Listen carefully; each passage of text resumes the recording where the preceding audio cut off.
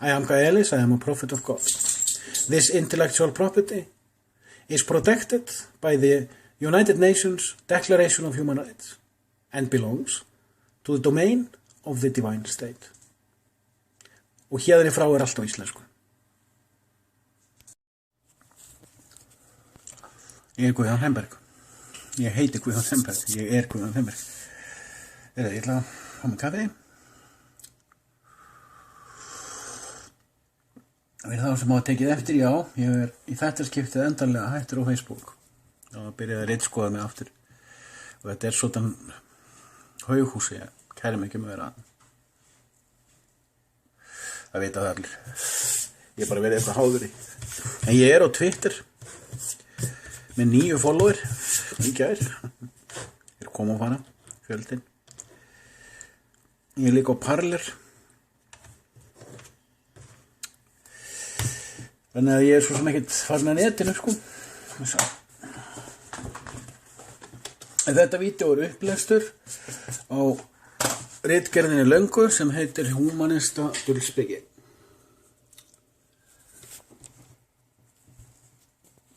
Lestur hefst. Humanista dulspeki. Ég ætla að byrja upplesturinn á að vera reykja og ég nenni ekki að setja upp græjuna þannig að fólk geti fylgst með á skjánum þegar ég lesu upp, ég bara nenni ekki. Ég get náttúrulega haft símann svona, sko, þá getur ekki hort á mig og ekki fánan.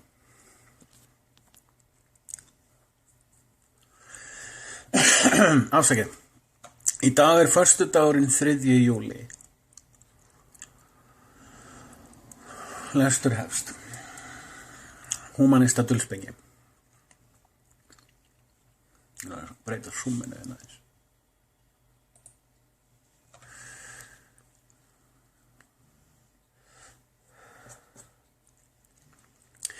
Fyrstu orð þessarar ritgerðar voru rituð 2. júní og þau síðustu þann 1. júlí. Það ekki rétt. Það var síðustu þann 2. júlí. Ég las hana 2 yfir. Djöfusins vinna. Þetta eru 65 síður. Í 12 punkta lendri.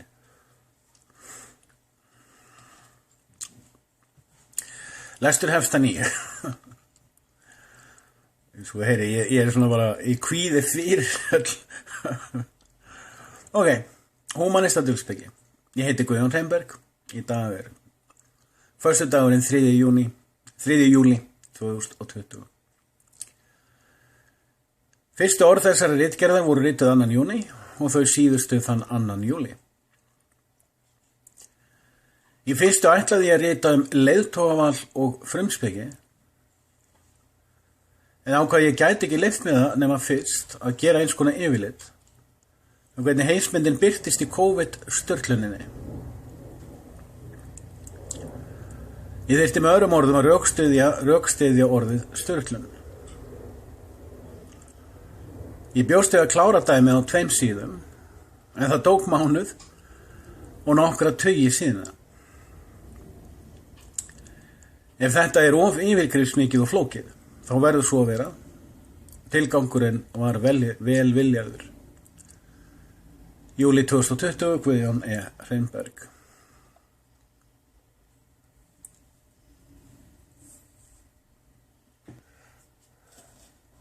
Þetta var sérst inngangurinn.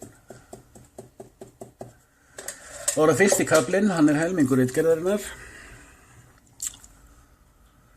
Kórónavírusinn og COVID-veikinn.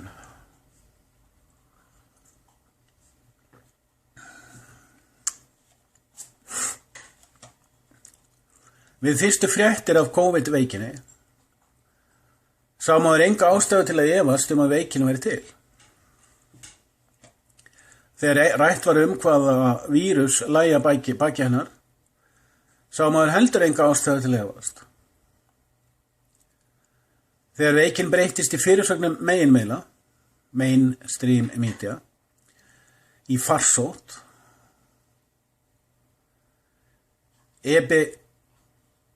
endemic og lokum í heimsfaraldur, pandemic, sá maður heldur enga ástæðu til að efast. Það bara haka undir hendinni og súma betur. Hverju myndi detta í hug að taka hættuna á farsótt og breyta henni í einhvers konar samfélags- og þjóðaverkfræði, social engineering, eða áróður, propaganda? Hvers konar illkveikni væri slíkt? Og á hversu fjarstæðukenndum veruleika myndi svo sálfræði byggja? Hver myndi græða? Myndi fólk ekki sjá í gegnum slíkt og neita að láta blekkjast? Umfram allt. Hversna ætti maður að hlúa að samsæriskenningu farsótt sem væri að dreifa sér allt og draga fjölda fólks til dauða? Stafsningavilla. Það væri fjarstæðukennt. Það væri eins og hvolpur að elta skottið á sér. Hverjum dytti í hug að ljúga augljós vísindi og hverjum dytti í hug að klína lygakvöt upp á þá sem greina frá vanni?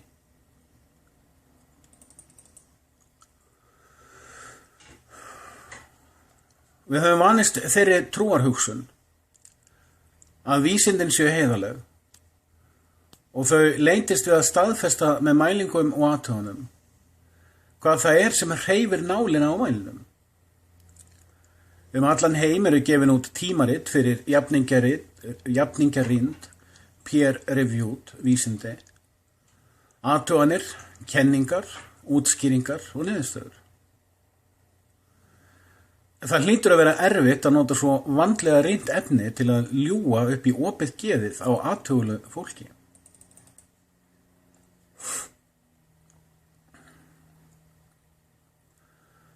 Af framangreindum ástæðum hikaði maður að efast opinberlega og beið því átekta. Þetta eru yfirleitt fyrstu viðbrögð grúskara við fréttum. Við byrjum á að trúa. Síðan förum við að sjá gloppur. Svo grúskum við. Loks greinum við frá því sem við finnum, sem endar á að við erum djöflamert, demonized, og síðan sniðgengin, ostracized, af meginþorra fólks.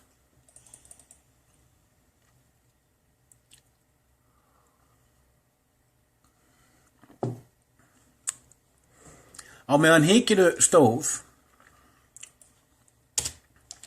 verða að laga stafsningavillar við sér. Á meðan hikinu stóð, komu upp erfiðar spurningar. Á að takmarka ferðalög fólks á milli landa? Á að setja fólk í sóttkví sem hefur einkenni? Eða er grunað smitt og þá hve lengi? Er einhver ástæða til að hvetja og jafnvel skylda fólk til að vera með andlitsgrímur og að sóttreinsa hendurnar oft á dag með spritti? Skipta öndunarvélar miklu máli? Eru þær til gagns eða skaða? Skiptir máli að það er skortur á þeim?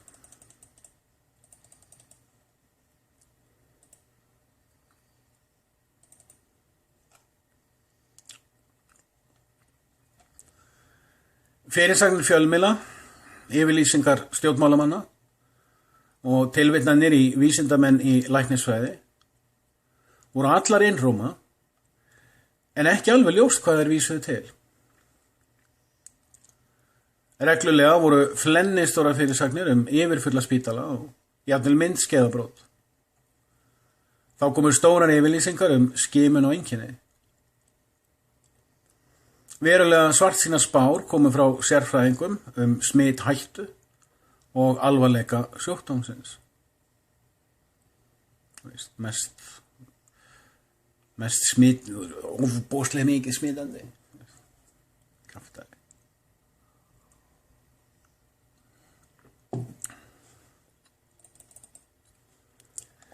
Fyrstu blaðamenn virtust þó ekki mjög klárir á muninum á koronavírusnum annars vegar og COVID-19 veikinni hins vegar. Allir sem tjáðu sig voru samt á því að vísindin væri með þetta á hreinu. Ekki ósvipað og hort væri á CSI þætti, þar sem öll saga einstaklings rekjanlega og finnur eitt hár. Stjórnvöld nánast afléttu stjórnlögum sínum og gáfu lögreglu og sóttvarnaráðum allan hinn vestræna heim framkvæmdavald til að takmarka ferða og útivistargetu fólks, takmarka samkomahald og hópastarf og leyfa varðhald og sektir langt umfram það sem eðlilegt stjórnvald byggist á. Allt virtist leyfilegt sem sóttvarnaráð og ríkisstjórn leyfði sér í tilskipana valdi. Í krafti þess að nú væri á ferðinni eitthvað sambærilegt við spænsku flensuna og svartadauða.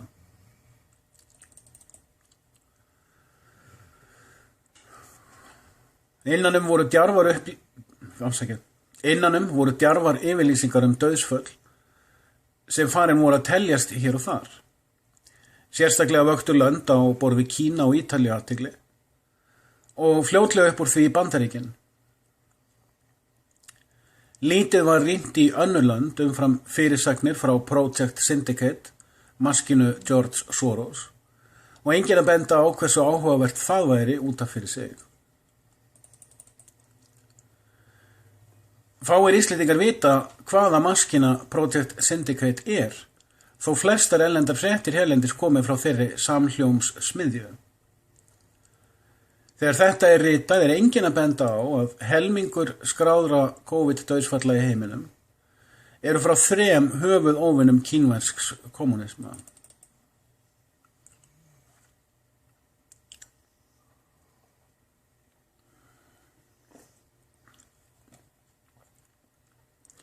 Margar djarfar yfirlýsingar voru birtar greiningar og einkenni. En hvaða greiningar? Hvernig eru þær framkvæmdar? Hversu áreiðanlegar eru þær? Hver saga greiningaverkfræðinar? Nei, það dugði að birta viðtal við starfsfólk hjá verufræðideild Landspítalans eða sérfræðing á borð við Kára Stefánsson og varla færi þau að ljúga mælanleg vísindi. Þegar greiningar Landspítala og erfðagreiningar stangaðist á í fyrstu, virtist enginn kippa sig upp í það og þegar þessar 2 stofnanir höfðu síðar samstillt sig, virtist enginn rýna í hvers vegna þær höfðu stangast á eða hvernig samstillingin fór fram. Það væri augljóst að verkfræðin væri traust og óþarfi að spyrja rýnandi spurninga.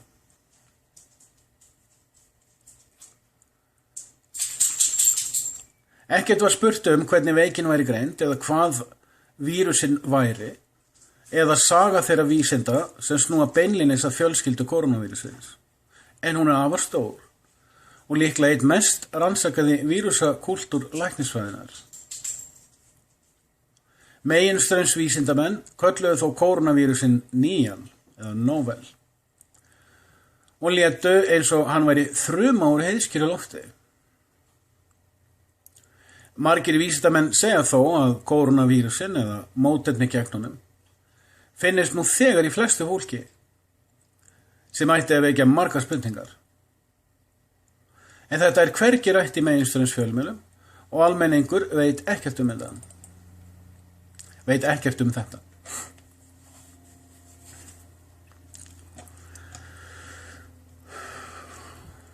Efinn var vaknaður og þroskaðist smám saman. Ætíð þegar meginstraumurinn eins og hann leggur sig lauk sammála hverja yfirlýsinguna á fætur annarri og bæði elitan og almenningur hegðar sér eins og hjörð af dáleitum sauðum í eltingaleik við sturlaða fórustusauði, skimamaður eftir smalahundinum og bóndanum sem stjórnar honum.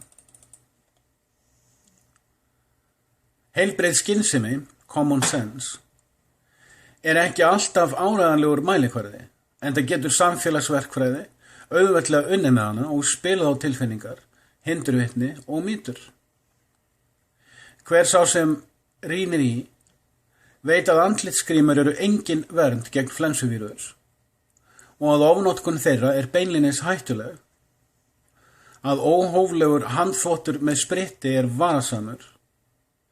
Ennfremur er engin vísindaleg athugun sem hefur sannað gildi félagsfjarlægðar, social distancing, varðandi smithættu. Hver er til dæmis mælieiningin eða vísindaransóknin sem tilgreinir 1 metra, hálfan annan metra eða 2 metra? Mismunandi ríki nota mismunandi mælikvarða án þess að neinn viti hvort það byggist á dulspeki, mysticism, eða rekjanlegum vísindum. Ég vil setja aðeins á pásu hér.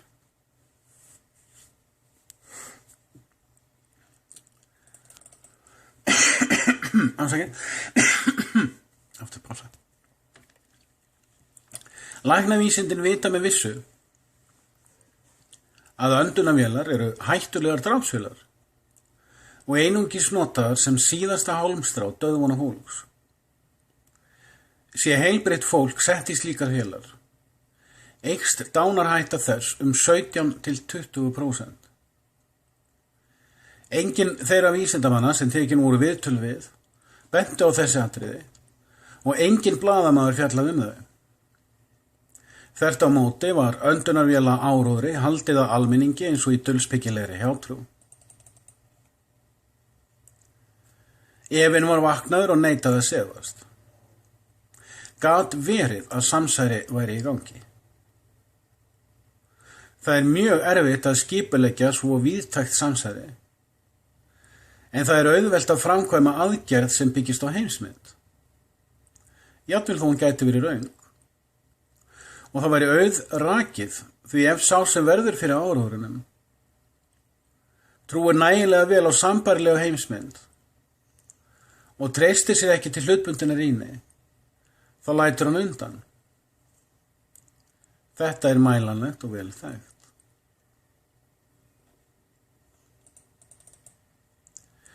Taka má miðið þessa vangaveltur að samfélagsmiðlar, social media, höfðu í það bil 2 ár eytt fólki kerfisbundið út af verkvöngum, plattform, ef það var þekkt fyrir að rýna í samsæri og heimsmyndablekkingar og sérstaklega hefði það þjálfun og hugrekki til að rýna með árangri. Þeir fáu sem ekki var eytt út undanfarin misseri bentu á að 3 mánuðum áður en COVID-faraldurinn kom fram hafði embætta elita í samstarfi við hagsmunaaðila og ritstjóra á heimsvísu, global, gert þjóðlega æfingu á því hvernig ætti að véla slíka aðgerð og markaðssetja. Nú, 4 mánuðum eftir að fáeinir aðilar bentu djarflega á þetta, eru flestir þeirra gleymdir og virðast þagnaðir, en eru flestir horfnir af verkföngunum.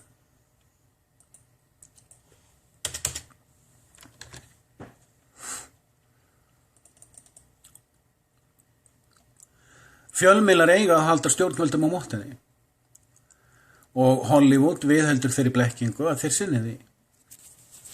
En síðan 1991 hafa þeir sannanlega hætt því.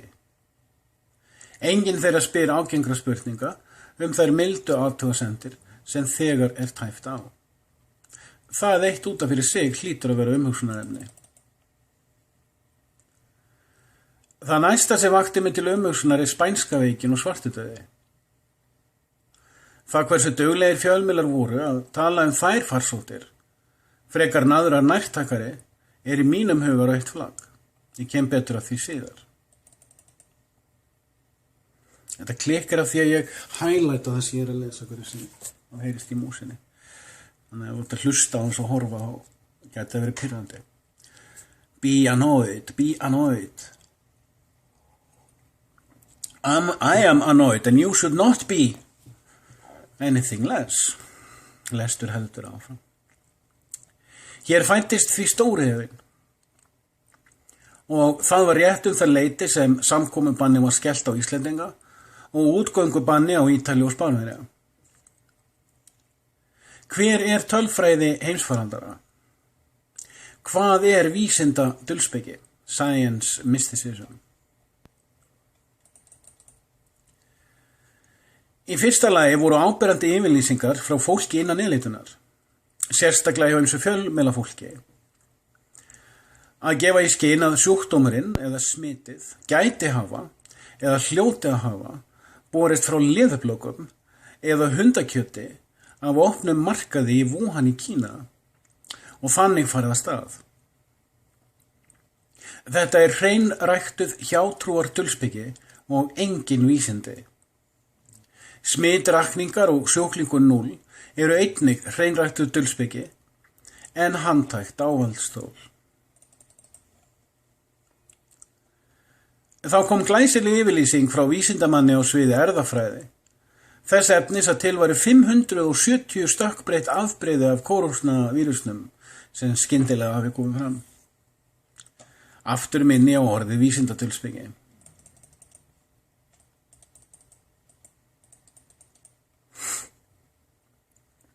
Það ekki vitað neina sjúkdóma sem berast í mannfólk með því að borða soðið kjöt af öðrum dýrategundum. Það vitað sjúkdóma á borðið hundaæði og stífkrampa sem geta borist í opið hold við dýrabitt og mannabitt. En það nærri því allt og sumt. Einnig vitað að rándýr sem borða hrátt kjöt af hræjum geta fengið í sig aðskotarlífverur, germs. Hvað aftur? Hvað aftur germ á íslensku?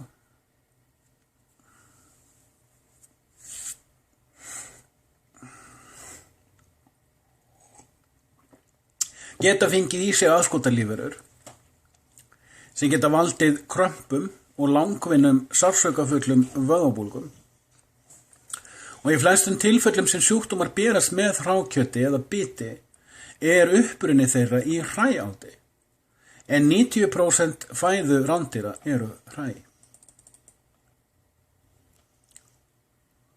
Hundaæði sem eitt dæmi sjúkdóm sem getur borist með biti, rabies, rakin til lissavírus, sem RNA-vírus og þekktur í fáunum afbrigðum. Og hefur sá þáttur verið mjög rannsakaður. Ég hef ekki rekist á öfgakenningar það efni en þá. Ekki að ég þarf að laga eitt. Af því ég set svo ritgerðin á neti, þannig að ég bara nota tækifærið í upplýstunum. Ég nenni ekki að leira þetta einu sinni.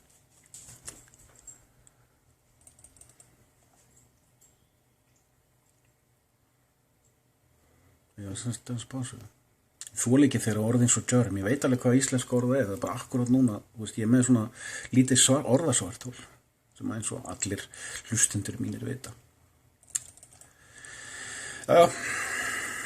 Pirringin til þín.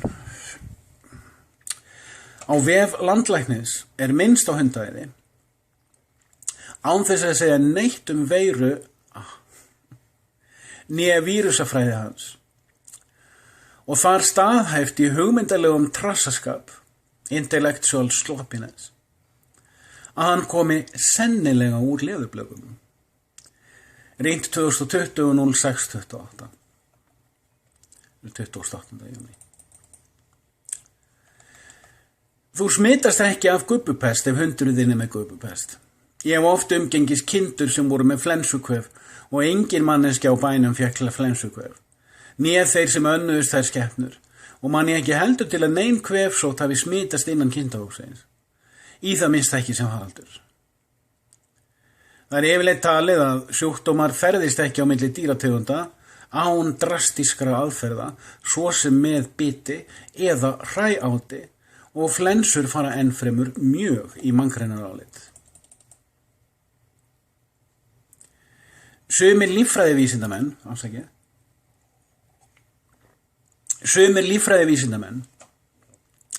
hafa reynt að telja fólki trúum að borði maður kjöt af riðuveiku klaufdýri, svíni, kind, kú eða geit. Geti maður fengið svonefndan Creutzfeldt-Jakob sjúkdóm, sem stórhættulegur og leggst á heila manna. En þó þetta sé talið vera svo, engin vísindaleg sönnun fyrir því og sjúkdómurinn svo sjaldgæfur að hann gæti vel verið misvísindi. Það að einkenni hans stafi af öðru en talið Fáir hafa þó næga sérþekkingu til að geta rakið þetta.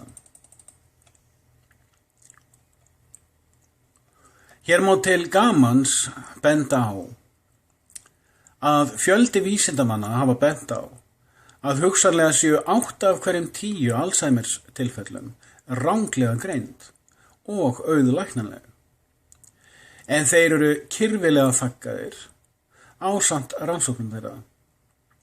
Þess vegna minn ég á að hér ekki verið að greina samsæri heldur heimsmyndaraðgerð byggð á dulspeki sem þykist vera vísindi.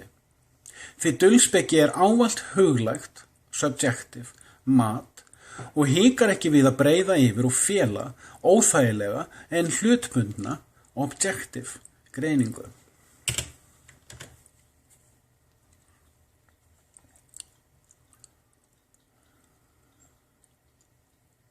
Þetta með Alzheimer, tekka á Vernon Coleman.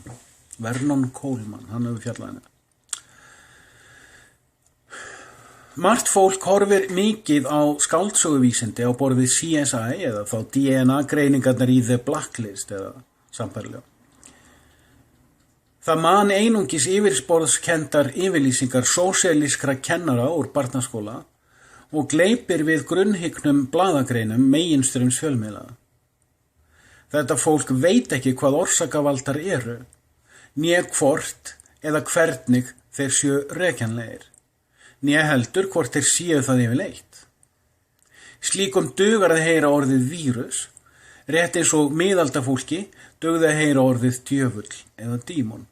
Og orsakavaldur, það á ensku causative agent.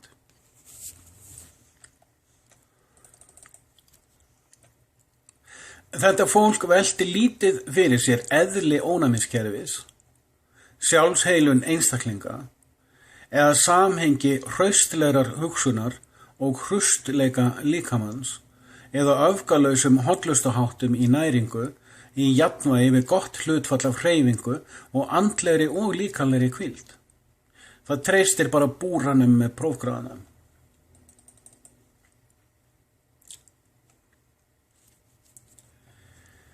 Í yfirborðskendum umræðum fjölmiðla og boðbera elítunar frá upphafi var mikið bent á snertifleti, svo sem að hurðahúnar gætu borið vírus á milli manna.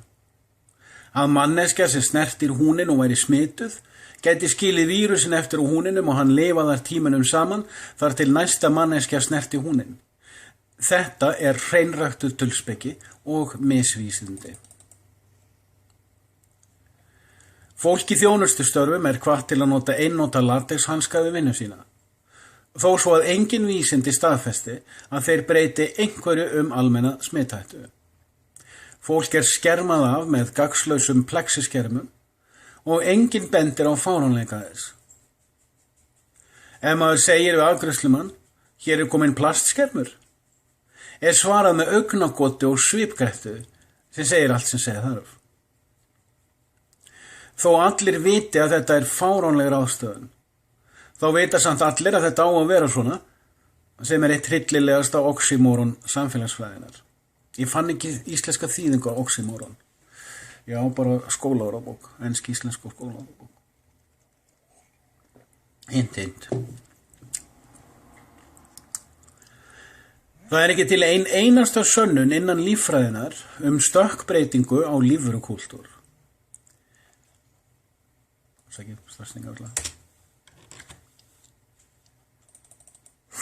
ekki til einasta sönnun innan líffræðinar stökkbreytingu á lífverukúltúr.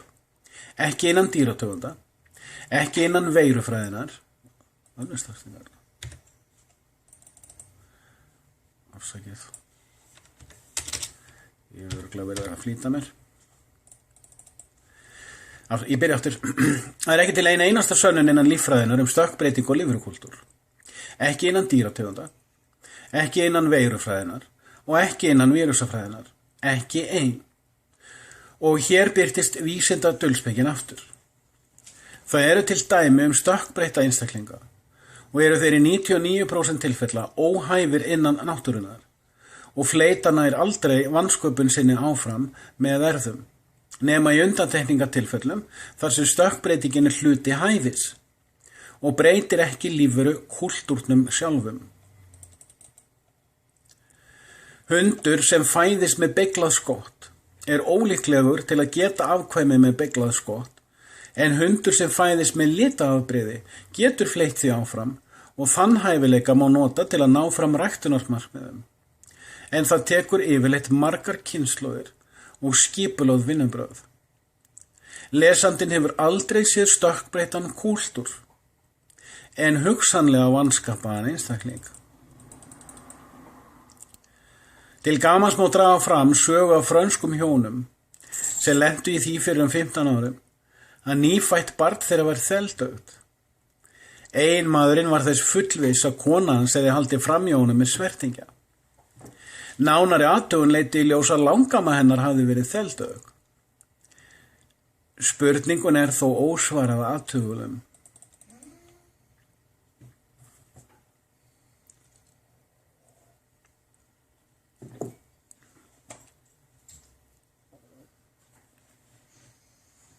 Þetta er svo lúmskur og fyndinn brandari, ég bara, já,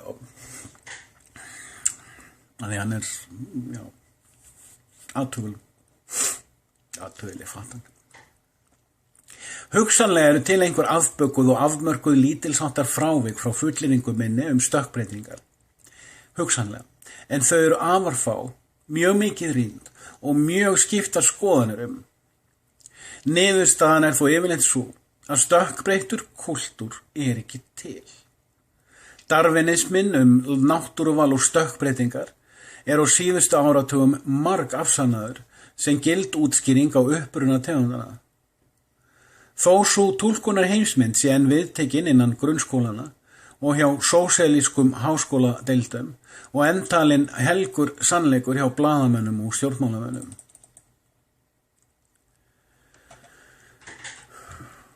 Darwinismi er hluti af markaðsfræðum marxisma og sósíalisma og það er margviðurkennt.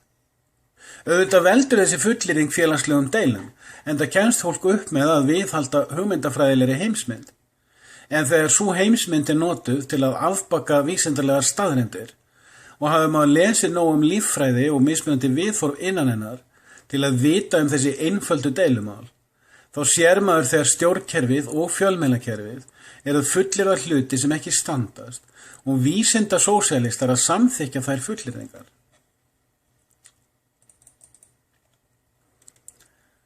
Aftur kemur hjátrú og dulspeki upp á yfirborðið, sem eru túlkunar hvatir sem geta hjúpað sig ýmsum myndum, svo sem vísindalegu yfirbragði. Og fólk sem aðhyllist ákveðnar heimsmyndir getur notað til að túlka eða réttlæta heimsmynd sína, bæði til sjálfsblekkingar og vélabragða. Án þess að viðurkenna dulspeki sé að ræða. Vísindin eru full af slíkum gloppum eða svartholum sem fólk notar á þennan hátt, ýmist til að blekkja sjálft sig eða aðra. Hafi maður aldrei vaknað frá einni heimsmynd til annarar og ekki tilengað sér að lesa mótsagnakendar upplýsingar, sér maður oft illa eða alls ekki þessar gloppur, segir nefni svarthol, en eru í raun dulspeki hvatir. Sé maður sjálfsblektur, þannig að maður haldi dauðahaldi í heimsmynd sem maður hugsanlega skilur illa, streitist maður á móti þegar einhver bendi manni á svartholin í henni. Ég er gott að gera sér grein fyrir tilhneigingu yfirborðsmennskunar til að flokka og draga í dilka. Yfirborðsmennskan segir að dulspeki sé aðeins til en ákveðinar afbökunar hins trúaða heims og finnist við ekki innan vístaheimsins. Dulspeki sé myndbirting á borðið ekki stíga á línur á gangstétt, eða skugganum sem brá fyrir var fylgja, eða bilun í skurðgrófu var vegna álfastein sem grafan hafði stuggað. Auk vel þekktra hugmynda liðinna alda úr mýtufræðum á ýmis goð og aðrar verur.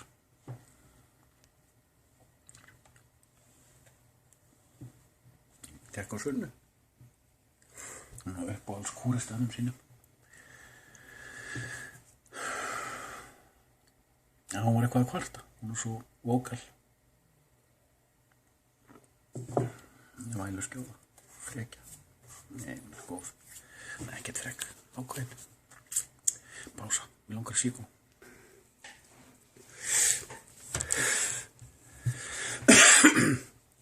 Ég veit ekki hvað ég var lengi að lesa það. Marga klukkutíma. Þannig að þú mátt reykja lenga. Trúleysingjar og guðleysingar, agnostic og atheist, halda því blákalt fram að vísindin séu raunsæ mælingaaðferð og neita að viðurkenna svarthol þegar bent á þau, sama hversu stór þau eru. Sumir guðleysingjar benda iðulega á að 90% vísindamanna séu trúleysingjar. En geta þess ekki að 70% Nóbelsverðlauna hafa ýmist trúaðir eða andlega meðvitaðir. Né heldur að opinbera akademían ræður ekki slíka í vinnu ef þeir opinberlega viðurkenna heimsins sína, World Vision. Flestir Nóbelsverðlauna hafar viðurkendur sína eftir að ráning þeirra og framið var tryggður. Enda engir kjánar, svo vitna sé óbeint í Michael Behe.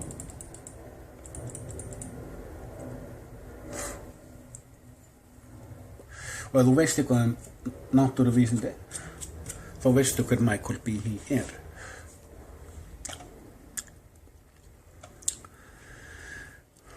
Yfirborðsmennskan segir að klúðursleg ályktun hvernig RNA erfðaefnið vinnur sem hvati á DNA erfðaefnið til að segja frumu eða frumukúltúr hvaða DNA mynstur eigi að velja úr uppskriftabálki sínum til að smíða lífveru séu vísindi og því ekki dulspeki. Mælega setningur aftur. Yfirborðsmennskan segir að klúðurslega ályktun hvernig RNA erfðaefnið vinnur sem hvati á DNA erfðaefnið til að segja frum eða frumukúltúr hvaða DNA mynstur eigi að velja úr uppskriftabálki sínum til að smíða lífveru séu vísindi og því ekki dulspeki. Enda viðurkenndur vísindamaður í akademíu sem kom með ályktunina. Hún getur því á augabragði orðið viðurkennd vísindi og veruleiki án þess að fólk áttir sig á að hjátrúarvísindi og valinn ágiskunar veruleika er að ræða. Þetta er hvergi leyfilegt að ræða opinberlega og sjónvarpsáhorfandinn hefur hvorki fræðilega getu til að greina á milli orðana né hugtakana eða sér til þess einhverja ástæðu. Orð og hugtak er ekki saman hlutur sem hefur verið rækilega útskipti minna heimspeki. En ríkinu nólang, útskýrum það ekki frekar.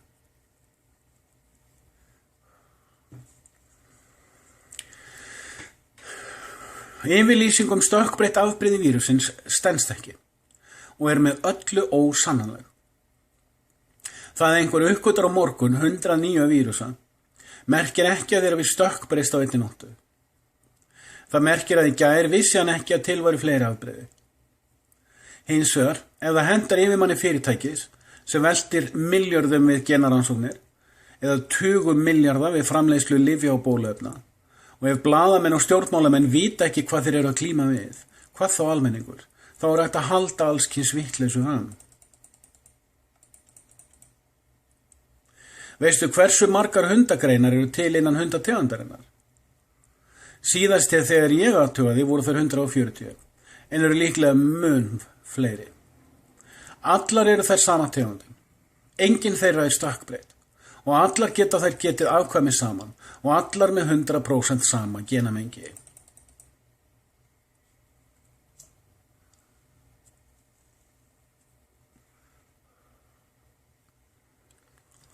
Okkur er reglulega sagt að DNA mannfólks og simpansa sé 98% sambærilegt. Við vitum öll að sitt hvora tegundin er að ræða. Þessar tegundir geta ekki eignast afkvæmið saman, í það minnsta ekki svo vitað sé. Þó eru menntaðir fjölmiðlamenn að gleypa hráar yfirlýsingar að 2 vírusar sem hafi 80% sambærilega DNA-samsetningu séu sama vírusafjölskylda og annar þeirra sé stökkbreytt afbrigði hins og að báðir valdi varasömum veikindum þó það sé ósannað með öllu.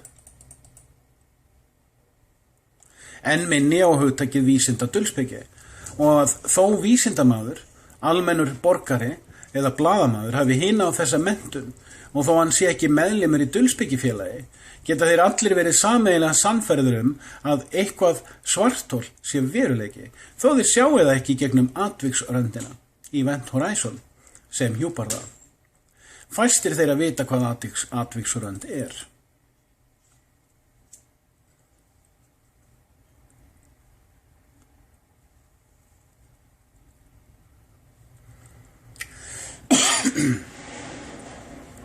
Hvað með smitleiðirnar? Þeir sem vita eitthvað vírusa, vita að þeir geta ekki lifað utan hýsils. Og ef þeir eiga að berast frá hýsli til hýsils, þurfa þeir að berast með lífssýni. Það er lífssýni, ekki lífssýni. Ef þú kyssir einstakling sem er HIV jákvæður, þá er mjög ólíklegt að þú smitist. En farið þú í sleik við hann eða hana, þá eru líkarnar sterkar því slímhúð blandast. Rétt eins og með hundaæði. Þú getur átt hund sem hefur það er svo erfitt að villuleita svona stóra ritgerð. PhD-ritgerðir eru 60 síður eins og þessi, sko. Ég veit að ég farið höndum svo margar. Rétt eins og með hundaæði, reyndar masters-ritgerðir, allar útskriftarritgerðir, kannski ekki PhD-ritgerðir.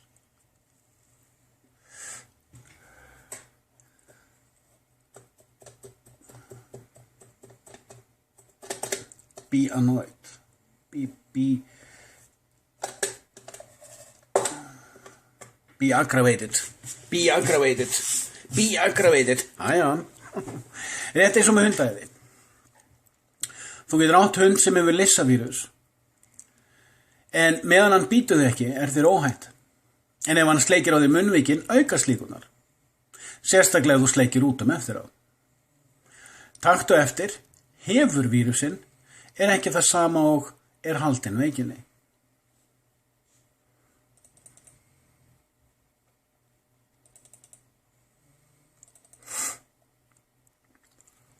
Nú er 10% lokið. 42 mínútur.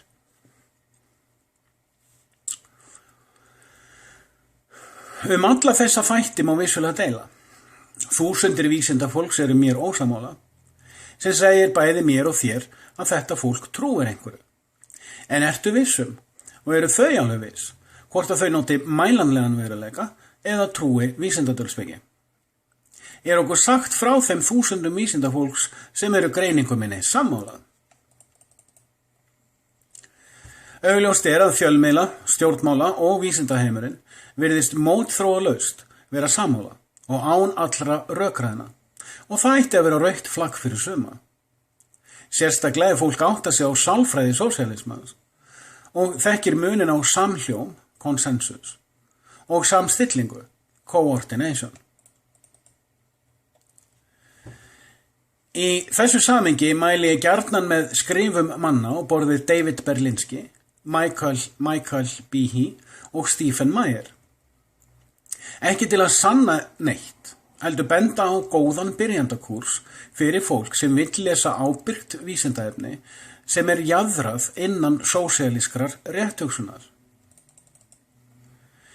Þessir menn hafa skrifað fjölda lærðra ritgerða og bóka líffræði og erfðavísindi og bent á fjölda svarthóla í vísindadulspekkinni sem er viðhaldið innan líffræðivísinda af heimsmyndarlegum ástæðum og samhljómskröfu. Mörg hundruð vísindamenn skrifa þetta, auk þeirra sem hér eru nefndir og eru einna þekktastir. En þú munt aldrei heyra þau í grunnskólum, háskólum eða fjölmiðlum nema verið sé að djöflamerkja, demonize og brennimerkja þá. Branding. Áður benti ég á að margt er á huldu hvernig erfðaefnin, DNA og RNA vinna í frumunni og oft er bent á að samsetning hennar og vinnsla sé svo flókin að betra sé að líkja henni við flækjustig stórborgar en einfaldrar frumu. Það er með öllu óþekkt hvaða hvati, causative agent, það er sem frumur nota til að velja undirmengi erfðaefnis síns við sjálfsmíði, vöxt og viðhald frumunar. Enginn veit hvernig boðleiðir eru ræstar og þeim lokið innan mismunandi ferla hennar eða hvernig ákvarðanir eru teknar og þetta hefur verið ítrekað það sannreynt síðustu áratugi. Sjá Darwins Black Box, útgefin 1995. Og sömuleiðis Deniable Darwin eftir David Berlinski sem yngri bók. Til gamans má benda á að margir erfðafræðingar telja að DNA-safnþróin sé sameiginleg á öllum lífurum, þannig að sveppafruma geymi upplýsingar sem geti gert hana að mannafrumu og öfugt, og að óþekkt sé hvernig fruma viti hvaða kafla DNA-safnsins hún eigi að nota hverju sinni. Erfðafræðingar sem eru þessu ósamála geta ekki afsannað það, en sá hluti klúbbsins valinn í viðtöl samfélagsvélarinnar og hinir jaðraðir og þannig erum við öll mjög vandlega upplýst. Þúsundir yfirborðs vísindamanna með fínar gráður eru tilbúnir að koma í viðtöl og skrifa greinar ýmsa þætti hér að lútandi.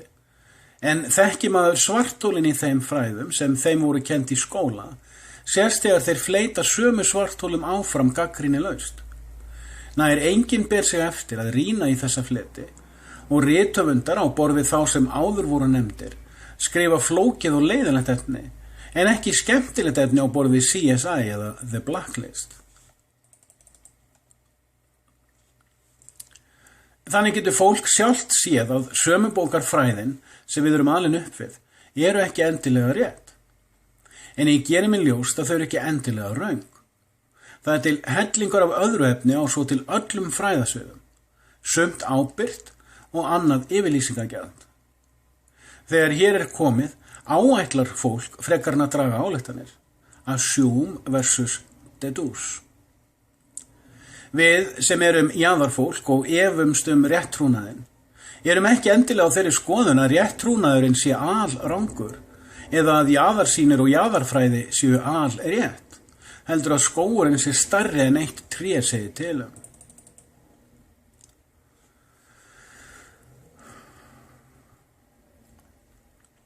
Þetta er ástæðan fyrir að ég nefni heimsmynd frekar en samsæri. En heimsmynd gerist þegar heimssýn er myndgerð og innbrend, branded. Samsæri er þegar lítill skuggahópur finnur leið til að véla fólk og hópa. En heimsmyndar aðgerð er þegar hópur sem sameiginlega trúir sömu túlkun, explanation, sameinast í aðgerð. Rétt eins og þegar fjölkunnugir vitringar liðina alda notuðu hugtakið engill fór til að lýsa hinu sama. Önnur mistök sem fólk gerir oft við lestur eða hlustun á jaðarefni af því tagi sem ég framleiði. Ætlun mín er ekki að leiðrétta heiminn, heldur að áminna á skamma upp fræðara sem halda sömubókarfræðum af fólki, hvort heldur í fjölmiðlum eða skólum og nánast banna áheyrendum sínum að efast, rannsaka og hugsa sjálfstætt. Þeir efla síðan skotturnar, bansi, á netinu sem fyrst að hrópa niður fólk í athugasemdaþráðum með reiðilegum setningum og fyrirsagnatilvitnunum ef það efast innihald frétta. Sem aftur veldur því að það er erfitt fyrir hugdeiga að koma á framfæri ígrunduðum skoðunum, jafnvel þó þeir ráði yfir sterkum rökum og hafi grúskað mun meira en skotturnar sem hrópaðu niður. Með öðrum orðum, þá bendum við jaðarrýnendur ítrekkað á þegar heilaþvott og dulstjórnun er að ræða og þegar slíkt er augljóst.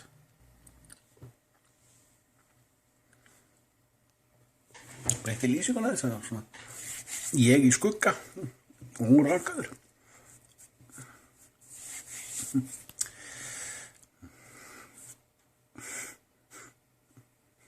Ég er ekkert skítur í höfman, það bara skuggi.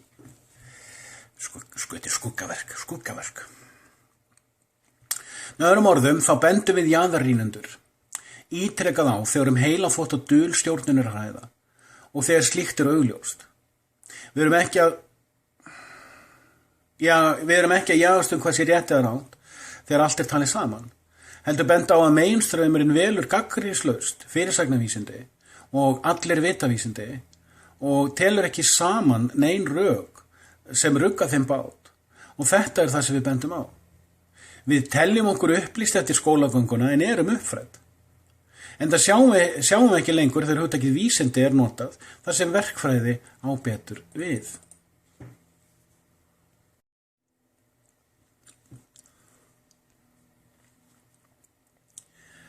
Hér þarf að koma fram að lítill en áberandi hluti jaðargrúskara eru ekki grúskarar, heldur kjánar sem þykjast vera það.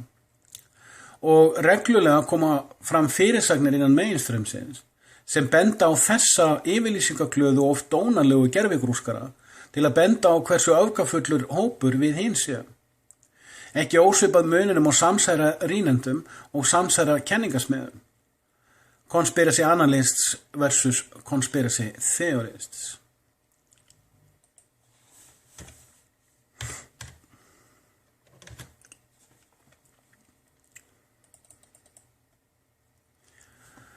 Óþarfi að útskýra þessi útsendara vélabrögð nánar, en þó mætti nefna að jaðarhópurinn í dag allur sem einn, að grúska í og útskýra Bill Gates maskínuna sem engu máli skiptir, en ekki að benda á Trotski marxisman eða nýja Frankfurt-skólan sem kennir sig við 11. kenningu, Thesis 11, eða útskýra hvernig sáhópur það endursauma bútasaumsteppi heimsmenningarinnar í beinni. Þau fræði sem ég minnist á varðandi frumulíffræði ekki eitthvað sem Jói smiður eða Gugga hárgreiðslukona eða Magga í bankanum þurfa að grúska í. Þau mega hins vegar gera þá kröfu að fólk á borðið skólakennara og blaðamenn sem stýra fræðsluðra viti hvað þeir fjalla og séu færir að spyrja kröfuharðara spurninga og þori því.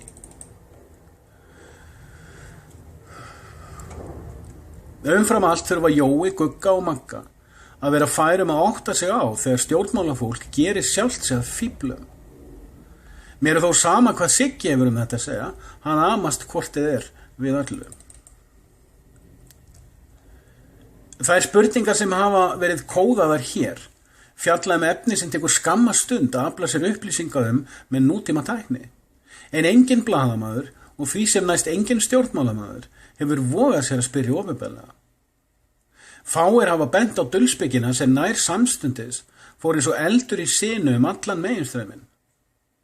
Þeir sem voga sér að efast opinberlega eru samstundis djöflamerktir persónulega og starfsframa þeirra rústað. Tökum 2 augljósa punkta fyrir. Mikið bent á spænsku veikina, Spanish flu, og svartadauða, bubonic plague. Nær ekkert rætt fuglaflensuna, svínaflensuna, miðausturlandaflensuna, Asíuflensuna eða Hong Kong-flensuna. Engar áreiðanlegar vísindagreiningar né mælingar eru til spænsku veikina eða svartadauða. Vissulega ýmislegt til í skrifum liðinnar aldar og aldana á undan það sem talið hafa verið þessar veikir og við trúum öll yfirlýsingum og útskýringum þær, en það breytir ekki veruleikanum. Engar vísindalegar og áreiðanlegar greiningar eða mælingar til þær og vírusinn óþekktur. Ég hef lesið mér til þær tvennar rannsóknir á spænsku veikinni sem hafa verið framkvæmdar, svo eldri á 7. áratugnum og svo síðar fyrir rúmum áratug. Þeir sem stóðu að þeim hafa gefið út kokhraustar yfirlýsingar. En rýni maður dýpra sést fljótt að vírusinn fannst aldrei og að yfirlýsingarnar réttlættu fjárstyrkina sem rannsakendur fengu. Allir sem skilja þjóðfélagsverkfræði og sagnfræði dáleiðslu vita að þegar yfirlýsingar sem ekki standast rýni eru teknar og þær blásnar út og síðan notaðar til að stýra huga fjöldans að þá farið í geitarhús að leita ullar, pulling wool over our eyes. Allar yfirlýsingar spænsku veikina og svartadauða hreinræktuð dulsbyggi.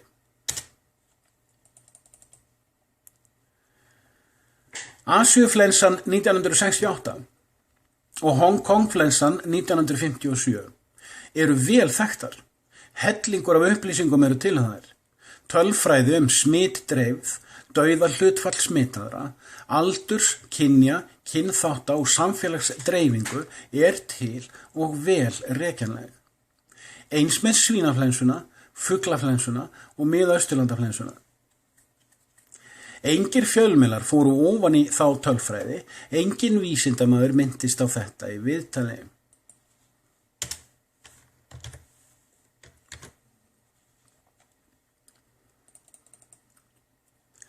Til gamals má draga fram atriði sem furðu fáir tóku eftir.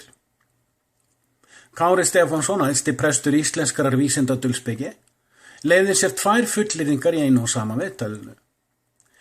Annars vegar hafi verið vitað að farsótt væri vandaleg því Bill Gates hafi spáð því fyrir fáeinum árum. Hins vegar hafi tilurum öll sama eternum og séum því öll í stórhættu.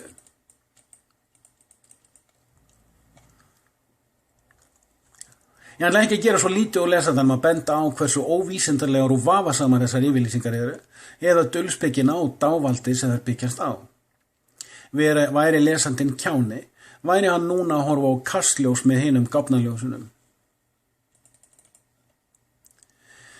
Efinn var nú full vaknaður. Ég ákvað því að skoða tölfræðina sjálfur, fyrst engin fjölmiðill gerði það. Sem fyrir segir þá ég að rekja hugleiðingar frá því í byrjun mars og get vísað í bæði greinaskrif mín á guðjónelias.blog.is í apríl og hljóðvarp á anchor.fm í mars sem tengt frá not.is. Finnanlegt þar. Það að segja hljóðvarpið. Ég fylgdist í fáunar vikur með útgefinni tölfræði á vegum who.int sem vefsetur Alþjóða heilbrigðisstofnunarinnar. Ég tók fyrir þau 12 lönd sem hjúpuðu yfir 80% af smitum á heimsvísu og setti upp í tölfræðilíkan. Skráði tölur, bar saman hlutföll, fylgdist með tíma og birti reglulega athuganir mínar á Facebook. Engin fjölmiðill gerði þetta, eftir því sé best veit. Einungis var sagt frá fjölda greindra smita, ekki greind einkenni og skráðum dauðsföllum og engin rýni í nein tölfræðilíkun, engar ábendingar nein vafaatriði eða gloppur. Allir virtust hlýðnir ljósengli humanismans og innblæstri hans. Sem fyrir segir hafði ég stuttlega athugað tölfræðilíkun fyrir þekkta heimsfaraldra síðustu 5 áratuga, enda mælanlegt efni, og sá fljótt að engin heimsfaraldur væri á ferðinni né að hætta á honum. Dreifðin var svo sama með þessa faraldra og einnig keimlík árlegum missterkum flensubylgjum. Árlega eru birtar mælitölur flensufaraldra á heimsvísu og tölfræði úrvinnsla fyrir slíka faraldra vel þekkt. Engin fjölmiðlamaður, né stjórnmálamaður, hvað þá sóttvarnaráð vestrænna ríkja, svo mikið sem minntust á það. Fjöldi lækna og annarra vísindamanna sem ræddu opinberlega þau atriði voru vandilega jaðraðir, margsinnalæst, eða þaggaðir, ostrasæst. Ostrasæst reyndar útlægð meira, en vantar betri þýðingu. Ég vil fá meira kaffi, pása.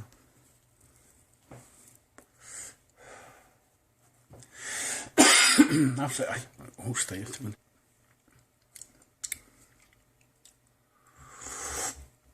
Fáðu kaffi, eða kók. Mæli með eilskreip. Ég alveg með, ég get ekki lengur drukki nema góstríkinu ef það nema eilskreip. Mér fannst það svo vondir í smakka eða fyrst í fyrir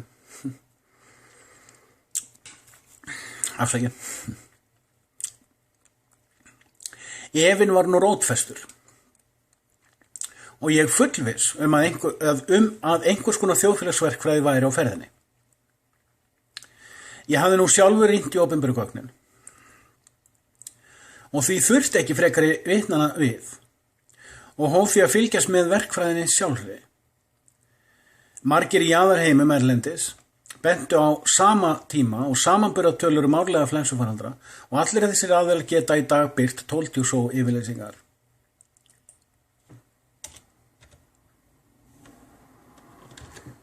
Og ég er búin með 10 síður af 65. bara fylgjast með. Kúminu, Mér finnst reyndar svona, mér finnst nú skemmtilega að lesa upp heldur en þegar ég var að yfirlista. Það er búið að yfirlista 2 svar. Það tók sko nokkuð mikið af klukkutímum. Sylvester Stallone talaði með því stuttu frábæru vídeo, hann hefur verið að gera vídeo. Mjög skemmtilega gaur, mjög pældur. Fólk áttar sig ekki á því hvað Sylvester Stallone, eða Sly, hvað hann er pældur. En í vídeónu þar er hann einmitt að fara yfir, hann er búið til handrit úr einhverju bók, og hann segir hérna, writing is agony. You rewrite and you rewrite and you rewrite and eventually something happens. Eða svo hann segir á öðru stað, lying in the mud with your nose pressed up against the belly of a tank really gets your attention. Hann er svo akkurat. En hann líka er lifinnur heimavinnuna sína. Eins og hann sagði Rambo 3 eða 4. People don't notice what is. People don't see what is. Bíómyndin var bara þessa setningu. Og allir sem hafa lesið Móse vita þetta. Ég er það sem ég er. Pure reason, pure objectivity. The rest is Ég má, þetta er mitt, ég á þetta. Og ég veit að ég er ekki að fara að breyta neinu, sko. Ég er að frelsa sjálfa mig frá þessum áróðri. Ég er að gangi í gegnum hafið. Ég er að stinga í hítruna, ég er ekki að berjast í hausana á henni. Eins og Axel bent á, Sigurður Fáfnisbanni. Með spjótið þetta.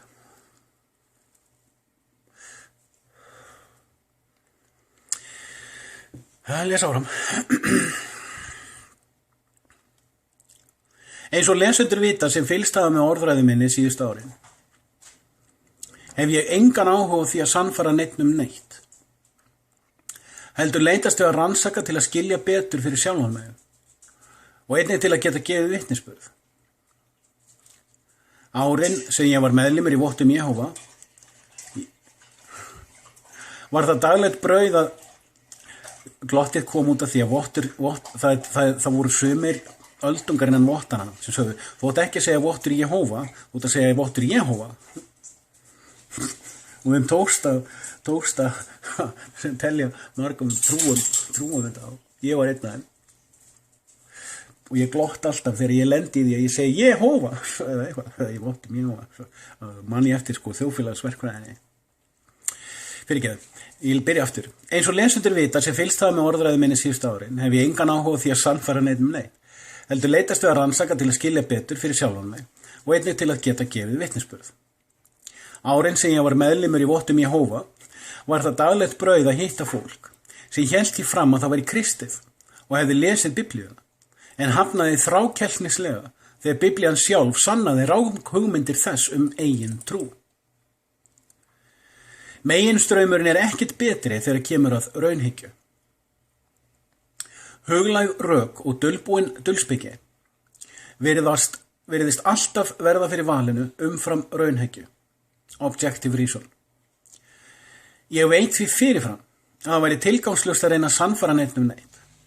Eins og það skipti miklu máli fyrir trúaðan engiðismann að hafa vald á samtvinnu vitnisburðar og fyrirkenningar. Því það er hluti veggöngu hans krókóta einstíð að hliðinu þrönga.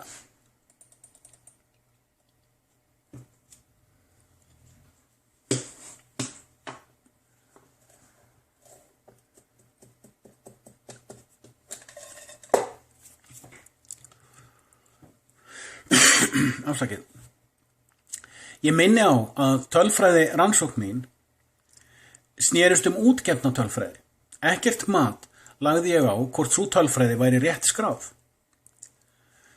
Þegar svínaflensan var í gangi 2009 var sóttvarnaráð Bandaríska ríkjasambandsins uppvíst að því að hvetja sóttvarnaráð stakra ríkja bandalagsins til að skrá misvísandi upplýsingar og jafnvel falstúlkaðir.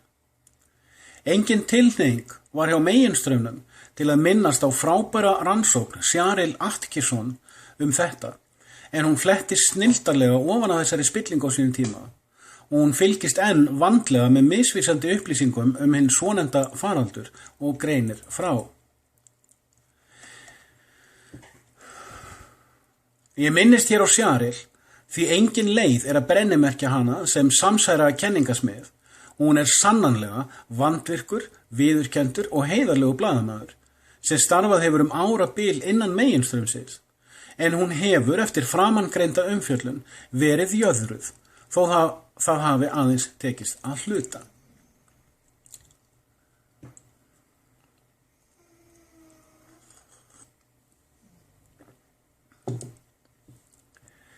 Þegar hér var komið sögu var mér því ljóst að svokallað þríeiki okkar Íslendinga var annaðhvort að ljúga að fólki eða þau trúðu sjálf einhverju vísindatulspeki eða heimsmynd eða þau voru að varðveita starfsframasinn þegar þeim var veitt stjórnvald yfir Íslandi sem þau beittu óhikað. Dulspekingum vafalaust ljóst að hugtakið þríeiki smíðað til að dáleiða fólk sem trúir þrenningarkenningum mýþræðismanns. Svipaðar sögur að segja SAGE í Bretlandi og CDC í Bandaríkjunum og þríeikið á Íslandi sem fékk fálkaorðuna fyrir frammistöðu sína og einbeittan brotavilja til þjóðarglæps að mínu mati. Nær engin meginstraums fjölmiðill þorði eða vildi hreyfa við áróðrinum eða þá skildir hreinlega ekki hvað var í gangi. Vel hugsanlegt að fjölmiðlar, eins og áður var ýjað að, trúi ákveðinni heimsmyndartúlkun og séu beint eða óbeint sáttir við verkfræðina. Spurningin hvort aðgerð sé í gangi að mínu mati óþörf þegar hér komið sögu, því aðgerðin virðist auðrekjanleg. Það mannleg sálfræði sem útskýrir að ríkisstofnanir, fjölmiðlar, vísindamafjur, jákvæður og neikvæðar, viðurkenna ekki ef þau uppvísað ósannindum eða misskilningi. Ekki frekar en Siggi Fílupóki í næsta húsi sem neitar að saga helvitis greinarnar af trénu.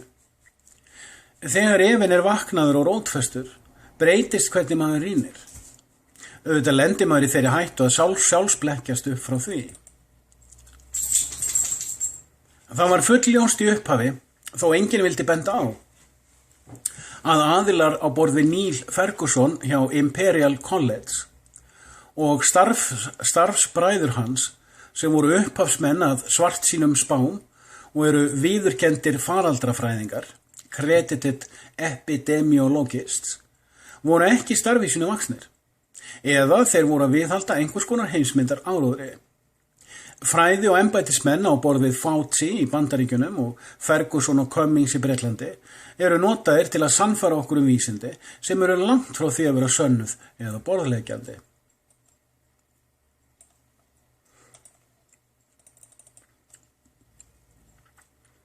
Þó koma fram ráðgjafar á borð við Dr. Giesecke sem aðal ráðgjafi Svíaríkis og byggir sína ráðgjöf, eins og hann segir sjálfur, á rekjanlegum sönnunum.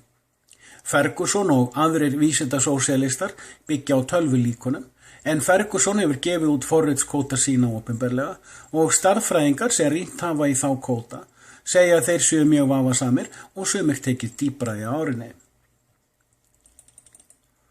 Hér má benda á að þegar Svíar afléttu nýverið takmörkunum sínum, voru þeir samstundis beittir þvingunum af þeim ríkjum í kringum þá sem voru rekjanlega undir áhrifum fyrrgreindrar vélunar.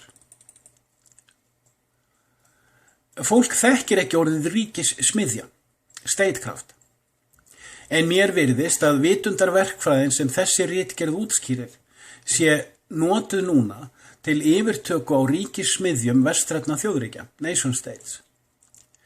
Vitundarvélun, consciousness engineering, á hugarástandi almennings var óþörf því sú vélun hefur greinilega löngu heppnast og hugtakið vitundarstýring á hér betur við.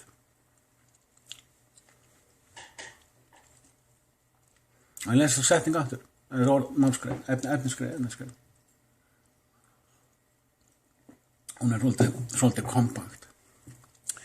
Fólk þekkir ekki orðið ríkismiðja, statecraft, en mér virðist að vitundarverkfræðin sem þessi ritgerð útskýrir sé notuð núna til yfirtöku á ríkismiðjum vestrænna þjóðríkja, nation states. Vitundarvélun, ekki vitundarverkfræði, vitundarvélun, consciousness engineering, sem vitundarvélun, vitundarverkfræði, saman hlutur. Vitundarvélun á hugarástandi almennings var óþörf, því svo vélun hefur greinilega löngu heppnast og hugtakið vitundarstýring á hér betur við, sjáðu.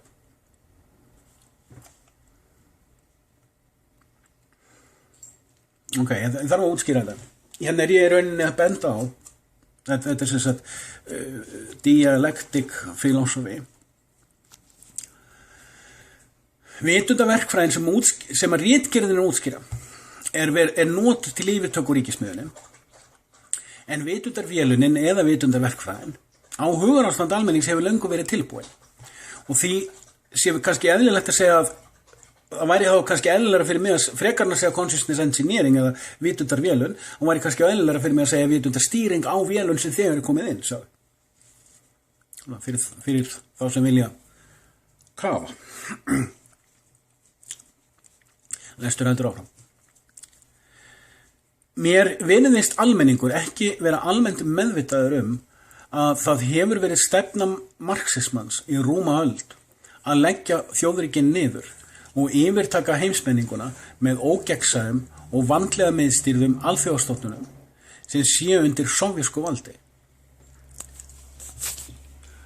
Sörnur hérna beður smátingli, hún vil legla að fá herðanutt.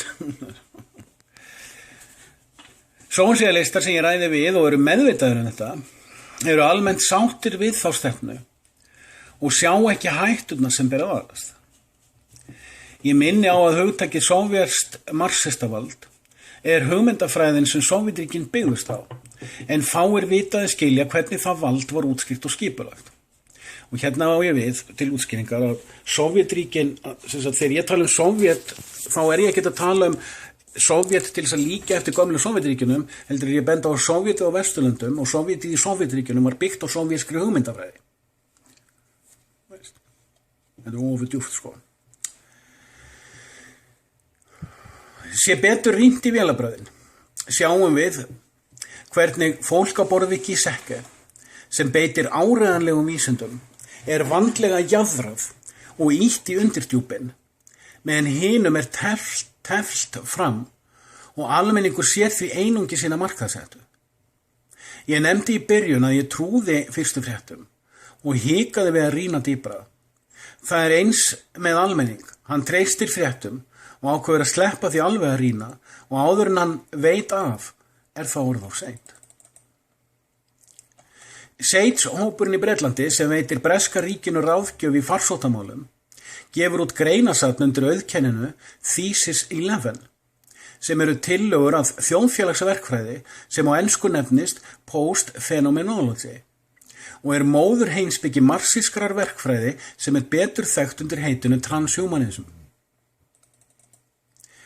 Í þessu samhengi þarf að minnast á eitt birtingarform marxismans, tækniræði eða teknokrasi, sem full þörf á að ræða betur og rýna í hvernig þeirri baneitruðu hugsunir komið á innum baktir menningarinnar með ýmsum hætti, svo sem AI.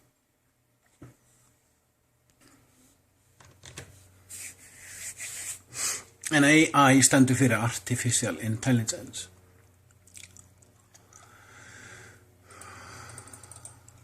Fjöldi vísindamanna í læknis- og félagsfræði aðhyllast marxíska heimspeki. Það rekjanlegt að þessu fólki finnst réttlætanlegt að setja þjóðríki og menningarheima á hliðina því tilgangurinn helgi meðalið. Óþarf að matreiða handa fólki sem þekkir mannkynssögu hvert sé markmið marxismans eða minna á alræðis tilhneigingu hans og virðingarleysi gagnvart lífi fólks, verðmætum og einkalífi.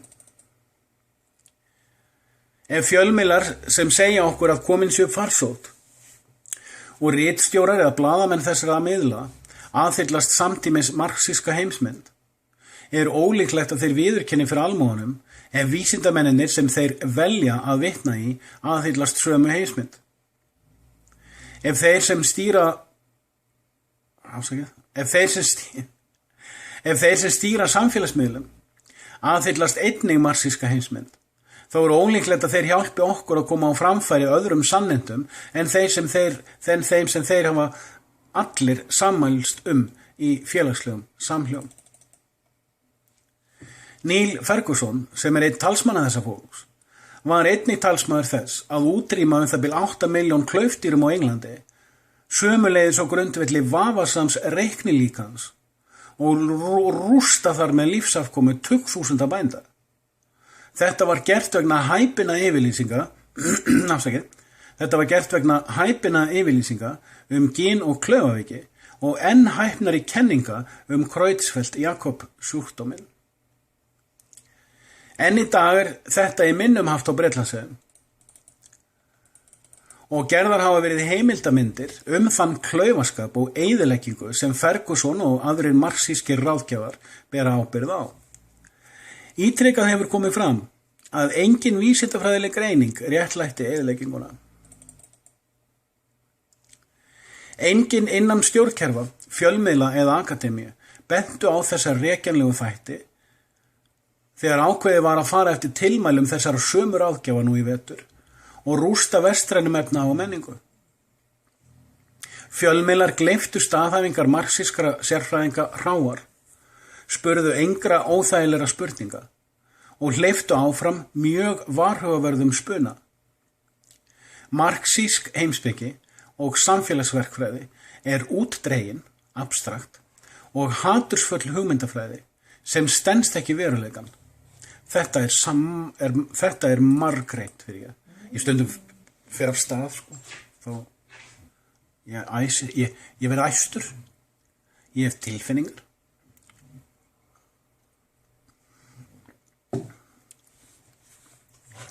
Þó Kína hafi varið sig falli í rúm 20 ár, þá það vegna þess að Kína valdi fyrir 3 áratugum að blanda kommunisma sinn saman við þjóðfélagsverkfræði snillingsins Lee Kuan Yew frá Singapúr.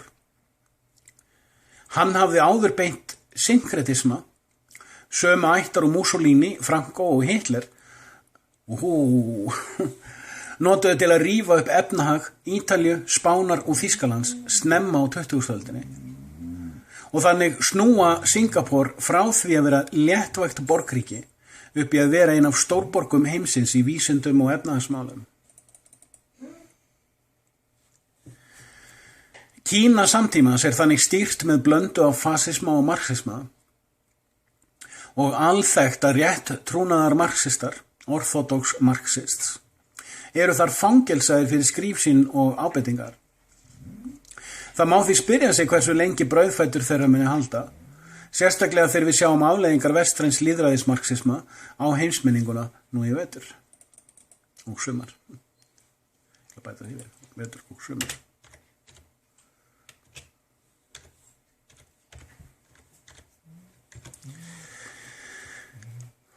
Ég ekki fjölmiðl, ég má hafa þetta svolítið rátt og ófaglega gert. Þetta vitnisburður. Þessum þáttum hefur ítrekað verið varað við í framsögu, diskors, jaðarrýnenda síðustu árin og áratugina. Ég skýt þessu hér inn, hann með 2 hundar í borðinu og önnur þeirra vill fá allt plássið, hinn eins og það tekur það svo sjaldan. Það þeirra félagslíf. Nú fæ ég augnar af, ég hjálpa ekki til. Ég skýt þessu hér inn því ef við sjáum ekki rótarmengi, ég byrja bara aftur á þessari efnisgrein. Þessum þáttum hefur ítrekað verið varað við í framsögu, diskors, jaðarrýnenda síðustu árin og áratugina. Ég skýt þessu hér inn því ef við sjáum ekki rótarmengið, ef við höfum hingað til neitað að sjá hvert stefnir, þá sjáum við ekki hvert verkfræðin ætlar sér með okkur. Ef maður kann að rýna í vélabrögð, þá veit maður hvernig vandamál viðbragð lausn. Módelið virkar. Problem, reaction, solution. Þess vegna dró ég fram 11. kenningarskólan. Ef alvöru farsótt í gangi, þá fellur gagnrýni mín sjálfa sig og ritgerð þessi aðeins ráðvillt afþreying. En séu vélabrögð í gangi og við neitum að ræða það, þá sigrar sá sem vélar, en það ekki víst að borgin standi eftir. Þetta vita góðar ásatrúarinnar enda vel útskýrt í sögunni Loka og múra Valhallar. Tilgangslaust að minna eingyðistrúamenn á að Biblían útskýri þetta vandlega, enda eingyðistrúin kerfisbundið véluð út úr menningunni síðan 1950 og þeir löngu búin að greina vélunina. Báðir. Léttspöð. Ég reykja á mikið, já ég veit. I know. Ég þarf að I need to make a few mistakes. Sérfræðingur í Kína hélt í fram síðustu áramót að upp væri komin veiki sem fljótlega var nefnd COVID-19 og að hún byggðist á koronavírus. Fljótlega hvarf þessi aðilega vettvangi og spurðust síðan misvísandi fréttir hann. Ein sagan var svo að hann hefði sjálfur veikst af COVID-19 og dáið, önnur sagði að hann hefði horfið sporlaust. Engin marxískur blaðamaður benti á að þannig kemur það af stað því sem á íslensku heitir kvittur. Leið og vestrænir blaðamenn sögðu frá þessum kviksögum eins og þær væru staðreyndir, sannfærðist fólk að kommúnistaríkið Kína væri að þagga niður að upp væri komin banvæn farsótt. Þannig var Kína gert stikkfrí frá því að verið væri að véla COVID-19 blekkingu í samstarfi við grunnhyggna jábræður trotskímarxisma innan vestrænna fjölmiðla og stjórnkerfa.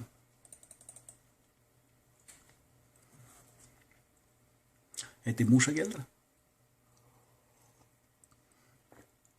Þú vélar fyrst þann sem vélar þig. Þannig að sá sem hann vélar, efast ekki upphafsvélarann. Enginn benti á að þegar þú ætlar að koma að stað slíkum kvitt, þá læturðu flugumann leyniþjónustu eða vélunarklúbbs leika hlutverk og hann síðan skipta hlutverk svo að hann hverfi af sjónasviðinu og þar með náttúruleg tilhneiging fólks til samsæra röskunar vakin. Eins og samsæra röskun conspiratorial mind. Eins og Otto von Bismarck sagði, þegar því neitað opinberlega þá það yfirleitt rétt. Þessi vélabröð ætti að vera öllum augljós nema menntakerfið hafi brugðist.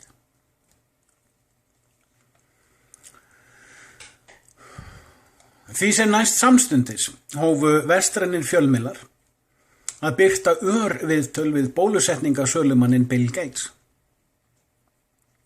Fjárfesti sem stofnaði á sínum tíma tölvufyrirtækið Microsoft sem óþarfi að kynna nánar. Sá hinn sami og vísindadulsbyggingurinn Kári lítur á sem spámann.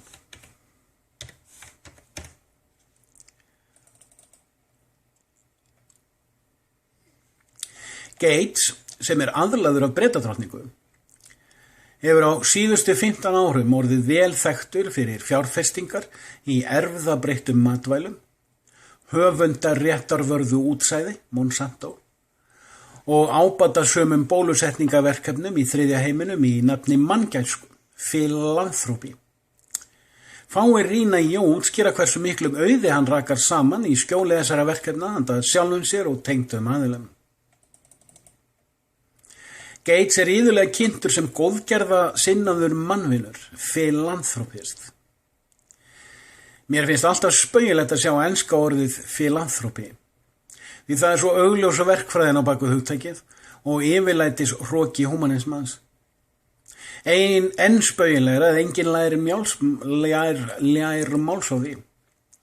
Nær væri að endurnefna það fuglabúndi eða púltríist. Sem fyrr segir rýnir enginn í hvað Bill Gates græðir á bólusetningaverkefnum sínum. Enginn rýnir í og miðlar til fólks ásökunum sem ítrekað hafa komið fram, þess efnis að hann hafi valdið eyðileggingu á lífi og heilsu tugþúsunda fólks. Enginn minnist á að hann hefur staðið í vafasömum málaferlum víða í þriðja heiminum vegna óvandaðra meðala.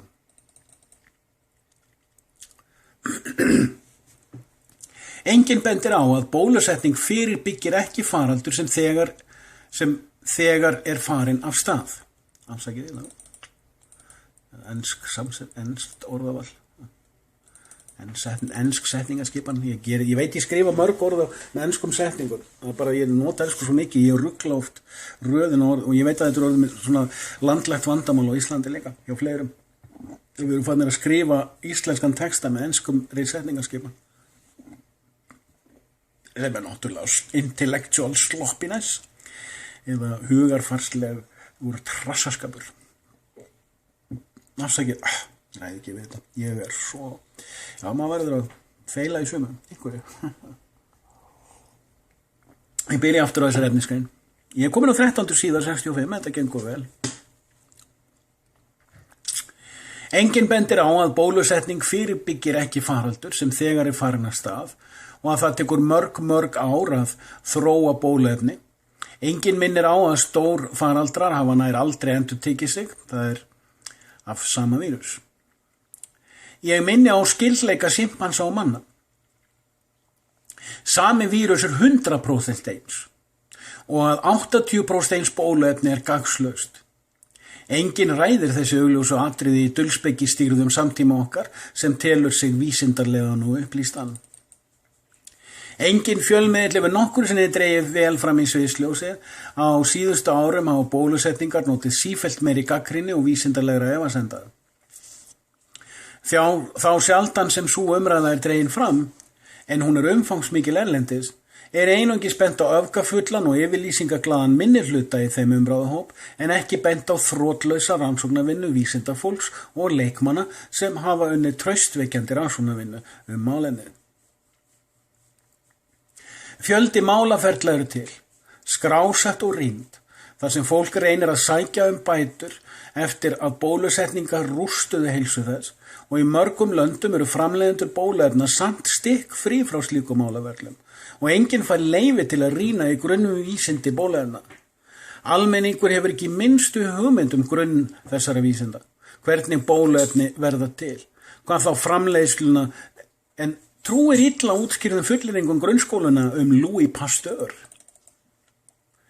Til er fjöldi rannsókna sem bent hafa á að bólusetningar hafa aldrei fyrirbyggt farsóttir.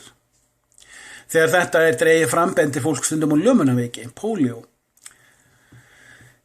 sem sönnun eitthvað sem það trúir.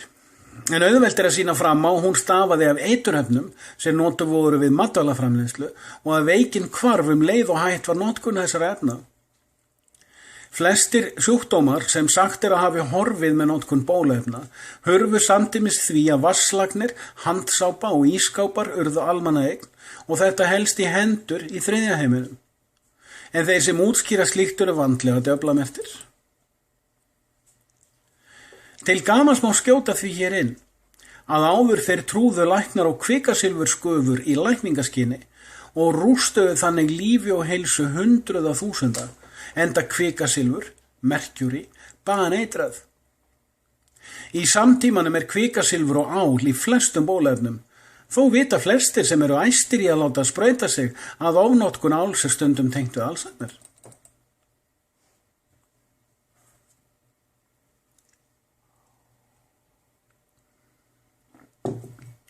Auðvelt er að tengja vaxandi áráttu fólks til kynbrenglunar og kynbreytinga saman við notkun eiturefnisins atrósín eða skyldra efna við matvælaræktun. En vitað er að sumar dýrategundir, svo sem froskar, gjörbreyta hormónagerð sinni þegar þeir verða fyrir þessum efnum. Þetta neita húmanista vísindin að ræða frekar og engin fjölmiðill segir fólki frá þessu með skyldum þáttum. Enginn meðal fjölmiðlafólks benti á síðustu mánuði eða viðurkenndi að stofnun Bill og Melinda Gates starfar með annarri stofnun í þeirra eigu. Önnur stofnunin starfar undir flaggi manngæsku og hin undir flaggi fjárplógs. Fjárplógsskúp. Enginn fjölmiðill viðurkennir að nær allar fjölmiðla samstundubur heimsins og ráðgjafarstofnanir á borð við Seitz í Bretlandi og CDC í Bandaríkjunum fá árlega 20 milljóna í styrki frá þessum tveim stofnunum, Enginn rannsakar tekjulíkanið. Enginn viðurkennir hagsmunatengslin. Allir fullir að þeir vittleysu manngæsku alifuglaræktunar með flóknum orðum. Ekki veit ég þegar þetta er ritað hvort sóttvarnaráð Íslands og í svonefnda þríeyki séu háð styrkveitingum frá Bill Gates og Kára Stefánssoni. Enginn Íslendingur rannsakar alvöru spillingu eða rekur raunveruleg íslensk samsæri. Þetta hef ég margsannað á síðustu árum og óþarfi að rekja náðarar. Það er hins vegar vitað að Kári trúir spámanninum Gates og að sá síðarnefndi hefur enga prófgráðu og þó að hann hefði hana, þá var hann ekki að læra læknisfræði þegar hann hætti í háskóla. Það er einnig ljóst að ef til er dulspiki fyrirbærið íter, þá til er að þeir tveir klárlega sama íternum. Ég pantaði að vera útlægur frá þeirri eitruðu Panadís. Þegar erfðafræðingurinn Jeffrey Goldsher komst að því að hann gæti ekki vegna bandarískra laga framkvæmt ákveðna tegund genarannsókna, kom hann til Íslands og fekk með sér Kára Stefánsson sem talsmann sinn hérlendis. Þeir stofnuðu íslenskt útibú bandarísks fyrirtækis sem þá var og er ef til vill enn skráð á aflandssvæðinu Delaware í Bandaríkjunum. Framangreint fyrirbæri er betur þekkt hérlendis undir heitinu íslensk erfðagreining og hefur fengið svo til óhindraðan aðgang að öllum okkar læknisfræði upplýsingum frítt og alla okkar ættfræði sögu sömuleiðis. Síðustu 2 áratugina hefur fyrirtækið að sumrasögn sjálfkrafan aðgang allra lífsýna sem tekin eru úr íslenskum borgurum. Svona er aðeins hægt að framkvæma í dáleitum bananalýðveldum sem trúa útdregnum og dularfullum heimsmyndum. Hér verður að ítreka setninguna orðasambandið.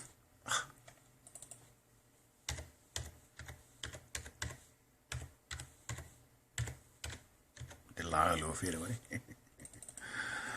Hér verður að ítreka orðasambandið að sumrasögn. Því lög 110/2000 tilgreina að lífsýnið sé háð vitund og samþykki sem þess sem það er úr. Mér er á þessari stundu ekki kunnugt önnur lög hvað þetta varðar, utan persónuverndarlög 77/2000 og úrskurð persónuverndar mál nr. 2014/992.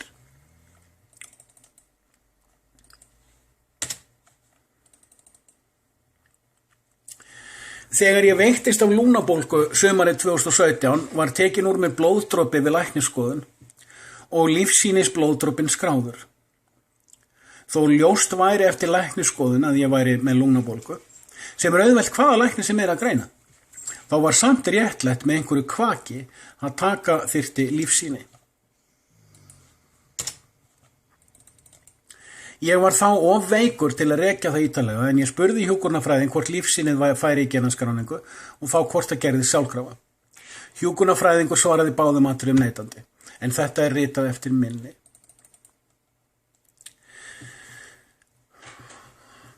Hvað sem öllum samsæriskenningum og fullyrðingum líður.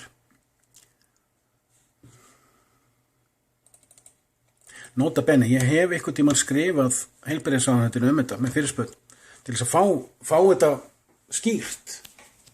Og mér var sagt að skrifa íslenska erfðagreiningu. Íslenska stjórnandi fyrir sig bara ábyrgð. Bara talaði við einhvað. Skítabak.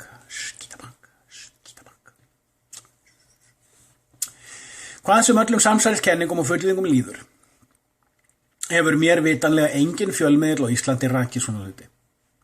Hefur nokkur rakið hvort Wuxi Nextcode þegar Jeffrey Goldsher og Hannesar Smárassonar hafi aðgangað genabanka íslenskar erfðagreiningar.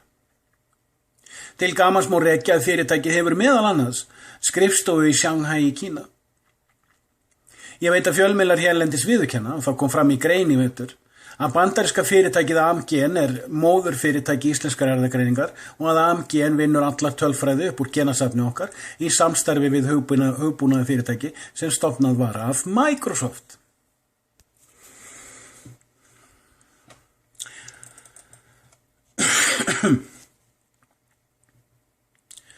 Og ég lest aftur. Að bandaríska fyrirtækið AMG er móðurfyrirtæki íslenskrar erfðagreiningar og að AMG vinnur alla tölfræði upp úr greinasafni okkar í samstarfi við hugbúnaði fyrirtæki sem stofnað var af Microsoft. Og ég les þetta.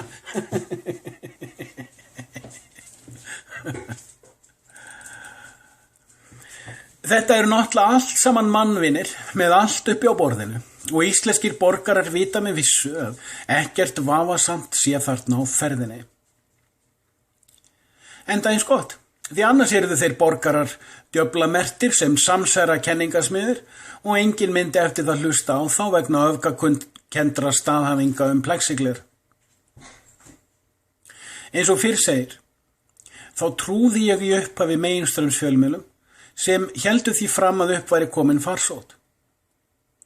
Það er í eðli manns að hafa áhyggjur af smitsjúkdómum og við sjáum enga ástæðu til að efast þegar fjölmiðlar segja frá rekjanlegum hlutum og ég ítreka að það hvarflar ekki að manni að nokkur gæti verið svo illkvettin að nota þetta tvennt til að spila með allan heiminn á einu bretti. En ef enginn rekur rekjanlega hluti og ef enginn lætur reyna á illkvettni, hvar erum við þá? Upplýst eða dáleitt? Margir meðal almennings og elítu telja að þegar fólk efast eitthvað sem allir telja sig vita að sé rétt, þá sé geð eða mótþróa röskun að ræða. Yfirleitt er það þveröfugt, í það minnsta í mínu tilfengi, og eins með marga mótþróa raskaða sem ég kynnst. Að maður byrjar á að trúa opinberu sögunni, en ef maður álpast til að klóra í yfirborðið, kemur oft gröftur í ljós. Og sé gröfturinn rekinn nánar er sjaldan aftur snúið.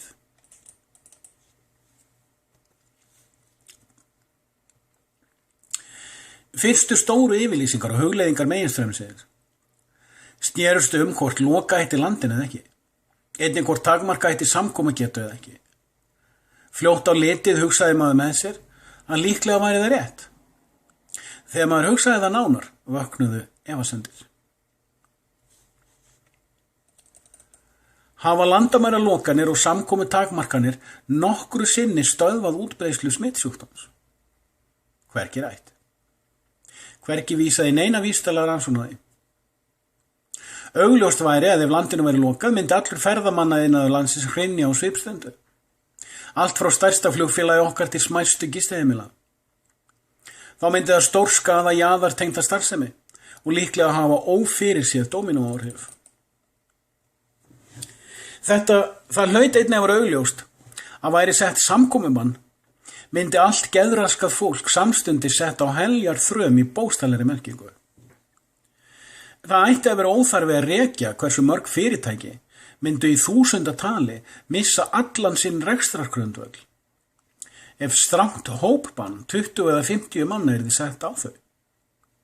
Þetta kom á daginn því sem næst samstundis. Allri elitunni virtist slétt sama og borgarar ófærir að ræða það, en það má ekki ræða það.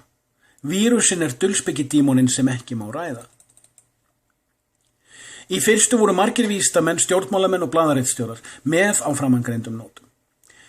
Smitsjúkdómur myndi líklega ekki láta slíkar takmarkanir stöðva sig, en ef farsótt væri í uppsiglingu væri hugsanlegt að hægja mætti á dreifðinni og þannig auðvelda heilbrigðiskerfinu að standast álag. Þetta þóttu öllum rökrétt og ég þar með talin. Við sem ákvaðum að hugsa okkur rannsaka dálítið og síðan tjá okkur, við vorum skrítin og sumum okkar hent út. Talsverðar umræður voru hvort ráðleggja ætti fólki sem væru hugsanlegir smitberar að fara í sjálfskipaða sóttkví eða skylda til þess með tilræmdi refsiákvæðum. Þau álitamál komu fram að ef ríkið skikkaði einhvern í sóttkví, hver ætti þá að borga tekjumissi hans á meðan? Sjúkrasjóður verkalýðsfélags eða sjóður á vegum ríkisins? Eða hann sjálfur?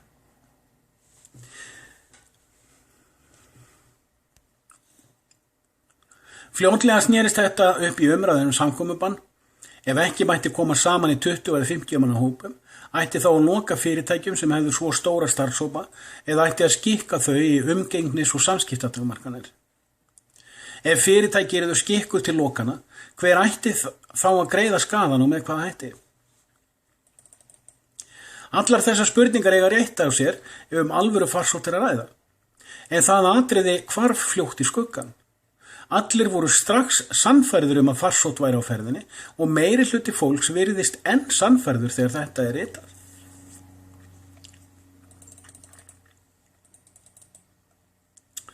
Ég síðar afsakið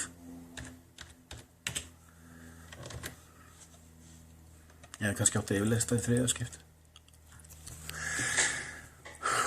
Ég bara nefndi ekki. Ég síðar hef komist að því að ýmsar geðhjálparstofur héldu opnu en skiptu fólki upp í hópa og niður á sérstaka daga.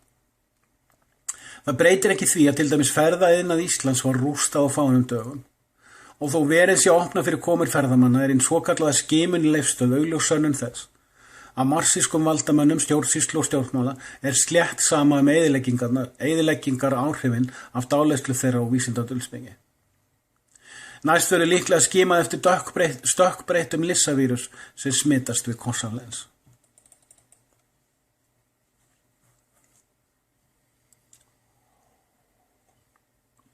Ég man ekki hvort ég setti inn í ritgerðina, svo bara aukast álögurnar og rukkurinn á samfélagið sem komið á hausinn. Algjörlega þetta fólk skamma sín ekki. Ísland og Svíþjóð, og 92% kjósendur guðna alveg sáttir við þetta. Ísland og Svíþjóð voru í hópi þeirra landa sem ekki lokuðu landamærum sínum. Eins og lokuðu svo mörg ríki í kringum þau eigin landamærum að ferðalög hingað svo til stöðvuðust. Þá var sótt hver krafan svo ströng, hvort sem hún var vísindalega rétt eða röng, að enginn treysti sér til að fljúga til óbeins lands. Svíar ákváðu að setja samkomubann. Ég man ekki lengur hvort það voru 50 eða 20 og við einnig. Svíar eins og þar voru meira í tilmælum, menn þríeykið okkar skipaði fyrir og hótaði refsingum og sektum. Í mörgum ríkjum vaknaði sú stóra spurning hvort sóttvarnaráðin færu út fyrir eðlilegt takmörk laga og réttarhefða. Við höfum hér sóttvarnalög sem veita sóttvarnalækni og sóttvarnaráði sérstakar valdheimildir í skjóli þessa farsótt sé í gangi sem ógni almannaheill. Ætlunin að veita þar stjórnvaldsheimildir til að bregðast við undantekningum og flestir við sátt við það. Það liggur í augum uppi að maður gerir ráð fyrir að þær valdaheimildir sem þessi lög veiti séu grandvarlega rædd og þá í þaula. Þarna mjög stór mál á ferðinni. Má til dæmis loka fyrirtækjum og ef svo, hver ber fjárhagslega og markaðslega ábyrgð? Hverjar eru varðhaldsheimildir? Og ef vafamál koma upp, hvaða úrræði hefur sá vald beitti til að leita réttlætis? Umfram allt, hver réttarstaða vafamála og réttarbrota? Engin umræða leyfð þetta.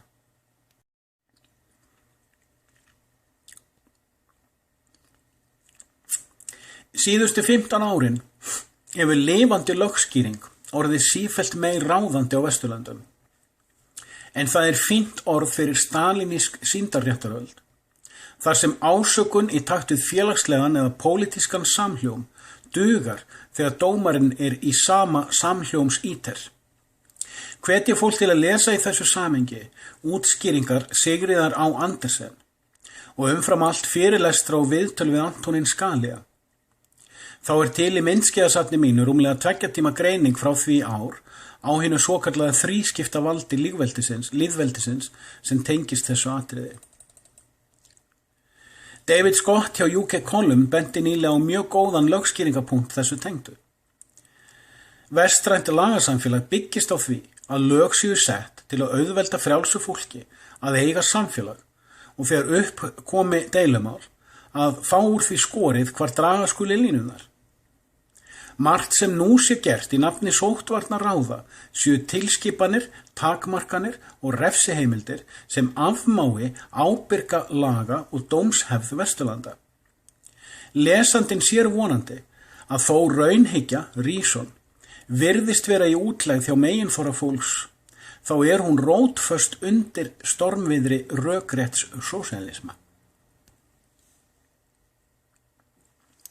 Þegar framan greindar umræður mismunandi tegundir þjóðfélags og samfélags og lokana voru komnar í hámark. Strax í mars, ekki bara á Íslandi heldur í Evrópu allri, var komin ástæða til að spyrja: er farsótt í gangi eða ekki? Og ef farsótt er í gangi, hvernig er það sannreynt?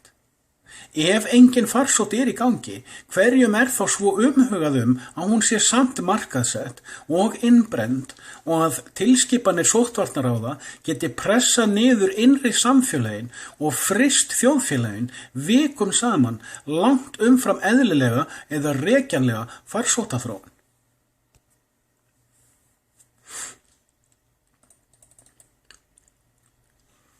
Þetta síðasta er tekið fram því rýnendur erlendis hafa ítrekað bent á með greiningu á opinberum tölum, hvort sem þær eru slípaðar, shaped eða raunverulegar, að margar vikur séu síðan COVID-19 veikin eða flensan náði hámörkun sinni og rénaði. Þeir aðilar sem viðhalda þeirri fullyrðingu að enn sé farsótt í gangi eru sjálfir rekjanlega hlynntir trotskimarxisma og öfgasósíalisma. Enginn hérlendis vill þó benda á eða greina þá heimsmyndar klemmu sem komin upp. Þó Ísland hafi líklega farið skár út úr efnahagsáhrifunum en ríkin í kringum okkur, þá erum við jú hluti af ítar.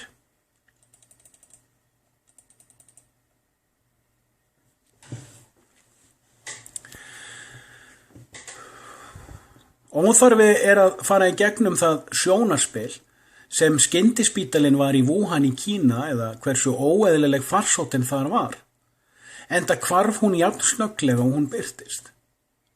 Þó fjölmiðlar á Vesturlöndum létu í það skína að það væri grunsamlegt að Kínverjar væru að fela farsóttina, þá var það jafn hallarísleg samsæriskenning og hún var auðhrakin, sem minnir aftur á hentu af flautuleikarann sem hvarf. Reyndar eru kínverskir áróðusmeistarar meðvitaður þetta, enda kom upp hentug smitgreining í Peking núna verið.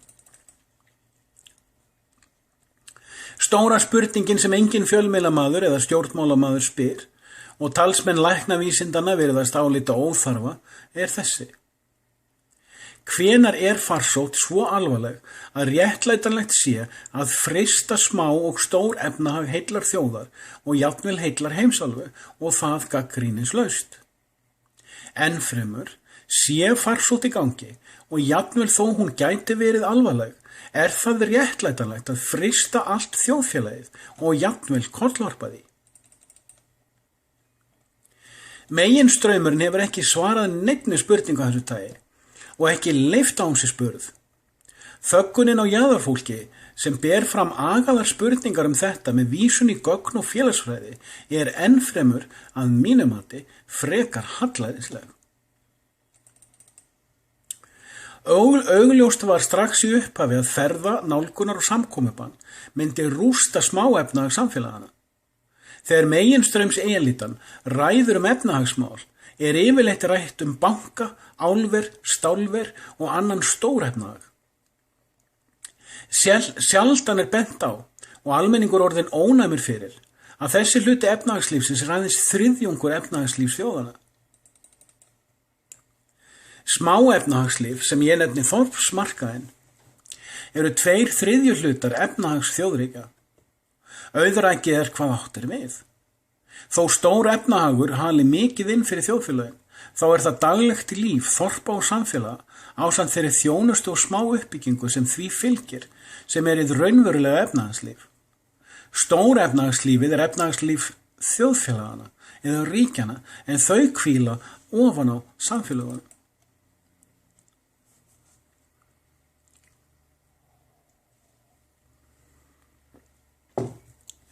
Það er einmitt þetta sem oft fer fram hjá fólki þegar þjóðfélags- og samfélagsverkfræði er framkvæmt. COVID-19 sjúkdómurinn er til og það er margt sem bendir til þess að hann hafi farið heiminn eftir sama mynstri og árlegir flensufaraldrar og hafi sem veikindi verið illskeytt flensa. Allt sem skrifað var þennan sjúkdóm strax í upphafi bendir til þess að svo væri og það er furðulegt að meginmiðlar neituðu að bera það saman. Sem fyrr segir, fór ég á vefsetur Alþjóðaheilbrigðisstofnunarinnar og rýndi tölfræðina. Eitt af því sem ég skoðaði eru gröf og tölur sem þar eru gefin út, sem tilgreina allskyns sjúkdóma aðra á heimsvísu frá ári til árs. Ef frá eru taldir berklar sem eru misskilgreindir öndunarfæra sjúkdómar á borð við flensu, fyrirgefðu, ég las þetta hratt, en að það var bara því voru að hugsa, berklar, ég þarf að stað pásu hérna, ég þarf að laga þessi efnisgrein. Þetta svo stórt mál, þetta er svo stórt mál, það svo mörg atriði í öllu dæmi síðustu 6 mánuði. Svo stórt mál. Ég ætla að lesa þessa efnisgrein frá byrja. Sem fyrr segir fór ég á vefsetur Alþjóðaheilbrigðisstofnunarinnar og rýndi tölfræðina. Eitt af því sem ég skoðaði eru gröf og tölur sem þar eru gefin út, sem tilgreina allskyns sjúkdóma aðra á heimsvísu frá ári til árs. Ef frá eru taldir berklar, öndunarfæra sjúkdómur, sem drepa hálfa aðra milljón á heimsvísu árlega, eru til misskilgreindir öndunarfæra sjúkdómar á borð við flensu og COVID-19 í 3. til 4. sæti yfir sjúkdóma sem á heimsvísu draga fólk til dauða. Augljóst er að þarna er skilgreiningar svarthol sem róta má fleiru upp úr en engin meginströms fjölmiðill virtist hafa áhuga á því.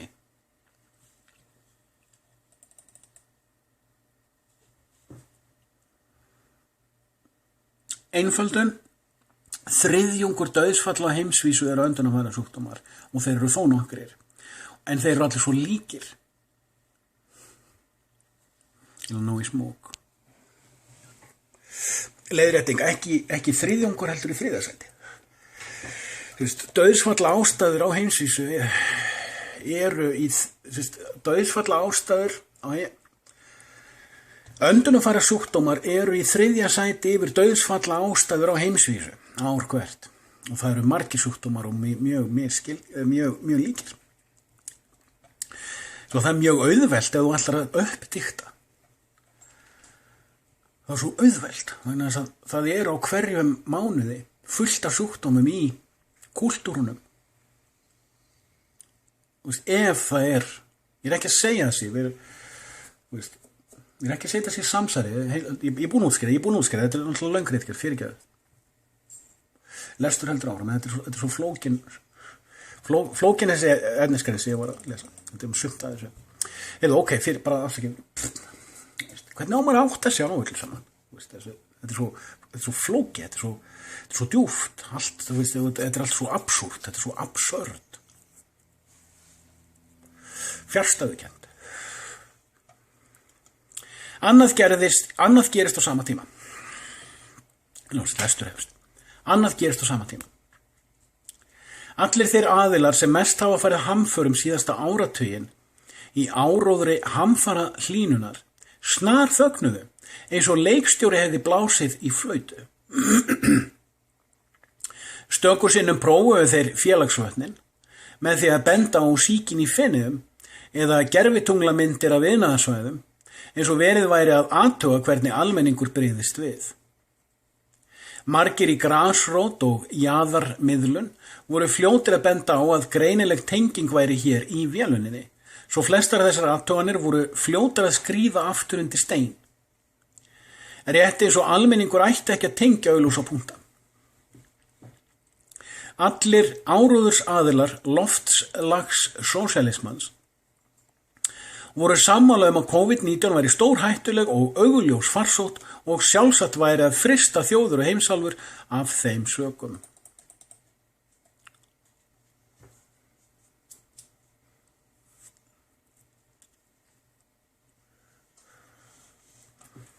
Svo hver er punkturinn sem ekki mátti tengja? Jú, þessir sömu aðilar vilja einmitt takmarka ferðagetu fólks með einkabílum og flugvélum, sem er sá iðnaður ásamt olíuiðnaði sem er knésettur í nafni COVID-19. Rétt eins og Marx og Engels vilja þessir aðilar afnema náttúrulega fjölskyldu og reisa stofnanaveldi.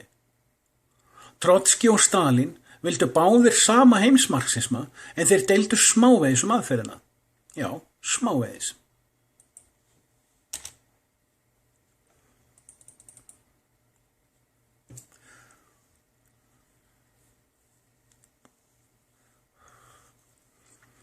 Marxistar vilja að stofnanir ali upp börnin.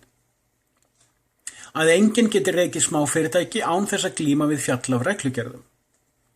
Að enginn geti hreyft sig og dregið andan í samfélögum af ótta við refsiaðgerðir eða jaðarsetningar. Marxistar hafa smám saman breytt öllum vestrænum þjóðfélögum síðustu 2 áratugin. Á þá leið að hefðbundið réttar- og lagasamfélag er hrunið og þetta er auðvelt að útskýra og margir hafa þegar gert það vandlega. Stalín vildi reisa fyrirmyndaríki sem heimurinn myndi líta til varðandi félagslega forystu og honum mistókst. Trotski vildi útbreiða boðskapinn og kenna herkænsku, strategi, sem myndi uppræta þjóðríki og kapitalisma innanfrá án þess að almenningur vissi að Trotski sjálfur væri til og honum að heppnast það.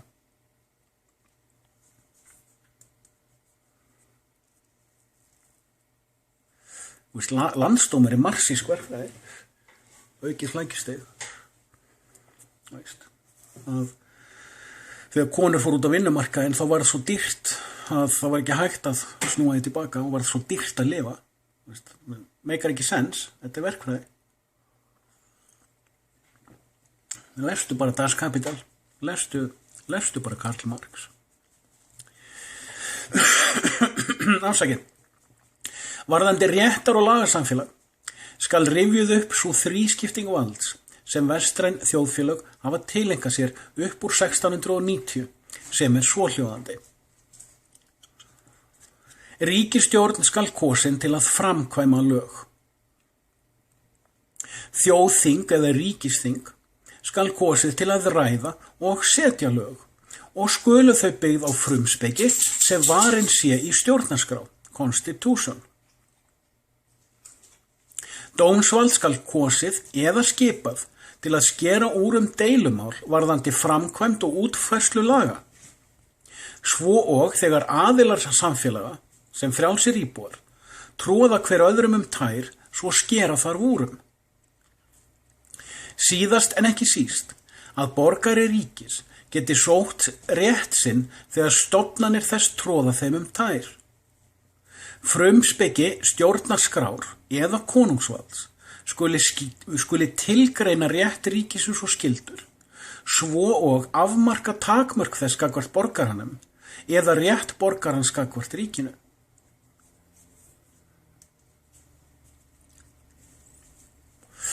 Ég ætla að leyfa mér að lesa þessa efnisgrein aftur, hún er löng. Og þetta er skilgreining. Þetta er ekki skoðun eða viðþorf eða tilfinningar. Þetta er frá 1690, þetta hinn agaða skilgreining á ríkissmiðju og samfélagssmiðju Vesturlanda. Þetta er það sem vestræn menning hvílir á. Sé þetta hrunið þá er vestræn menning hrunin og þar með er menningin sem að fylgir henni eða stjórnarstafinni dauð, steinrunin, stjörf,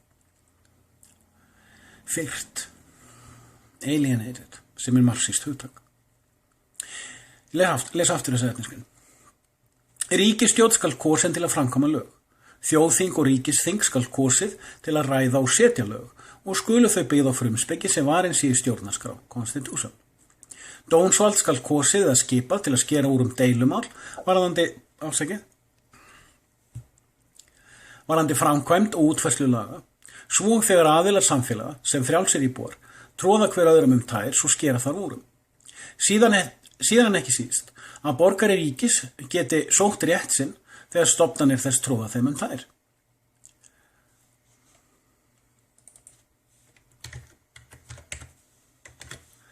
Frumspeki stjórnarskrár eða konungsvalds skuli tilgreina rétt ríkisins og skyldur, svo og afmarka takmörk þess gagnvart borgaranum eða rétt borgarans gagnvart ríkinu. Þetta er allt orð. Okay. Í þessari hugsun var litið svo á að frumspeki stjórnarskrár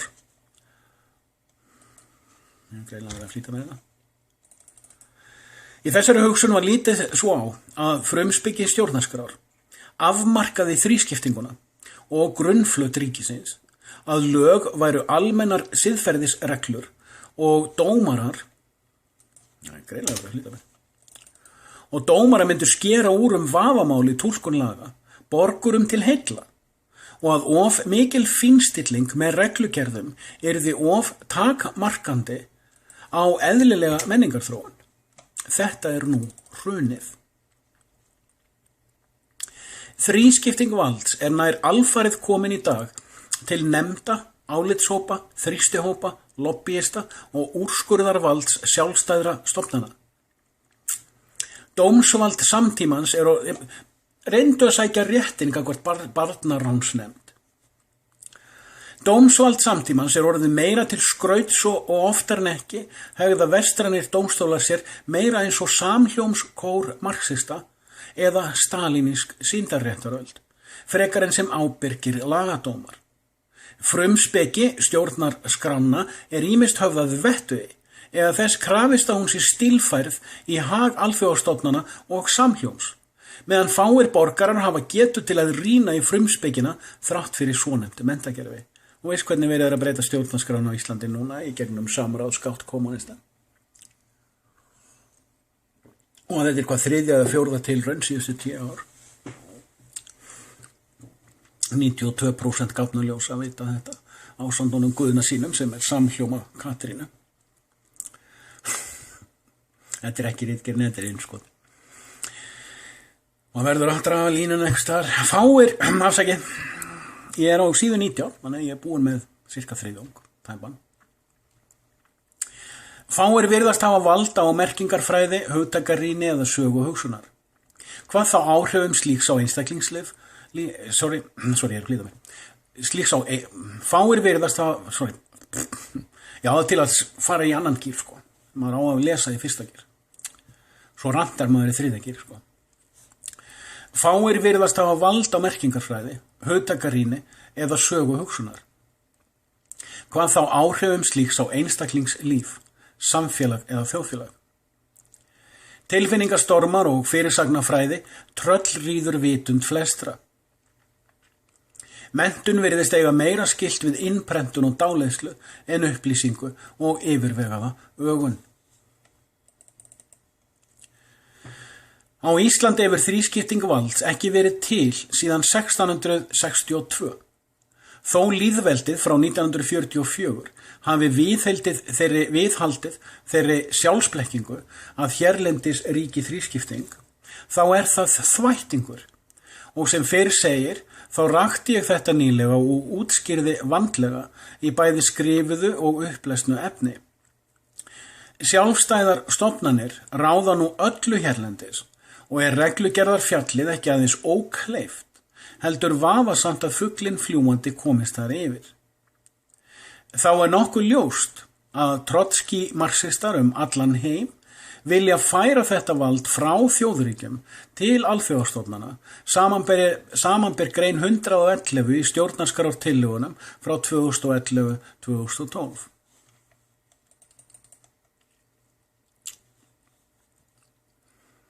Í slíku ástandi er auðvelt fyrir marxíska postfenomenológíska samfélagsverkfræðinga að draga blauta ullarhúfu COVID-19 vélunar yfir hausinn á okkur öllum og þegar evrópskt og norður-amerískt efnahagslíf er brunnið til grunna verður hugsanlega auðvelt fyrir Peking að bjarga því með kínverskri Marshall-aðstoð sem klára það sem mér virðist þegar vera ráðandi. Trotski marxískir menntamenn yfirborðsmennskunar hafa yfirtekið þjóðfélögin, snarað samfélögin sem þau hvíla á og á grundvelli útdreginar abstrakt hugmyndafræði eru tilbúnir til og hugsanlega þegar búnir að rústa því sem áður hét vestræn menning. Þetta er allt saman rekjanlegt hugmyndafræðilega og með mælanlegum staðrindum, en mér sýnist fáir séu annarkvort færirum eða tilbúnir til að ræða það.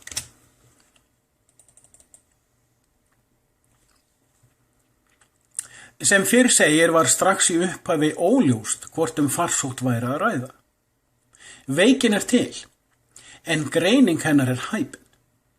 Þó var samfélögum tveggja heimsálfa lokað svo til samtímis þegar umræðan fór í gang. Engum leyft að efast hvort vísindin væru á hreinu. Lagahefð þjóðríkja sett í sorpþró.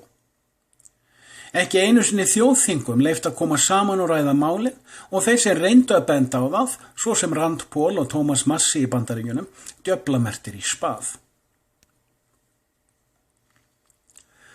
Trúarbrögðin snar fjallu samtímis þessu. Og má benda hér á að vottar Jehóva hafa þráfalllega trúarbrögðin snar fjallu samtímis þessu. Og má benda hér á að vottar Jehóva hafa þráfallslega varað við því í heila öld að þegar trúarbrögðin hrynji muni vestræn menning og hugsanlega heimsmenningin hrynja. Þeir byggja þessa túlkun á opinberunarbók Jóhannesar í Biblíunni. En þeir geta svarað fyrir þá túlkun sjálfur. Hér er annar snúningur sem ég vil taka fram. Afsakið. Ég gleymi stundum ít á pásu þegar ég þarf að hústa. Maður þofnar svolítið í hálsinu með svona bæði rant og raus og uppleistur. Í áratugi, ég hefði átt að segja strax í upphafi, taktu afrita þessu. Ef þetta væri uppleysað á ensku þá yrði þessu eitt. Sjáum til. Ég set náttúrulega afrit á arkíf. Og ef það dugar ekki, þá verð ég með backup stað til að setja. Mér finnst þetta mikilvægt. Ég kann skeitt það en það kemur, ok, bla bla bla. Í áratugi hafa vestræn trúarbrögð verið ófær að þér virðist að svara húmanista vísindum varðandi ýmis atriði. Allt frá darwinisma og stjarneðlisfræði, astrophysics, til líffræði og jarðsögu. Þegar kemur að læknisfræði hafa þau öll fyrir löngu síðan beygt af kenningum sínum ef þær skarast á við kenningar læknisfræðinnar. Vestrænt menntakerfi hefur meira og minna viðhaldið þéttum áróðri frá því upp úr 1950 og bent skólabörnum á að trúarbrögðin hafi brugðist því að svara áleitum spurningum sem húmanistavísindi hafi svarað og að svör beggja þessara hópa skarist. Þannig hefur sósíalisminn kerfisbundið reynt að útrýma trúarbrögðunum með góðum árangri í það bil 2 kynslóðir.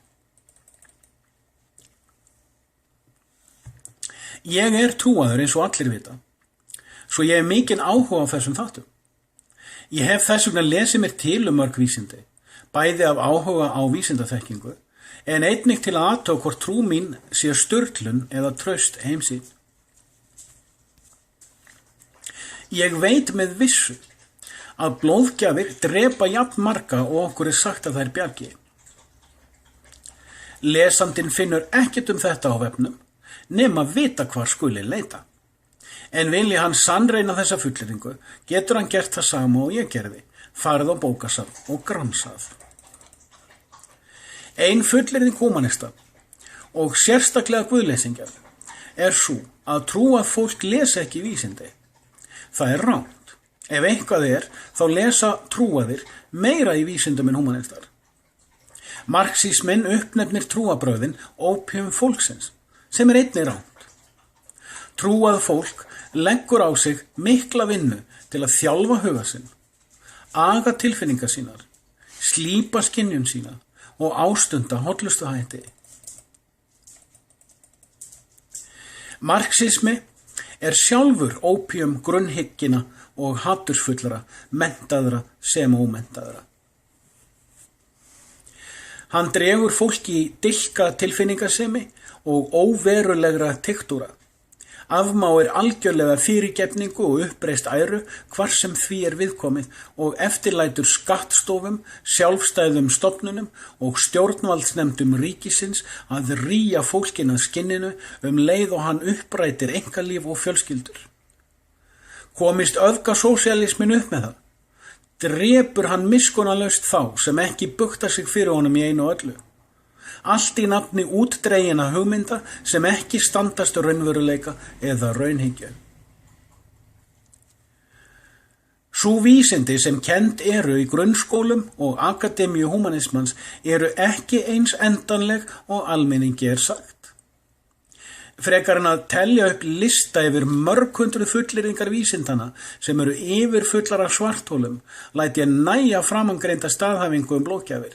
Því í huga hvers einasta borgara samtímas allan heim læknisfræði blóðgjafa endanlegur sannleikur eins og hún markaðsett, en sá sem rannsakar þetta og finnur svarthólin mun finna þau í annari vísinda dulspeki.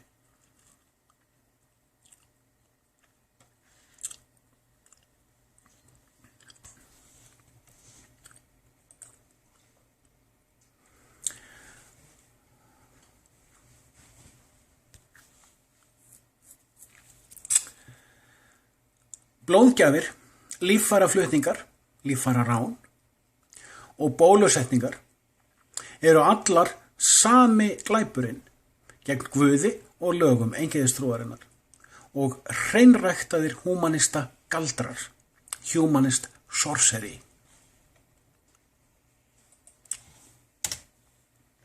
Fundamental stuff. Húmanismi stríð gegn Guði. En spurningin hvort Guð svari þessu stríði eða kæri svara. Ég get ekki svara fyrir það.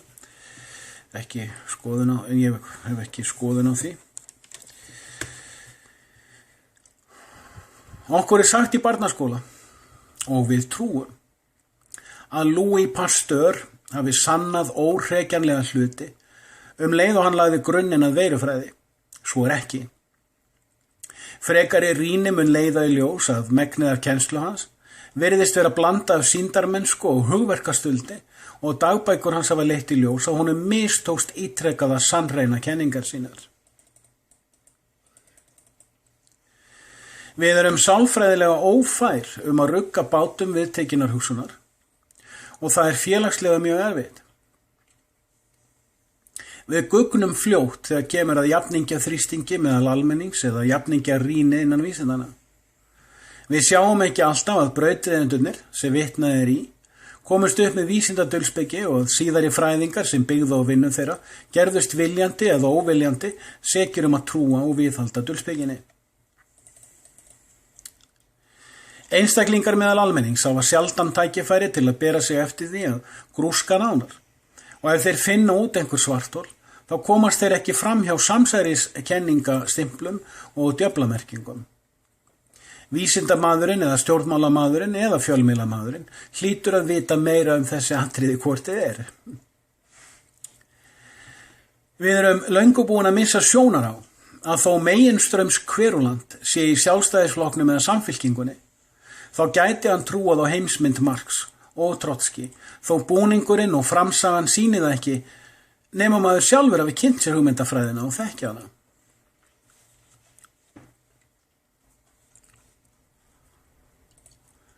Ég hef síðustu ár margbent á það hér á Íslandi, að fjöldi fólk sem í dag stýrir uppfræðslu okkar og tískustefnum, trendsetting, séu trotskistar. Ég streitist við að nota trotskistimpilinn þó það sé hárfín greining. Þó nótíma menntamaður vita ekki hvert Trotski var og alls ekki almenningur. Þó þykist þetta sama fólk vita skil rétthugsunar. Þó það hafi ekki hugmynd hver greindu hugtökin og sett þau saman eða hver frumspeki þeirra séu. Þeir sem stjórna tískustefnunni vita oft ekki sjálfir hvernig þeirra eigin heimsmynd var skilgreind eða hver gerði það. Ef þú þekkir heimsmynd Marx og útskýringar Trotski og ef þú veist munin á bolsjevikum og mensjevikum innan kommunismans, þá sérðu birtingaform þess á Vesturlöndum, óháð flokkaskiptingunni sem birtist opinberlega. Djöflamerkingin ekki alltaf augljós. Setningar á borð við þetta of flókið eða þetta var djúpt, dugar flestum og þeir súpar síðan segja það því við næstu vélun í samfélags- og þjóðfélagsverkfræði. Hversu margir þekkja til dæmis munin á EPCC eða NEPCC þegar kemur að umræðum loftslagsbreytingar af mannavöldum? Hversu margir hafa keypt yfirlýsingar IPCC hráar án þess að biðja frumgögnin?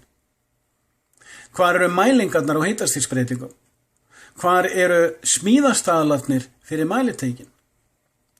Hver er munurinn á mæligögnum og tölvulíkunum og hvernig veit hinn almenni borgari hvort var notað til grundvallar þegar honum var sagt eitthvað loftslagsmál?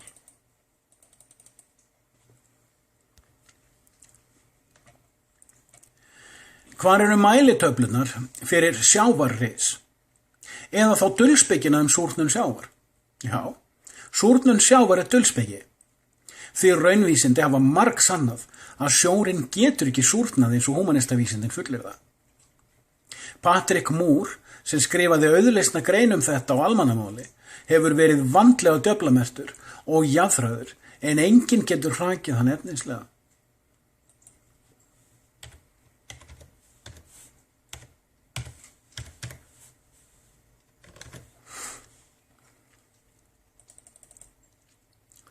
Til gamans má skjóta hér inn að á sama tíma og gervi grasrótarhóparnir, AstroTurf, þögnuðu loftslagsmálin til að hjálpa skoðanabræðurum sínum að kollvarpa vestrænni menningu með COVID-19 áróðri, kom fram heimildarmyndin Planet of the Humans. Frá einum af þeirra diggasta áróðsmeistara, Michael Moore. Myndin var opin á vefnum nægilega lengi til að 100.000 sæju hana og svo var henni útreimt. Og það tryggði að 2 sinnum fleiri báru svo eftir henni. Samskonar vélun og kínverski vísindamaðurinn sem hvarf. Heimildamyndin er tær snilld sem áróðursbragð og tímasetningin vandlega valin. Ekki bara vegna þeirra umræðna sem voru í gangi núna árið 2020, heldur einnig að 3 milljarðar manna sátu heima í leiðendum sínum og hafðu ekkert annað að gera en niðurhala og horfa. Fyrri helmingur myndarinnar staðfesti nær alla gagnrýni á græna marxista allan heim og fulltrúa þeirra hjá IPCC, International Panel on Climate Change. Hún rústar nær öllu sem haldið hefur verið á okkur ónotæfar vindmyllur sem eru að rústa fuglalífi heimsins og sólarsellur sem gera margfaldan skaða umfram þær orkuvirkjanir sem þær eiga að koma í staðinn fyrir.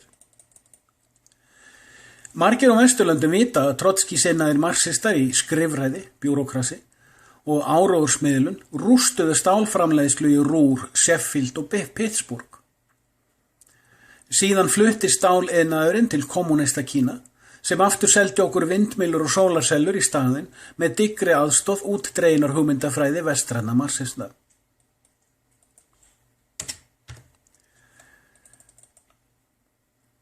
Þannig náði heimildamyndin að viðurkenna grænulígina og þannig hvítþvo gervi grasrót marxismans af einni lygarasindinni.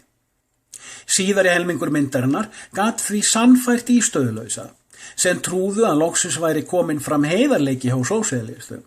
Að réttlætanlegt væri að leggja vestrænt efnahagslíf og menningarlíf á hliðina og koma inn í dulvitund fólks óskýrri sannfæringu að 11. kenningarverkfræðin sem áður var nefnd væri rétta leiðin fyrir okkur öll.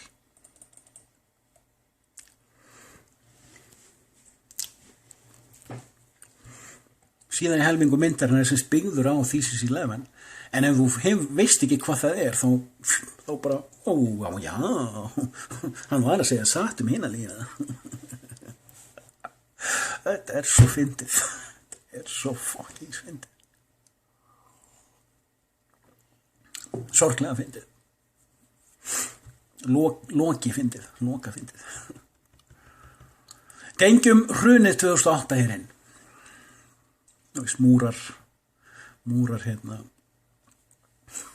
Valhallar. Já. Ég er ekki einu sinni ásatrúar, menn þetta er útskýra þetta fyrir þér. Afsakið. Sorry, ég er á síðust 22 á 65. Tengjum hrunið 2008 hérinn. Enginn ræður það í dag. 12 árum eftir gjaldeyrishrunið. Hvernig sú stærðar blekking var framkvæmd.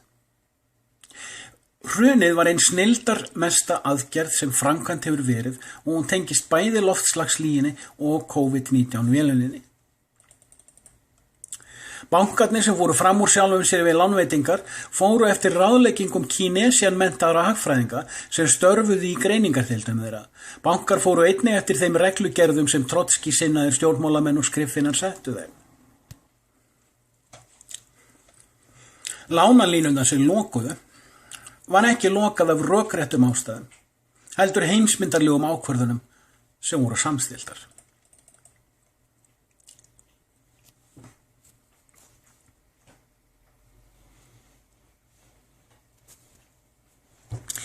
Ef þú spyrð fólk, jafnvel viðskiptamentað, hver sé munurinn á Kinesian hagfræði annars vegar og Austurríkiskóla, Austrian School of Economics, hins vegar, þá munur 9/10 hika við að svara. Flestir halda að hagfræði sé hagfræði og þannig eru rýnendur kynntir í sjónvarpi. Kinesian hagfræði marxísk en Austurríkiskólinn óháður og frjálshyggjusinnaður og hefur verið brennimerktur á sósíalistameðlum. Til eru fleiri stefnur en þessar tvær eru algengastar. Allar akademíur kenna eingöngu Kinesian hagfræði síðustu 3 áratugi og enginn tekur eftir hversu óeðlilegt það er.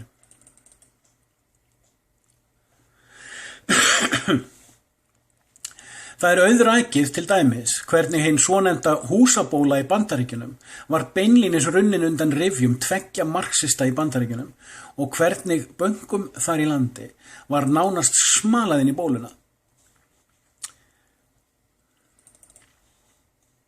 Mæli með skrifum og viðtölum hagfræðingsins Thomas Sowell í þessu samhengi. Hoover Institute, viðurkenndur, þetta er engin öðli, sko. Þegar bankamenn voru dæmdir fyrir ætluð misferli á Íslandi, var það markað sett af vinstri sinnuðum fjölmiðlaritstjórum. Með stórum fyrirsögnum. En lítið fór fyrir þegar því sem næst öllum þessum mönnum tókst að sanna að beitt var stalínískum sýndarréttaröldum til að dæma þá, enda áróðursvélun og yfirtöku að ræða en ekki réttlæti og sanngirni. Hér má minna á vel þekkta staðhæfingu sagnfræðingsins Niall Ferguson, ekki sami og Neil Ferguson.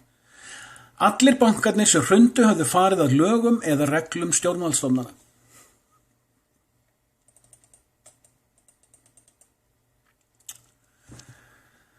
Það er sambærileg snilld framkvæmt við áðurnefnda heimildamynd Michael Moore. Þú sýnir fólki eitthvað sem það getur ekki efast og túlkar svo fyrir það hver merkingin sé og hefur helst aðalmerkinguna á milli línana því fólki efast oft undir niðri hluti en sé þeim styrta niðurstöðu sem það heldur að það komist sjálft af hún oft innbrendu frá því. Húmanistavísindin eru háð sömu annmörkum þegar þau túlka niðurstöður. Hér er mælingin og ofan á kemur svo dulspyggitúlkunin eða útskýringin. Við trúðum öll að kapitalistar hefðu misbeitt bönkunum og að réttlætanlegt væri að Kinesian marxistar yfirtækja þá, en það var blekking til að fela vélun og siðlausa yfirtöku.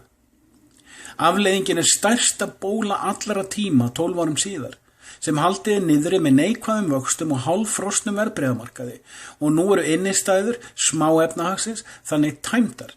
Svo fyrirtæki, einstaklinga og smáfyrirtækja sem voru knésetta marxískum sóttvarnaráðum eiga enga varasjóði.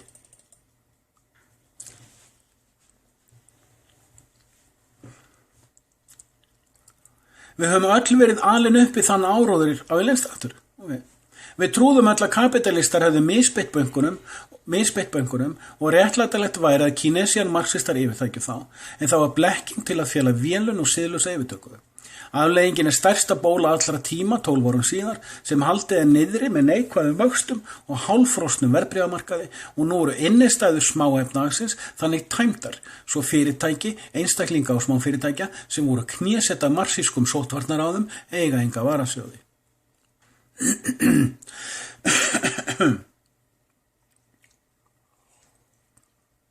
Þetta er allt samstillt. Where is the Central Committee?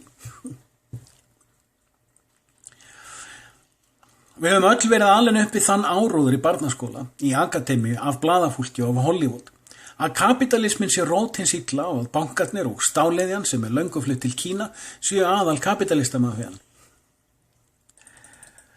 Ekkert okkar áttaði sig á því að þegar Karl Marx skrifaði Das Kapital bjó hann til hugmyndafræðilegan dímon sem ekki var til 1850 og hefur aldrei verið til.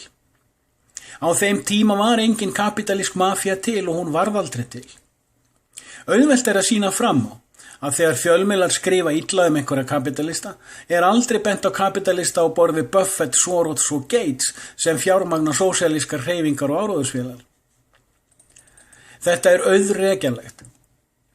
Heimurinn fram til 1920 var algjörlega á valdi valdastétta aðalsætta. Vissulega hafði myndast auðvald í mörgum borgum, en það var ávalt á valdi aðalstéttarinnar og hlýddi þeim lögum sem valdastéttin setti. Síðan 1950 hafa sósíalískar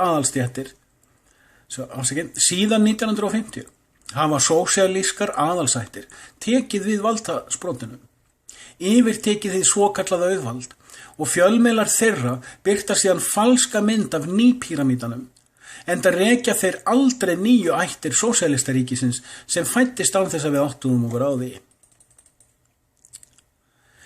Snilldar brella búa til eitthvað sem ekki. Jú, valdastéttir eiga alltaf auð, en túlkurinn tilheyrir marxískum áróðursmeisturum.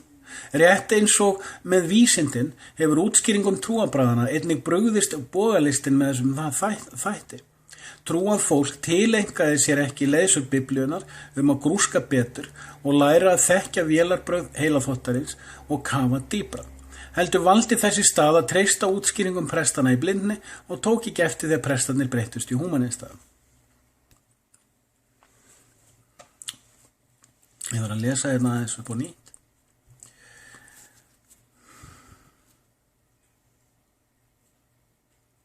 Ég þurfti að breyta því sem ég var að lesa. Snilldar brella búa til eitthvað sem ekki. Jú, valdastéttir eiga alltaf auð. En túlkurinn tilheyrir marxískum áróðursmeisturum. Það engin hugmyndafræði sem heitir kapitalismi, engin slík mafía, einungis marxísk brennimerking. Rétt eins og með vísindin hefur útskýrendum trúarbragðana einnig brugðist bogalistin með þessa þætti. Trúað fólk tileinkaði sér ekki leiðsögn Biblíunnar að grúska betur og læra að þekkja vélabrögð heilaþvottarins og kafa dýpra.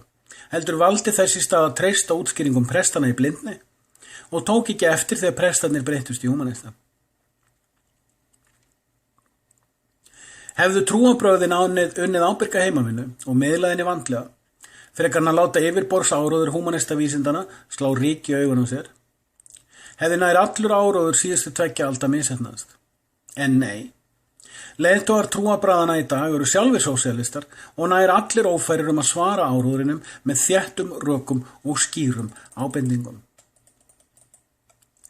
Leið og ríkiskoð og áróðurs dímonar fyrirskipuðu samkomubann, skelltu kirkjurnar, moskurnar, musterinn og sínagógurnar í lás og hlýddu sínum raunverulega guði, en ekki goðinu sem þau þykjast trúa á.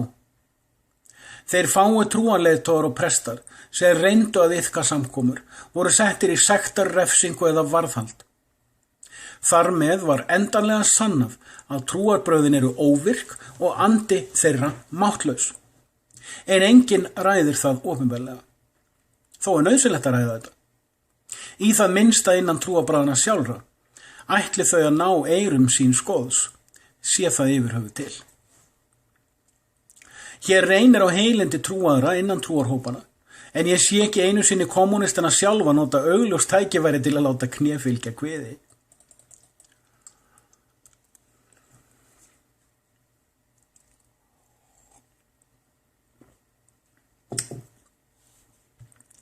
Ef trúarbrögðin eru dauð, þá annaðhvort vætturinn sem þau boða falskuð eða skurðgoð, eða trúaðir eru að túlka vættin rangt og þau þar með fallin í skurðgoðadýrkun svo að hann veitir þeim ekki fulltingi. Aftur bendi ég á að vottar Jehóva hafa ítrekað sannað fyrir kristnu fólki með einföldu biblíugrúski að því kennt að trúa ranghugmyndum varðandi sína eigin trú. Auðvelt að sýna fram á þetta einnig varðandi gyðingdóm, íslam og önnur form eingyðistrúarinnar, en þessi ritgerð ekki trúarbrögðin. Nauðsynlegt þó að negla það hér inn að í COVID-19 véluninni 2020 full sannað að öll trúarbrögð jarðarinnar eru steindauð og að ljósengil húmanismans hefur öll völd. Hafnaðu þessari staðrind og þú skalt hér með útlæg eða útlægur frá lestri eða hlustun þessarar ritgerðar, svo ég grínist smávegis.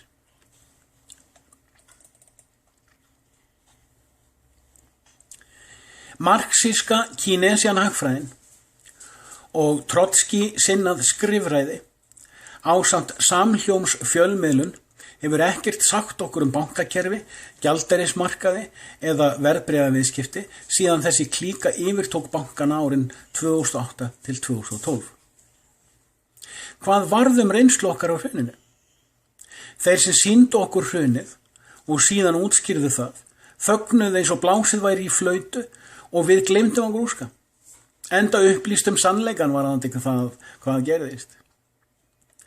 Mér langar að skjóta hér inn að Trotski var einn mesti herkænsku snillingur síðari tíma.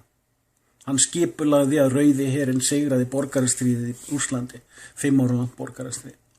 Gegn öllum, það var nánast fræðilega útilokað að hann gæti það, en hann gerði það. Snillingur, bara. Ég set þetta samt ekki, það ekki ritgerðina, ég nenni ekki að setja inn nýjar setningar. En hef spennt á það. Já, ok. Engin man í dag hvernig sovjetkommunismi, Mao-kommunismi eða Pol Pot-kommunismi hefur strádrepið tugi milljóna. Enda vitum við öll að galdrabrennur á miðöldum og 30 ára stríðið í síðaskiptum Evrópu voru stóru glæpirnir. Það ætti að vera óþarfi að minna á að öll stríð síðustu 2 aldir eru sósíalistastríð. Hver myndi trúa því að kommunistar og sósíalistar á Vesturlöndum myndu ljúga okkur stútfulla blekkingum og afbökunum varðandi bankaglæpi og sjúkdómafræði til þess eins að yfirtaka menningu okkar á frumspeki? Þetta jú góð á fólki sem hefur sannleiksvísindi og bjargaði okkur frá trúarbragðastríðunum.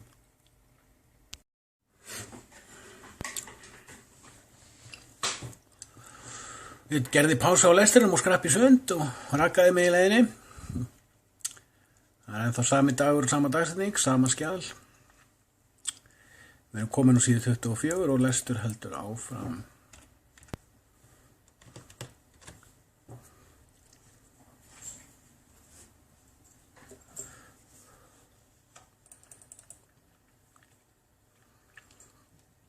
Hér má benda á að flestar galdrabrennur og nornafsóknir fóru fram eftir að mótmælenda söfnuðir undir stjórn konunga og veraldlegra stjórnríkja tóku við af síðavaldi kaþólskra eftir 1551. Þegar að veraldleg stjórnríki hættu að fara eftir agaðri frumspeki. Hinn illræmdi rannsóknarréttur dæmdi að meðaltali 16 manns á ári,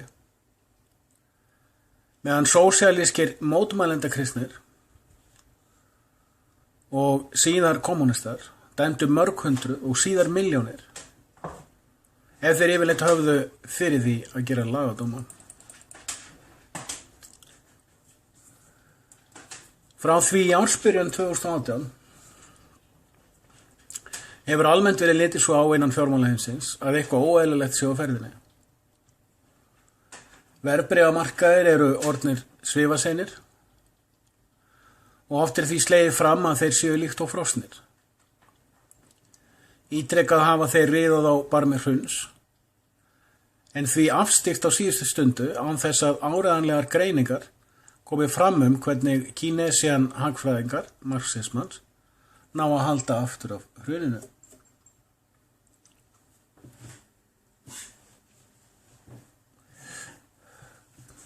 En kannski bara ágætt.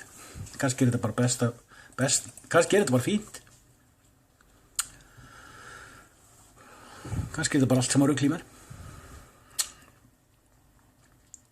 Stærð bólunar nú margfalt stærri en allar aðrar bólur sögunar samanlagðar og fjölmiðlar steinþegja það. En jaðargreinendur skilja ekki hversuna hún ekki löngu sprungin með tilheyrandi ofsahruni. Fjármálakerfi hins vestræna heims raunverulega fallið og komið í kaf. Og það auðmælanlegt í ljósi neikværa vaxta allstaðar nema í Kína og Íslandi. En ég veit ekki með BRICS-löndin og þá sérstaklega Rússland. Það breytir þó ekki þeirri staðreynd að fjármagnskerfi Norður-Ameríku og Evrópu hrunið þegar bankar þar eru nær allir með neikvæða vexti.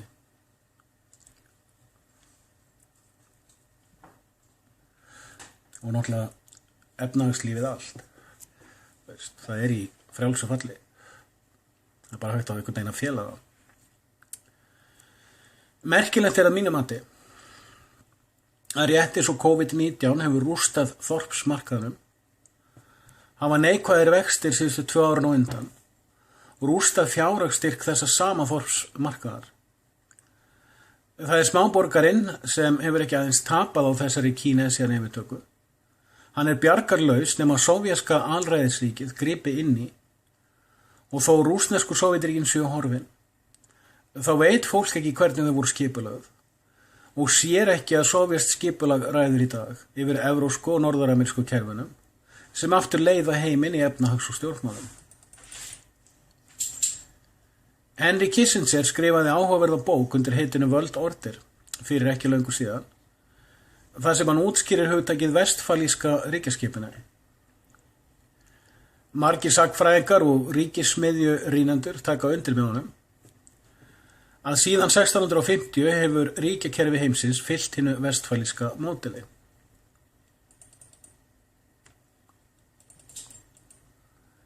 Engin vestrænn rýnandi hefur komist upp með að benda á það opinberlega að Xi Jinping, leiðtogi Kína, og það hugveitur think tanks sem með honum starfa, hafa í 20 ár stefnt að því að koma á nýju vestfalísku kerfi og vilja nefna það eftir kínverskri borg. Síðan 1998 hefur það verið stefna þessa fólks og marxískra jábræðra þeirra á Vesturlöndum að engin meðul séu bönnuð í þeim vélabrögðum að leggja vestrænt heimskerfi á hliðina.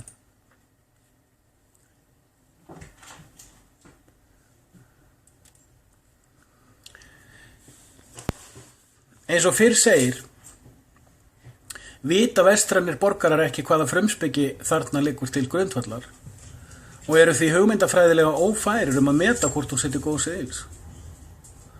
Ég fjalla sjaldan sálfræði kommunismans, en bendi frekar á frábærar útskýringar Bretana Douglas Murray og Roger Scruton, læti í sölku, þar að lútandi.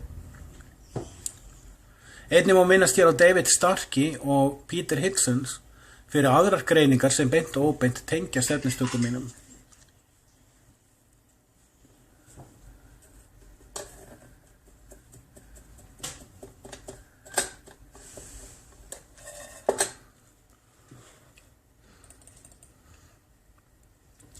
Við sáum nánast í beinni útsendingu hvernig ítalska þjóðfélagið lamaðist vegna COVID-19 veikindana í Lombardíu. Enginn greindi það fyrir okkur að meirihluti allra dauðsfalla á Ítalíu voru eldri borgarar á elliheimilum í því héraði og að flest héruð Ítalíu voru laus við veikina. Alheng. Sko í hlutfallslega. Ég vil setja það hérna. Lesa sætnisgrein aftur. Við sáum nánast í beinni útsendingu hvernig ítalska þjóðfélagið lamaðist vegna COVID-19 veikinda í Lombardíu. Enginn greindi það fyrir okkur að meirihluti allra dauðsfalla á Ítalíu voru eldri borgarar á elliheimilum í því héraði og að flest héruð Ítalíu voru hlutfallslega laus við veikina. Enginn veit hvað var í gangi á Spáni og enginn spurði áleitinna spurninga. Spænska og ítalska menningarsvæðið læsti alla borgara sína í stofufangilsi og refsaði þeim hrottafengið sem voguðu sér út af línunni. Reynt var að djöflamerkja þegar ítalska mafían gerði það sem hún hefur alltaf gert, að koma óbreyttum borgurum til hjálpar þegar ríkið bregst.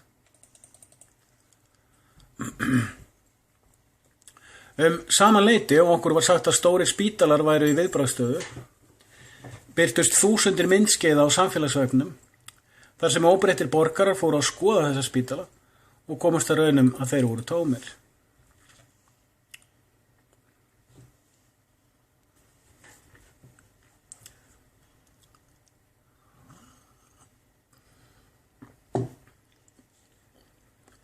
Meginmiðlar birtu flennu stórar yfirlýsingar hversu margir væru greindir með kórónavírusinn hér og þar og enn stærri fjölda dauðsfalla. Á sama tíma komu fram greinendur og flautublásarar, whistleblowers, sem sýndu fram á að stórt hlutfall andlátsskírteina sem tilgreindu COVID-19 sem dánarorsök voru röng og að meirihluti þessara dauðsfalla voru af öðrum ástæðum.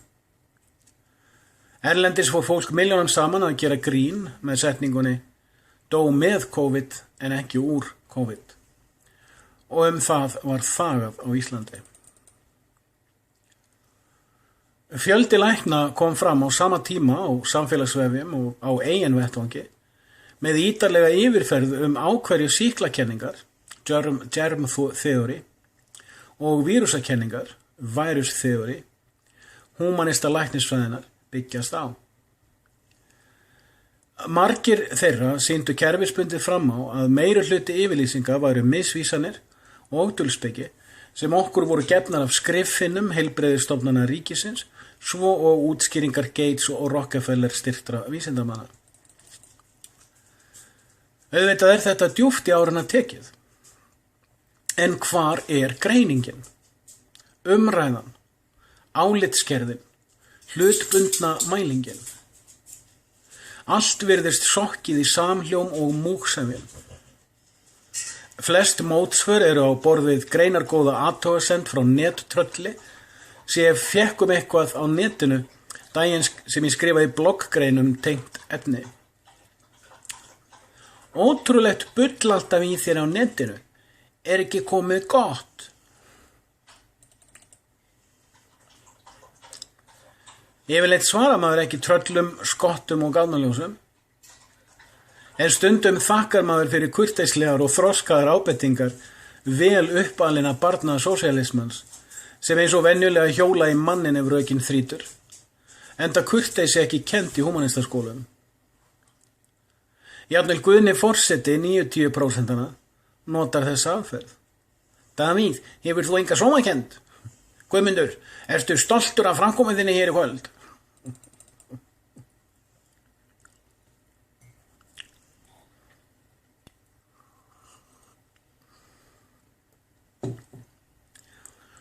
Nær öllum þeim læknum sem gaggríndu múgsefjun fjölmiðla og stjórnkerfa á netinu var ýmist eitt út af marxískum stjórnendum samfélagsmiðla, hvar sem því var viðkomið, eða stökum myndskeiðum þeirra og greinum eitt út.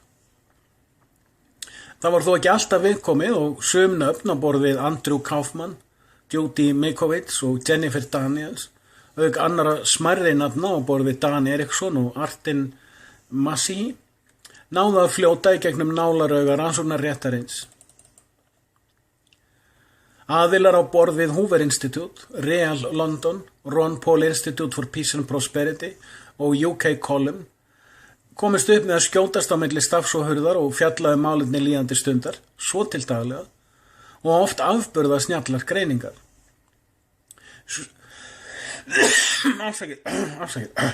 Glemd að íta á pásu.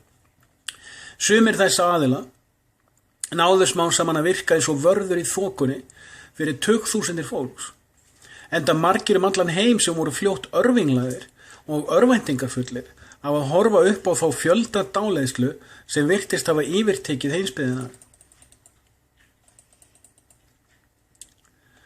Það var áhugavert til að mynda að fylgjast með hvernig útskýringar margra vísindamanna á fyrirbærinu exosomes voru algjörlega sniðgangnar eða þegar vinstri fjölmiðlar og margir aðrir keftust að djöflamerkja Judy Mikovits.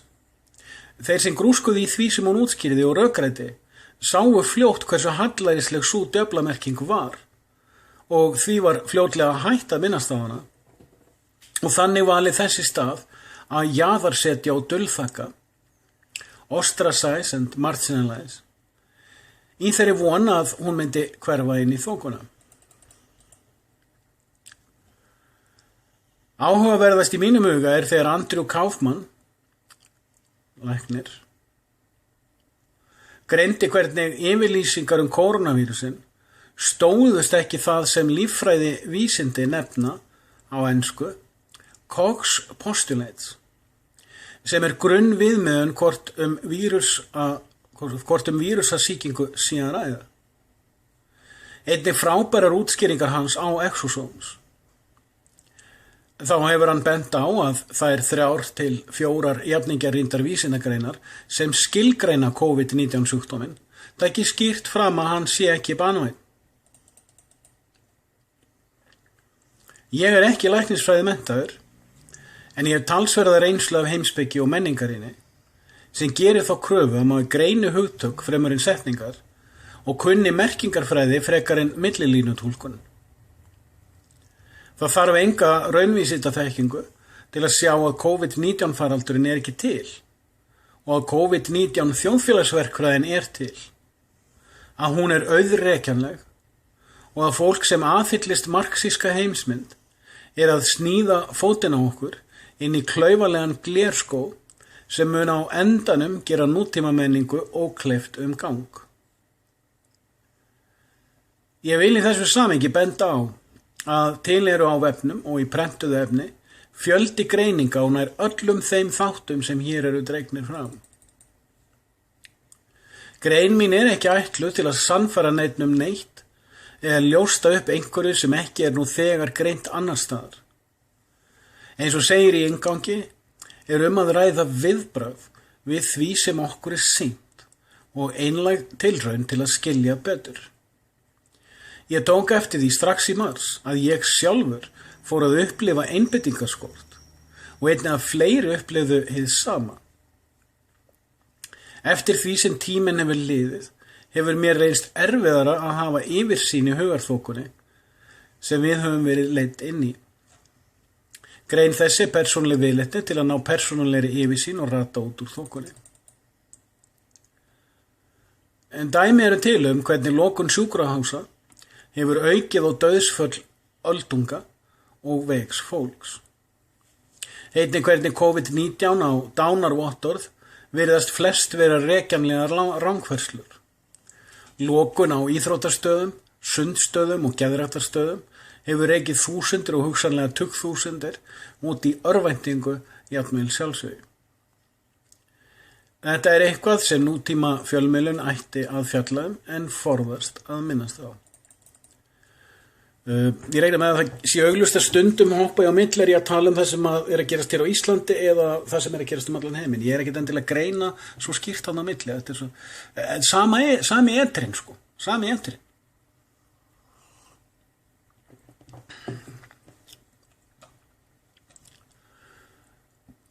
Ríkið sem að hluta til hugsað sem málamiðlun á milli stjórnleysis og stjórnfrekju hefur breyst í óvininn sem að rústa samfélaginu og þorpsmarkaðnum, frekarn að vernda og vökva. Sérfræðingar stjórnmála, vísinda og fjölmiðlunar hafa reynst sekir verstu upplýsingaóreiðu, information entropy, allra tíma, leið og þeir hóta fleiri reglugerðum, grimmilegum hreinsunum og lokunum á þá sem sportna gegn óreiðunni. Rétti svo myrkar miðaldir skollnar á aftur.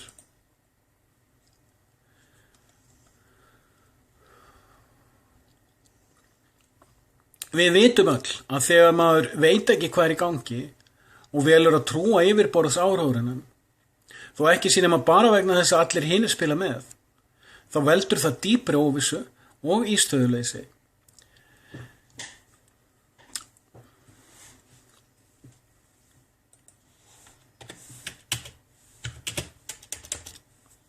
Það þarf að byrja aftur á þessari efnisgrein.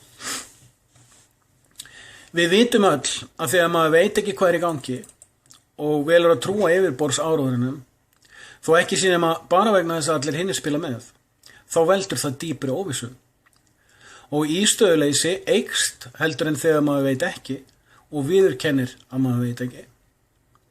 Þegar maður eins og heldur að maður viti og það síðan stenst ekki og maður neitar að viðurkenna það, endar það í innri óreiðu og upplausn bæði í einkalífi og samfélagslífi. Þetta veit Frankfurt-skólinn, móðurskóli 11. kenningarhópsins, og hefur opinberlega nýtt sér í áratíði.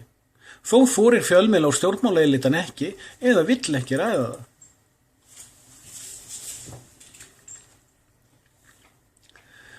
Umræðan náttúrulegar afurðir. Afsakið, byrja hljóp hérna aðeins yfir. Ég rak augun í stafsningavel. Ef þú stundar útivist og færið í þig D-vitamin frá sólinni, ef þú drekkur sítrónuvatn daglega og ef þú borðar olíur á borð við smjör og lýsi, þá eiga vírusar mjög erfitt með að valda þér veikindum. Sérstaklega á þetta við lýsið. Þegar ég veiktist af lúnabólkunni 2017 var mér bent á að drekka te úr blóðbergi, sem á ensku heitir thyme. Eftirköst veikinnar voru langvinn eftir að hitasóttin á rafstigið. 2 bollar af blóðbergstei löguðu þá einum degi.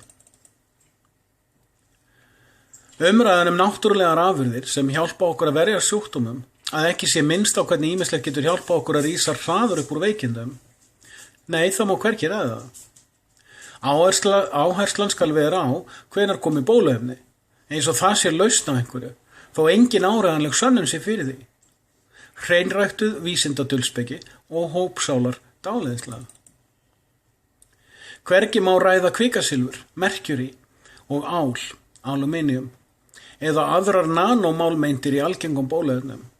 Og hvergi bent á að nær allstaðar í öllum þeim héröðum þar sem koronavírusin stakk sér niður í vetur og vor, var nýlega búið að sprauta í fólk bóluefni við flensu og enginn spyr hina augljósu spurninga. Hvað var í sprautunum? Það var dálítið merkilegt hvernig fjölmiðlar vildu helst ekki ræða lyf á borð við hydroxychloroquine,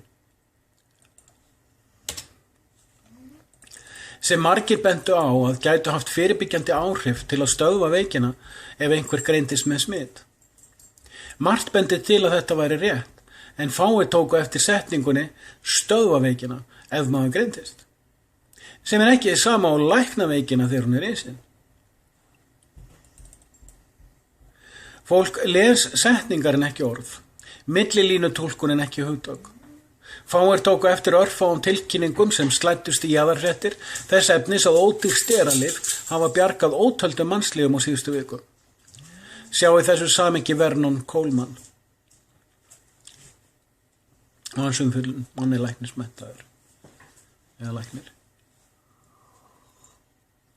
Og svo til daglega með vídeo, 10-15 mínúna vídeo, sem hann fer yfirlega og allt bakkað upp með efni sem hann hefur byggt á netinu og í bókum sem hann hefur gefið út.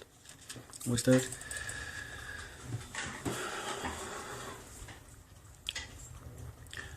Þegar þetta er ritað var lyfjaeftirlitin í Bandaríkjunum og Bretlandi banna notkun hydroxychloroquine við þessar aðstæður.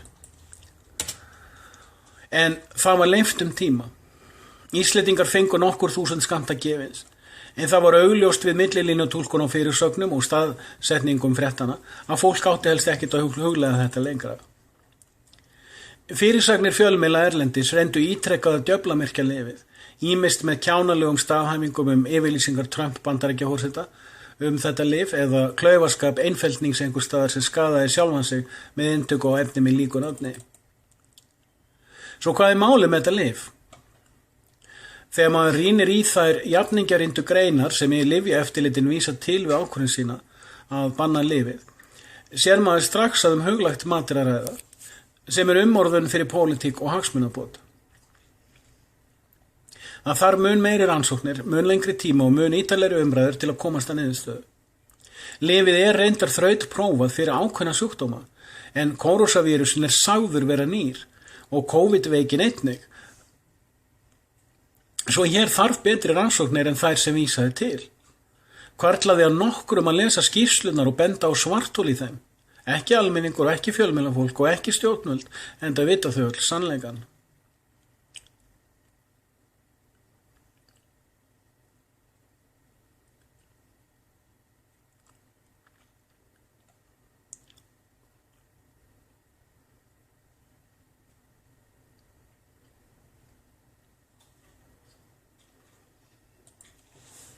Ég held ég þessi stafsningaverðlag.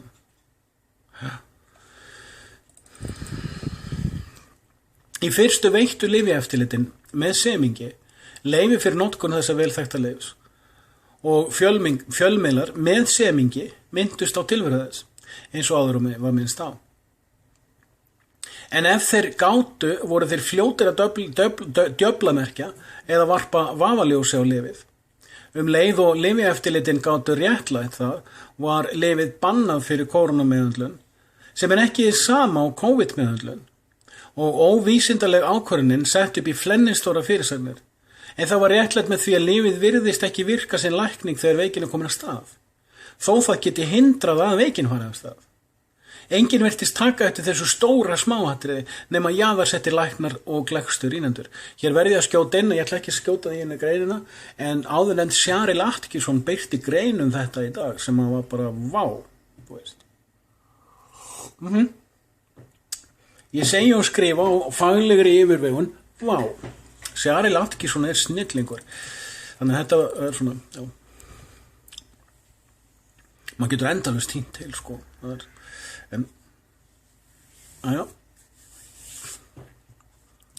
Samtímis þessu kom Boris Johnson, forsætisráðherra Breta, fram og lýsti því yfir að bresk læknavísindi hafi á fáeinum vikum unnið þrotlaust starf við þróun á nýju lyfi, dexamethasone, sem gefur góð loforð. Þetta lyf ekkert þekktara en hydroxychloroquine, heldur vel þekkt berklalyf. En ég tók ekki eftir hvort það er af steroid, samanber hér framar. Hingað til hef ég rætt sálfræðina og samfélagsverkfræðina, hvaða túlkun haldið að okkur og hversu varasöm hún er. Ekki síst fyrir að samtími okkar hefur talið sjálfum sér trú það í rúma öld að við búum við raunvísindi og menntun en ekki dulvísindi og dáleiðslu. Ég hefði kannski átt að byrja á stóramálinu, sem ég var iðin við fyrstu vikur áróðursins að spyrja nær daglega á vefnum þar til ég sá að enginn vildi raunvísindi. Stóra spurningin sem enginn spyr. Hvað er skimun? Hver er greiningin? Er hún vísindaleg og áreiðanleg eða dulspeki og huglæg túlkun? Strax í upphafi spurði ég þessara spurninga hvarvetna sig stakk niður fótum í rituðu máli í samtölum eða upptökum. Hver er greiningin og hvernig er hún framkvæmd? Enginn fjölmiðill spurði þessara spurningar. Enginn vildi ræða þetta. Enginn vissi svarið. Ef þú horfir á Hollywoodmyndir og ef það hjúpa heimsmynd þína, þá sérðu ekki hversu mikilvæg þessi spurning er. Þó til séu fjöldi heimildarmynda sem segja þér frá lífsýna greiningum, þá sérðu ekki glöggt hvort sé að ræða sölumennsku og áróður eða raunverulega heimildavinnu og rannsóknir. Til einföldunar skulum við ræða eina uppskrift heimildaþátta sem er svo vinsælasta. Í 50 mínútur manni sýnd smáskot af einhverju en hvert myndbrot aðeins örfáar sekúndur. Allan tíman spilað á vitundina með tónlist sem hefur misvísandi áhrif á tilfinninguna.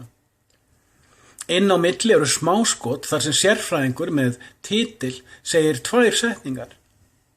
Þetta endurtekið út myndina og maður nær aldrei að spyrja spurninga og maður tekur ekki eftir vafaatriðum eða svartholum sem skauta framhjá og maður nær aldrei dýpt í samtölun og myndskotin.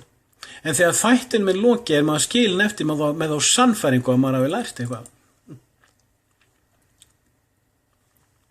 Rýnir maður dýpra, svo sem að sækja bókasafni og lesa hana, leita upp í fyrirlestra efni á vegum ýmissa háskóla eða umræðuborð, discussion panels, frá mismunandi hliðum, eða fyrirlestra frá óháðum sérfræðingum og leikmönnum, sér maður fljótt að heimildamyndin var hluti áróðusvélar sem viðheldur tiltekinni heimsmynd, hvort heldur hún af trúarlegum hvötum eða stjórnmálatófum.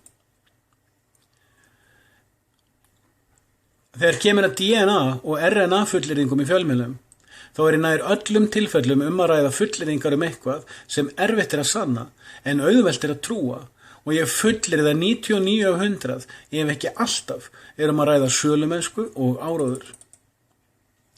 Ég fór eitt sinn á bókasafnið og sótti mér 1200 sína bók DNA-fræði og hafði gaman af að klukka í hana. Það sem ég ekki fræðingur í efninu og það bæði þurrlegt og fræðilegt, lengdi ég útlánið 3 svar og var með bókina á lesborðinu í 4 mánuði og gluggaði í hana af og til.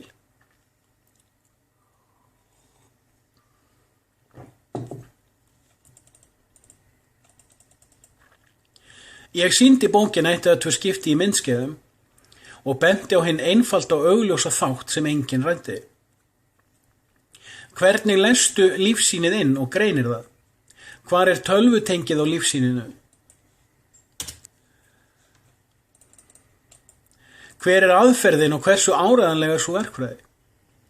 Vísindi finna upp hluti og feta ótrónar slóðir og vinna með sín, en verkfræði vinnur úr því sem vísindin finna. Að smíða flugvél verkfræði. Það voru vísindi þegar Wright-bræður uppgötvuðu að hægt var að fljúga. Eins og áður hefur komið fram hef ég lesið blóðgjafir, frumufræði, darwinisma, rétt eins og með DNA og RNA og þann frá mismunandi hliðum. Ég hef aldrei lesið eitthvað til þess að viðhalda heimsmynd minni, en því miður virðast flestir gera það. Enginn fjölmiðill spurði eftirfarandi 2 spurninga. Hver munurinn á nefstrókum og kokstrókum og hvernig á að vita með vissu hvor strókan hentar? Hvernig lífsýni strókunar fært inn í tölvu? Enginn tók eftir að orðið skimun blekkingarorð til að fela að greiningin spámennska.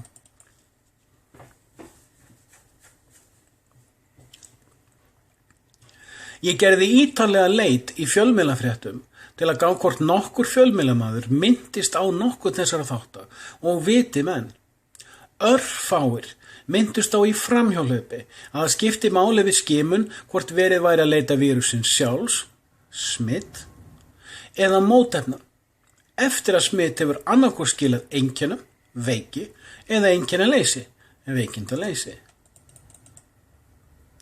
Ekki einn einasti fjölmiðill, fattur að hvað þessi stutta efniskin humongusly huge, bara svona spólaði tilbaka, ég ætla ekki að lesa náttúr, ég er búin að lesa svo margt tvisvar. Ekki einn einasti fjölmiðill ræddi spurninguna hvað mótefni, hvað þá hvernig það sé greint. Enginn benti á, það hvítt blóðkorn eða það prótein eða hvað það? Og hvað eru T-cells? Ekki einn einasti fjölmiðill ræddi spurninguna hvað mótefni, hvað þá hvernig það sé greint. Enginn benti á að meirihluti fólks væri nú þegar með mótefni, að þér virtist. Og vírusinn því alls ekki nýr, novel, en hefði þó aldrei fengið veikina og því veikin hættulaus, en það væri þó fullyrðingin faraldur fallinum sjálfa sig. Augljóst þegar hér komið sögu að heimsmyndar áróður í gangi og ástæðan einnig. Meginfjölmiðlar vilja helst ekki viðurkenna að af þeim greiningum sem fram hafa komið, ekki skimunum, hefur mæling sýnt að 90% af smituðum urðu aldrei veikir og að 90% af þeim sem dóu með veikina dóu úr öðrum sjúkdómum.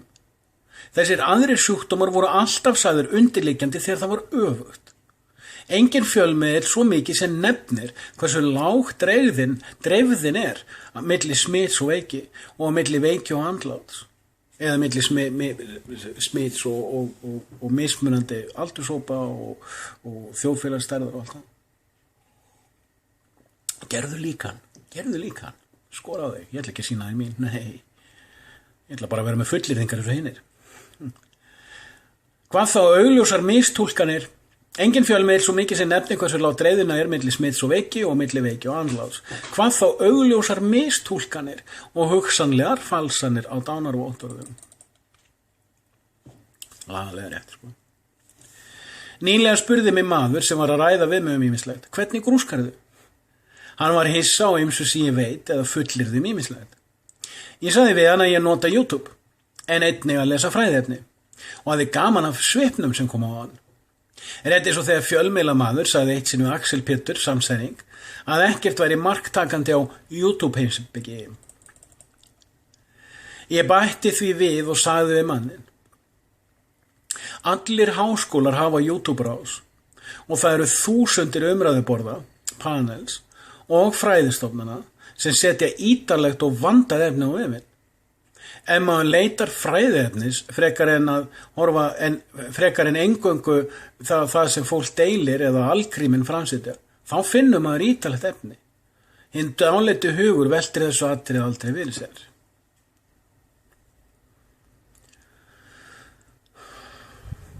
Það er eins með vefinn að læknavísindin og jafningjarýnd vísindi hafa nær allt vísindaefni aðgengilegt á veraldarvefnum. Flest þessi heimildasöfn krefjast þess að maður innskráði sig og sum þeirra að maður greiði fyrir áskrift. Ef maður segir fjölmiðlafólki og gáfnaljósum að maður noti netið í heimildavinnu, þá merkir það ekki að maður noti bara infowars.com eða Wikipedia. Þegar ég nennti ekki að lesa Summa Theologica eftir Thomas Aquinas, Þegar ég nennti ekki að lesa Summa Theologica eftir Thomas Aquinas af bókasafni, sótti ég hljóðútgáfuna á LibriVox. Settist því næst í þægilegan stól og hlustaði. Já, ég hef grúskað í mesta fræðimanni skólaspekinar, skólastisism, beint af netinu, þvílíkt fúsk. Ég las einnig Das Kapital af marxists.org, svo minnst sé á það kjánaverk. Karl Marx skrifaði ekki bók 2 og 3 sjálfur og bók 1 var hreinrituð og slípuð til af öðrum. Áhrifamesti heimspekingur allra tíma. Og bara fúskari, ómerkilegur, legari og fúskari. Ok. Marx kláraði aldrei háskóla og allar hans tekjur voru gjafir frá öðrum og hann sólundaði því öllu í vitleysu. Ég fullyrði að marxismi er sálfræði sem þykist vera heimspeki og kemst upp með það í orðagjálfri og hugtakaflækju. Því betur sem ég grúska, því meira er ég hissa á að enginn hefur afeitrað marxisma með agaðri og snjallri orðræðu því það er svo auðvelt. Enda er marxismi hreinræktað klúður og ekkert að viti í honum efnahags- og þjóðfélagsmál.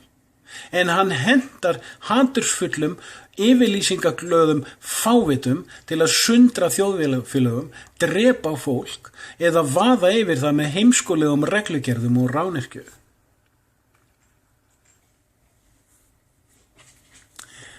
Til gamans má skjóta hér inn þegar innlendur stjórnmálamaður skipti sér af einum samræðuþræði sem ég tók þátt í. Konan okkur, sem er einn færasti grúskari sem ég þekki, hafði gert stöðufærslu sem spurði vandaðra spurninga þjóðfélagsþróun hérlendis. Ég skaut því inn í athugasemd að það sem hún ræddi hefði verið margrætt innan Frankfurtskólans. Þá kom athugasemd frá þessum vel þekkta elitusnillingi að ekkert mark væri takandi á svona samsæriskenningu.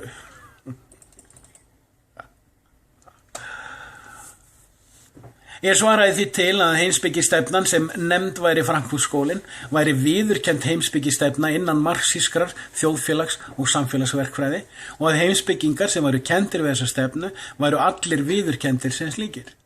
Því næst benti ég á ítarlegar greinargerðir þetta á marxists.org og ennfremur slóðir á íslenskar fræðigreinar sem birtur eru á skemman.is, einu aðal fræðasafni Íslendinga. Snillingurinn svaraði með því að djöflamerkja konuna sem stofnaði þráðinn og hóta henni.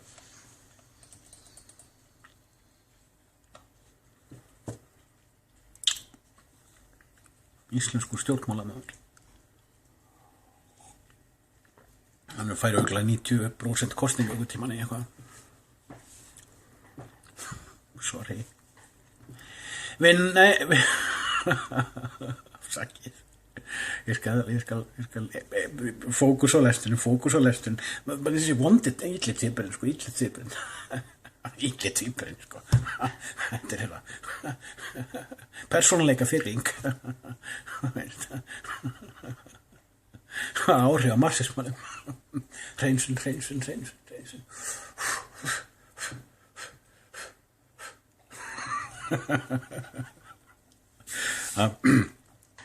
Við nánari leit á því hvernig greiningin væri og eða skimunin á SARS-CoV-2 fann ég út að mest notuð svonefnd PCR-skimun sem ýrir upp ákveðin RNA-efni í sýnum á sýnabökkum, assays, til að finna fyrirfram gefin mynstur. Til þess að gera þetta þarftu áreiðanleg sýni til að finna fyrstu mynstrin, en sú grunnvinna getur verið tímafrek. Aðalega notuð RT-PCR-skimun í tilfelli koronavírusins. RT stendur fyrir real time. Heldur að geti verið ef við lesið mér aðeins til. Heldur að það sé smuga. Svo fræðilegur möguleiki. Ok, alvarlegur. Þetta er alvöru mál. Það er ekki hægt að taka þennan nútímaðinn eða alvarlega. Það er bara ekki hægt. Sorry. Ok, fókus. Hér verður að koma fram að John Magufuli, forseti Tansaníu, neitaði að loka landinu fyrir ferðamönnum og lét á það reyna að PCR-skimanir gáfu smitniðurstöður fyrir sýni úr ávöxtum og geitum. Gerði hann grín að farsanum og fyrir vikið var gert grín á honum í sósíalistafjölmiðlum samhljómsins og hans fór jaðraður og þaggaður. Ég geti rétt ímyndað mér að afbókanir til Íslands séu núna bókaðar á safariferðir, nema Íslandsstofa Elísu Reid eigi töfrasprota. PCR var fundið upp af Kari Mullis fyrir það bil 4 áratugum. Hann var efnafræðingur sem dó í ágúst 2019. Skildi hann hafa verið drepinn. Hann hefði flett úr þessu. Ok, þegiðu Guðjón. Lestu Guðjón. Hinn Guðjón. Þegiðu vondi Guðjón. Fyrir ekki, ég ætla bara að taka pásu og smók. PCR var fundið upp af Kari Mullis fyrir ég bara get ekki tekið þetta alvarlega lengur. Sorry, þegar ég séð tölur í dag af smiti og dánatölum og bara horfi á það og segi já.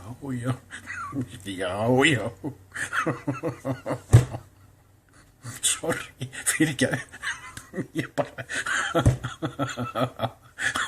heimskur hlæra eigin fyndni, ok. Ég ætla ekki að hafa mér eins og íslenskur útvarpsmaður.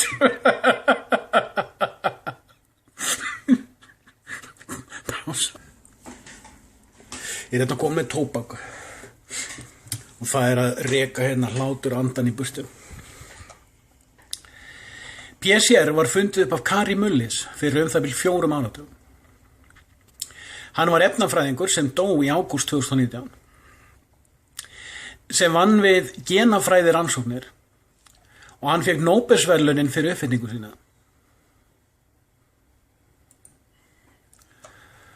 Engin fjölmiðill hefur mér vitanlega bent á þetta og það ætti að vera rautt flagg þegar almenningi er vísvitandi beint frá raunhyggju og ábyrgri rannsókn.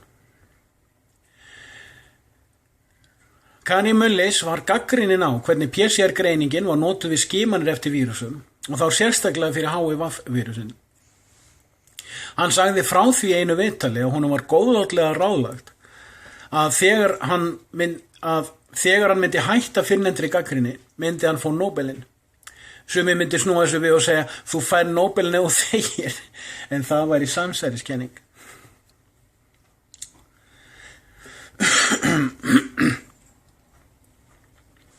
Þá liggur beinast við að spyrja sjálfan sig, hvað það sé fleira sem PCR-greiningin sé notað á. Flensufaraldrar eru árlegir viðburðir allan heim.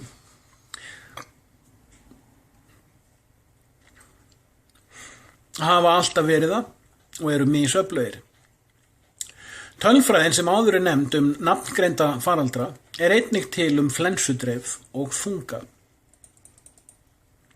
Engin fjölmiðill rýndi í þetta og eins og áður hefur komið fram hafði ég sjálfur sett upp tölfræðilíkan sem hafði sannað fyrir sjálfum mér að dreifðin á COVID-19 var á engan hátt meiri en öflugar flensu og að veikin sjálf væri ekki öflugri en flensuveiki. Einnig var mér ljóst að efast mætti túlkunina sem grundvallaði hvaða sjúkdómur væri skráður í meirihluta dánarvottorða.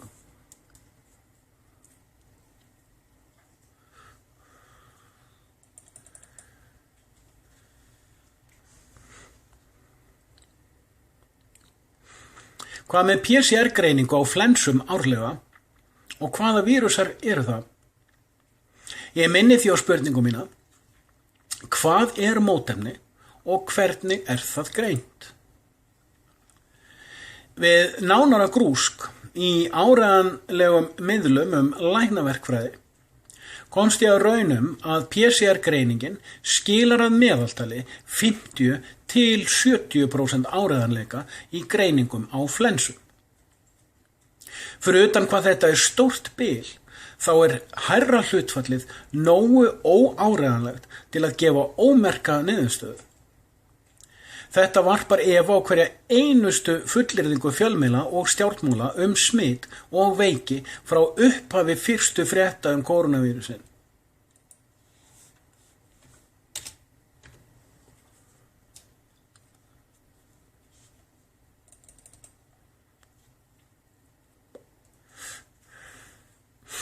Engin fjölmiðill hefur gert greiningar á þeim þúsundum og tugþúsundum falskra greininga, falsks smits, false positives og smitleysis eða nota tækifærið til að greina frekar. Ég minni á að hér er ekki gagnrýni á vísindin, heldur greining á þjóðfélagsvélun og dulspekivísindum. Til að mynda eru notaðar í COVID-19 skimun mótefnagreiningar sem skima eftir 5 tegundum mótefna, allt frá eldri til yngri. Ég endurtek. Jennifer Daniels tók þetta fyrir. Þessi upplestur fyrir fram 3. júlí, það er bara vika síðan Dr. Jennifer Daniels fór nákvæmlega ofan í þetta. Þannig að þú getur bara finnur vídeó þennar bara á síðustu viku júní. Hún gerir bara 1 eða 2 vídeó á viku, svo það er auðvelt. Og þú græðir hvort og hlust á hinn vídeónina svo. Og Jennifer Daniels, hún fer alltaf ofan í documentation. Hún fer alltaf ofan í public research, alltaf. Það er alveg bilaðar greiningar sem hún gerir. Snillingur. Þetta er líka búið að taka henni lífið. Þegar sama greiningin virkar á 5 mótefni, þá lítur sama lækningin að vera til fyrir 5 afbrigðum veikinda sömu ættar og bæði greiningin og lækningin að vera löngu þekkt. Margar útgefnar og jafningjarýndar greinar vísindamanna fullyrða að mótefnin sem leitað sé eftir bendi til þess að þetta hafi þegar verið vitað áður en faraldurinn var espaður upp í fjölmiðlum og vitað að mótefni myndi finnast í meirihluta fólks. Svona nokkuð hefði kallast skúp fyrir rannsóknarblaðamenn fyrir fáeinum árum.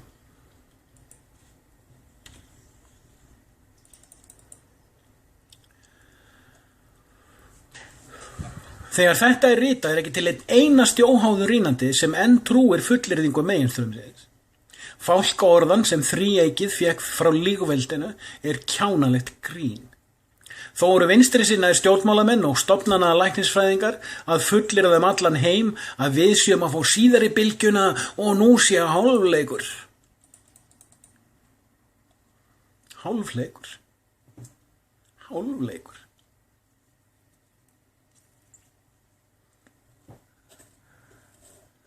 Erum við í game?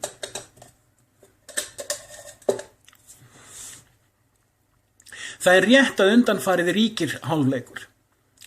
Því sú augljósa áróðursvélun sem heimsbyggðin hefur verið beitt síðasta hálfa árið með fullkomnum árangri er greinilega vel hönnuð og vandlega skipulögð og ennfremur framkvæmd í fullkomnum ásetningi. Brota viljinn til glæps gegn mannkyni er auðsannaður og augljós öllum sem iðkar gagnrýna hugsun og ábyrga heimavinnu.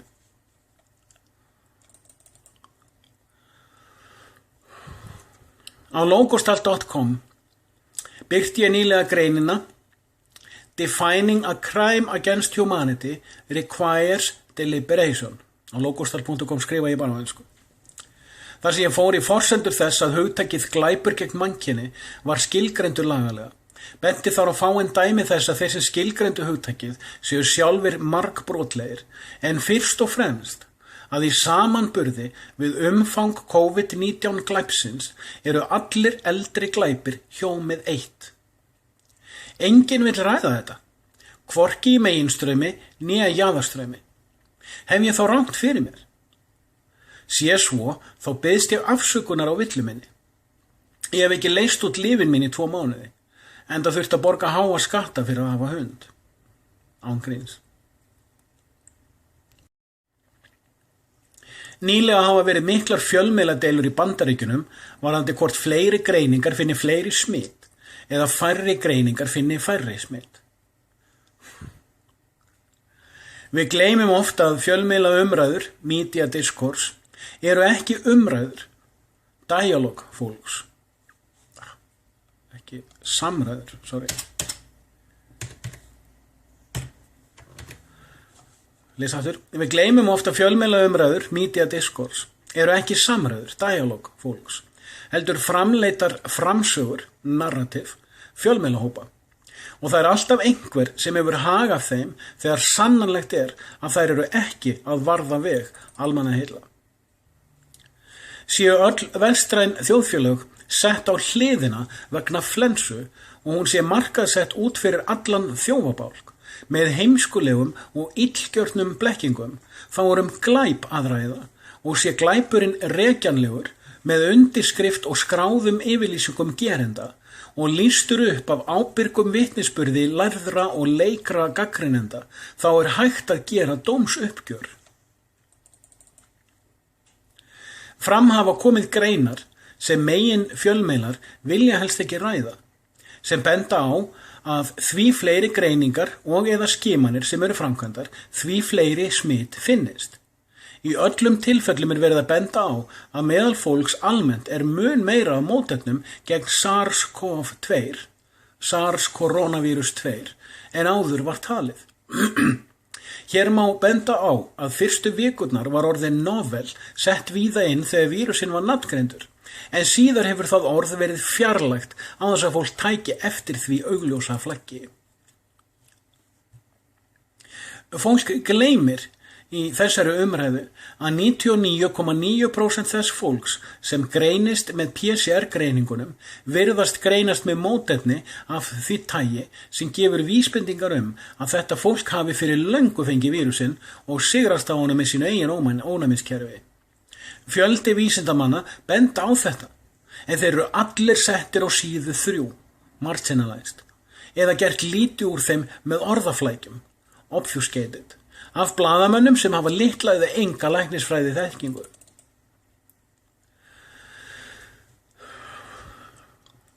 Fólk trúir oft á lykilorðið vísindi, eins og fólk á miðöldum trúði á djöfla og dísir og svarta ketti. Í nýlegum viðtalsþætti meginfjölmiðla við Guðmund Franklin Jónsson, forsetaframbjóðanda, var lykilorðið vísindaleg könnun notuð til að gera lítið úr öðrum könnunum sem hann hefur vísað á. Ítrekkað var reynt að skjóta á hann að hann væri ekki að taka mark á vísindunum, en hann gat fimlega bent á að þessi svokallaða vísindalega könnun var gerð með sambærilegum hætti og þær sem hann vísaði á. Spyrillinn var fljótur að skipta umræðuefni, en það ekki hægt að halda fram að eitthvað sé vísindi nema það standist vísindalega rýni. Þetta vita 11. kenningar sósíalistar og aðrir samfélagsfræðingar þráttar kenningarinnar, dialectical materialism. Ég bendi á þetta síðasta því meginþorri fólks og meiri hluti sósíalista og marxista vita ekki hvað þráttarhyggja eða þráttarefnishyggja. Og þó hún sem heimspeki sé auðsæranleg, spellbroken, þá hefur nær engin samtímamaður skrifað þráttarræðu, dialektik, til að sýna það.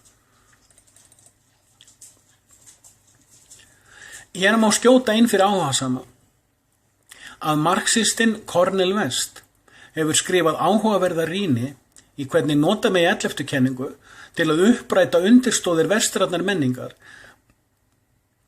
og eru þau fræði iðkuð. Enginn segir þér frá þessu eða útskýrir nánar. Cornel West mjög virtur innan marxismans í dag.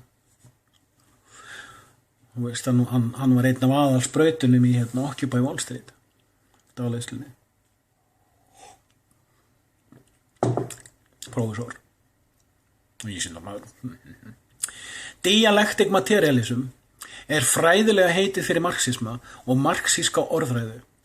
Hugtakið dialectic ýmist þýtt sem þráttarræða eða rökræða, en dialectic merkir í raun sjálfgagnrýna orðræðu.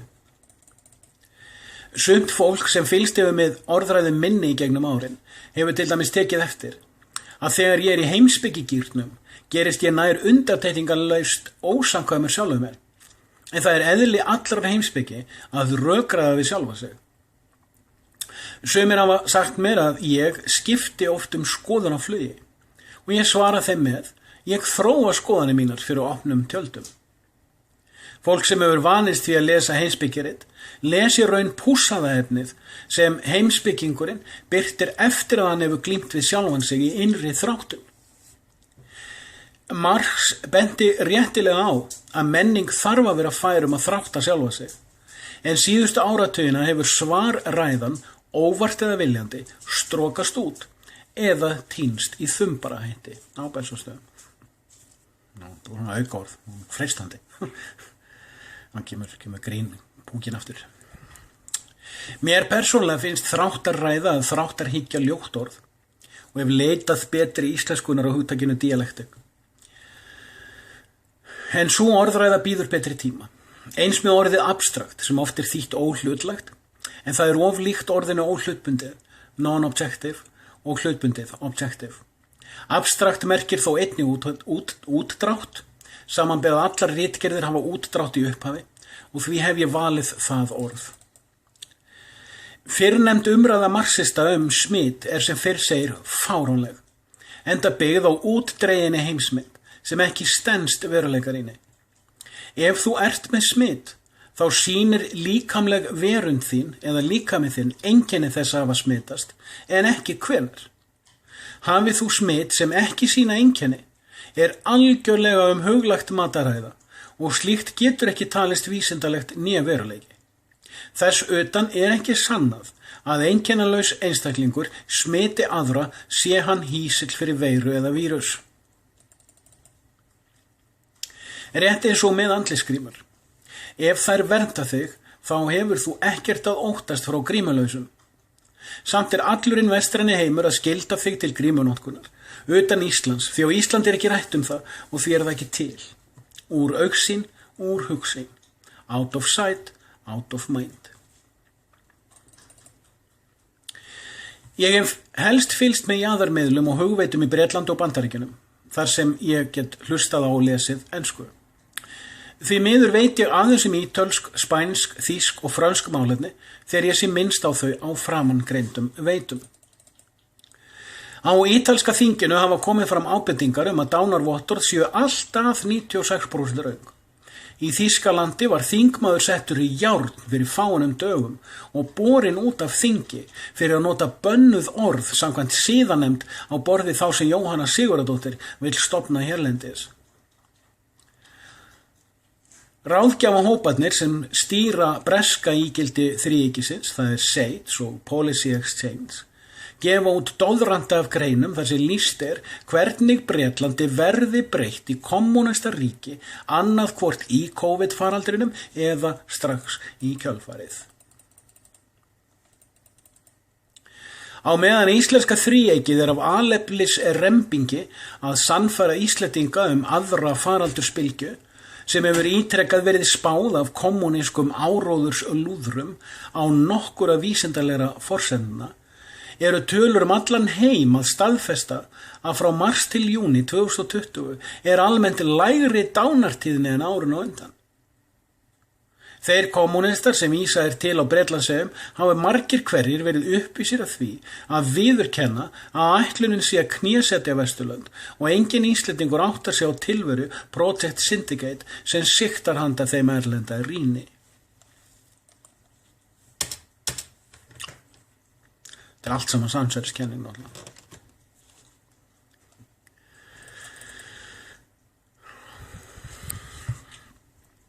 Samtímis kjósa Íslendingar sér forseta sem hefur ekkert til málefnalegrar umræðu að leggja annað en að hann sé sameiningatákn þjóðarinnar og enginn innir hann eftir hvað þessi tvö útdregnu trúarhugtök tákni eða hvernig þau skildu útfærð.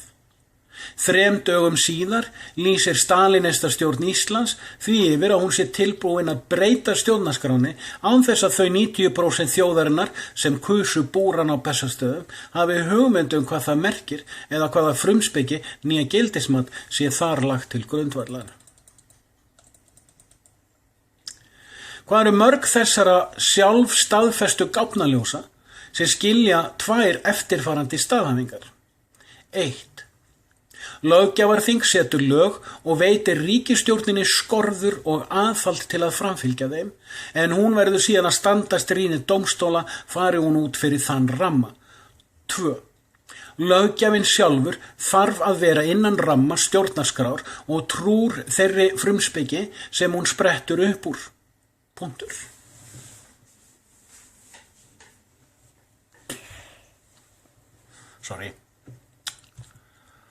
Ég minni á nýlega greiningu sem í myndskeiðasafni mínu, þar sem ég sannaði að hvorug þessara staðhæfinga hafa verið í gildi hérlendis síðan 1944.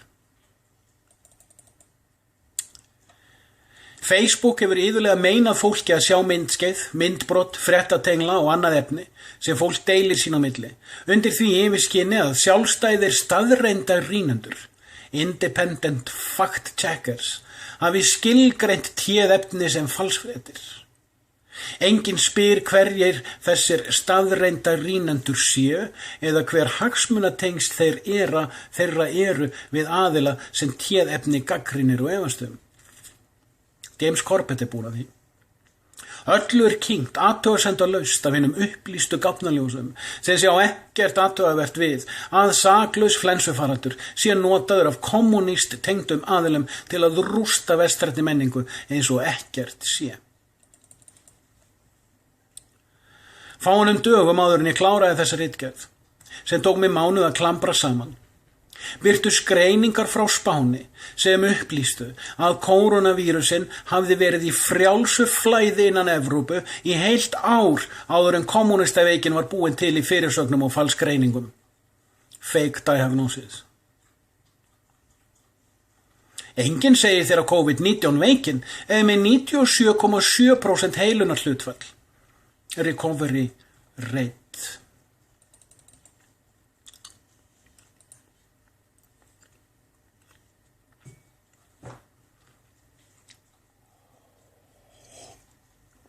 Þá næsti kafli, heimsmynd og stjórnmál.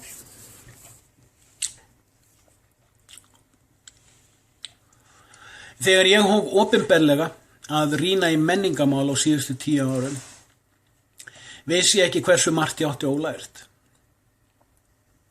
Ég hafði enga hugmynd hversu vandlega íslenskur almúgi heila þveginn menningar og alþjóðamál. Því meir sem ég grúska sjálfstætt í þessum málum, því minna fylgist ég með innlendum fjölmiðlum, sem sífellt meir virka á mig sem barnalegt og klaufalegt klám.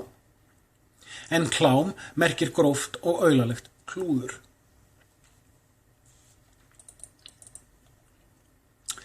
Þetta ein ástæða þess að ég fer iðulega ofan í hvort hugtök séu til á íslensku eða ekki, og hef þurft að smíða sum þeirra hugtaka sem ég nota. Og tek oft fram í rituðu máli hvert enska hugtakið sé, svo lesandi sem þekki betur erlendar umræður vegna skorts á vandaðri rýni hérlendis, hafi staðsetningarstika, location parameter.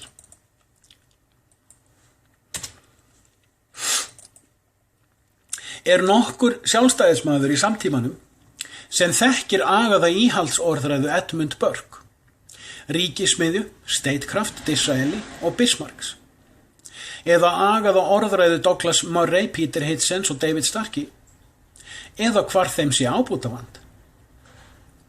Mér sýnist flestir sjálfstæðismenn samtímans vera útþynnt útgáfa fransk-þýskra krata, sósíaldemokrat, eftir stríðsárana. Ég hef hvorki séð agaða orðræðu né umræðu hérlendis ríkismiðju og ríkisráðsmennsku, en ritun þau efni voru til hérlendis í upphafi 20. aldar. Þessa dagana Stalinskæja, ekki Stalinskækja, heldur Stalinskæja, að herða skrúfurnar, þessa dagana Stalinskaya, að herða skrúfurnar á hvernig íslenskt skjalavald skuli bregðast við loftslags- og umhverfis áróðri heimsmarxismans sem oft nefnd alþjóðahyggja eða globalism. Hundruðir Íslendinga sem sjálfir hafa grúskað í hvað sé satt og logið í þeim bransa vita að verið að tróða íslenska þjóðríkinu inn í hakavél. Ekki vita þeir allir að heimsmarxismin allur samstíga í hvers konar áróðri sé beitt og hvert markmið hans sé. Fáir benda á það né með góðum rökum. Í COVID-fléttunni áróðurinn nú dulinn undir hugtækaflækju og orðhengilshætti Frankfurtskólans og 11. kenningar. Einbeitingar skortur okkar allra áberandi, eins og skrítinn, óþekktur andi svífi yfir vöttunum félagssálarinnar. En þeir sem helst hafa aftur náð tökum á huga sínum þeir sem rituðu sig eftir vörðum vandaðrar frumspeki burt frá flækjaandanum. Í síðustu viku júní var viðtal á Rás 2 eða Skrúfjú við prófessor í umhverfis- og auðlindamálum hvernig íslenskir marxistar ætla sér með góðu eða illu að tróða okkur öllum í rafbíla fyrir 2030. Spyrillinn sem tók viðtalið bar ekki fram eina einustu spurningu sem þvingað gæti prófessorinn til að sanna mál sitt eða standa fyrir heimsmynd sinni. Og vera heimsmynd sína. Látum að standa. Því lengra sem á viðtalið dró var meira áberandi að spurningarnar virtust óskaspurningar prófessorsins. Engin rýnispurning kom heldur varandi hinn svokölluðu vísindi prófessorsins. En ábyrgum blaðamanni hefði verið auðvelt að sýna að þau dialectic materialism eða þráttarefnishyggja á að vera. Með þetta hreinu. En ekki raunveruleg vísindi.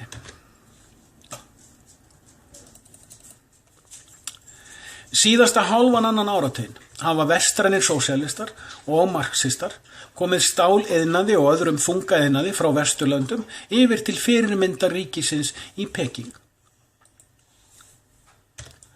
Ríkis sem með áhuga veitir vestrænum skoðanabræðurum sínum stuðning í þráttarmálefnum og með fjármagni.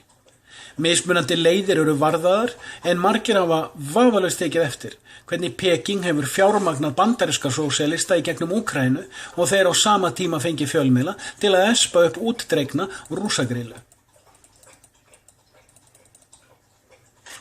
Aftur sama mótilið, aftur. Engin ræðir lengur súrt regn eða eyðingu regnskóga enda markmiðum þeirra lygaspuna löngu náð, sem var eyðing mismunandi geira vestræns kapitalisma. Áróðurinn gegn reykingum eyddi einum öflugasta lobbyisma Vesturlanda og kom öðrum marxískum að tróginu í staðinn.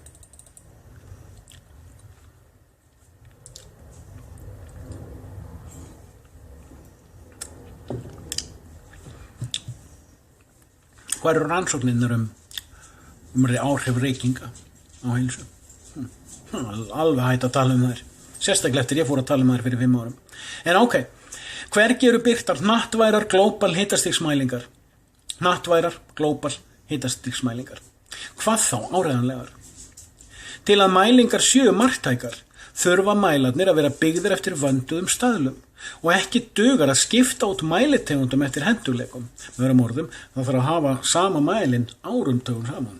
Eftir sama staðli, má endurnýja þegar hann slitnar en hann verður þá eftir að vera úr sama efni, sama staðli, sömu byggingafræði.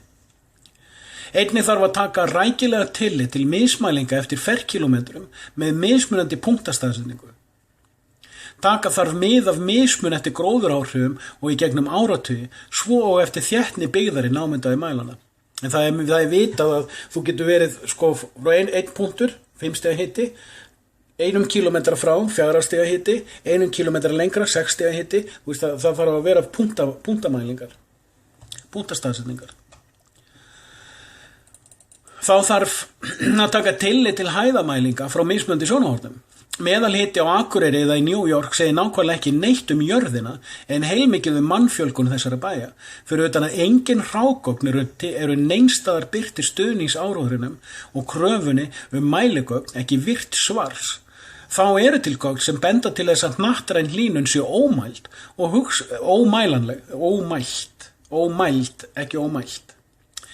og hugsanlega illmælanleg, en það jaðrað, flækt og þaggað. Ég ákvað að breyta þessari efnisgrein sem ég var að lesa og ég ætla að lesa hann upp á nýtt. Breytingarnar eru bara 2 orð en það breytir miklu. Þá þarf að taka tillit til hæðarmælinga frá mismunandi sjónarhornum og meðalhita í 100 metra hæð á sömu punktum. Meðalhiti á Akureyri eða í New York segir nákvæmlega ekki neitt jörðina en heilmikið mannfjölgun þessara bæja, fyrir utan að engin hrágögn eru neinstaðar birt til stuðningsáróðrunum og kröfunni mæligögn ekki virt svars. Þá eru til gögn sem benda til þess að hnattræn hlýnun sé hugsanlega illmælanleg, en það jaðrað, flækt og þaggað. Síðan en ekki síst þarf að taka sólarsveiflur inn í alla útreikninga. Og þær út af fyrir sig eru stærsta málefnið og hið áhugaverðasta. Raunhyggju fólki augljóst hvað hitar jörðina og hvernig sveiflur þess hitagjafa skipta máli, og það áhugaverð hrópandi þögnin þau mál. Það bara með loknið í fangið, sko.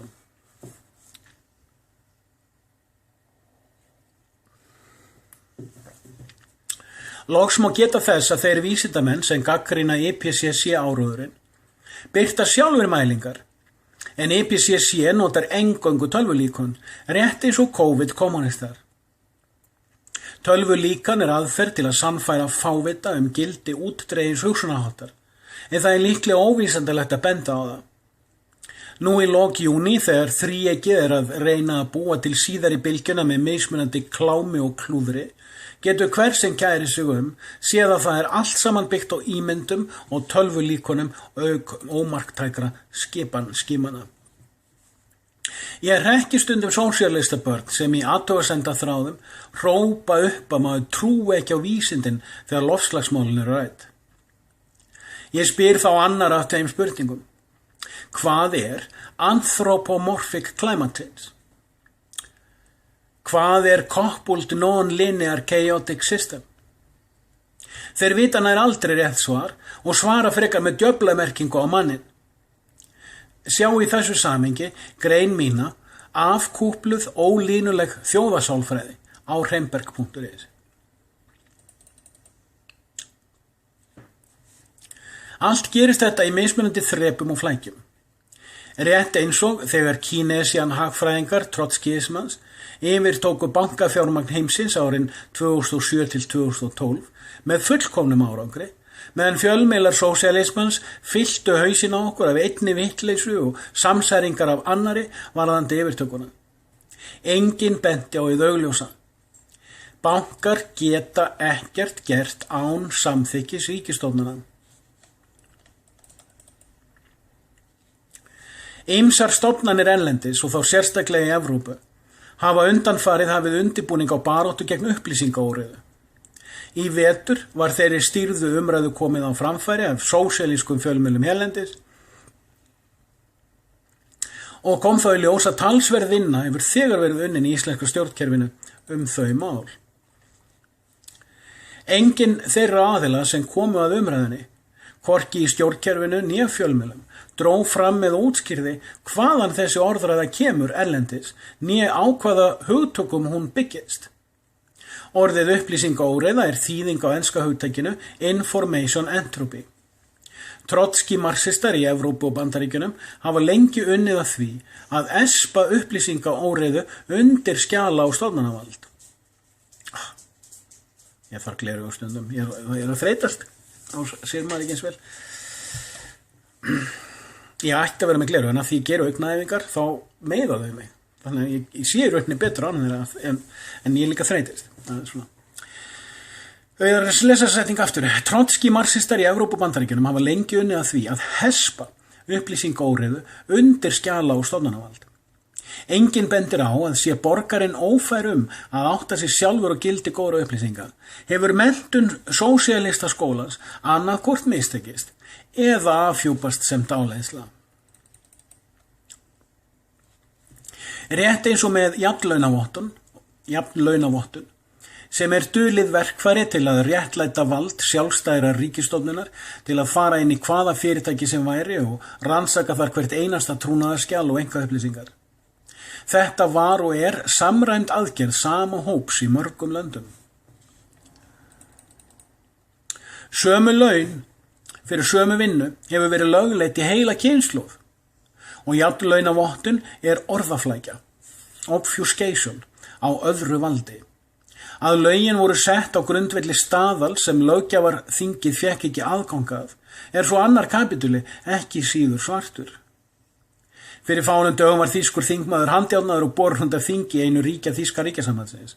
Fyrra orðræða hans var ekki í samræmi við reglugerð siðanefndar þingsins, sams konar fyrirbæri og Jóhanna Luxemburg Sigurðardóttir vill koma á hérlendis.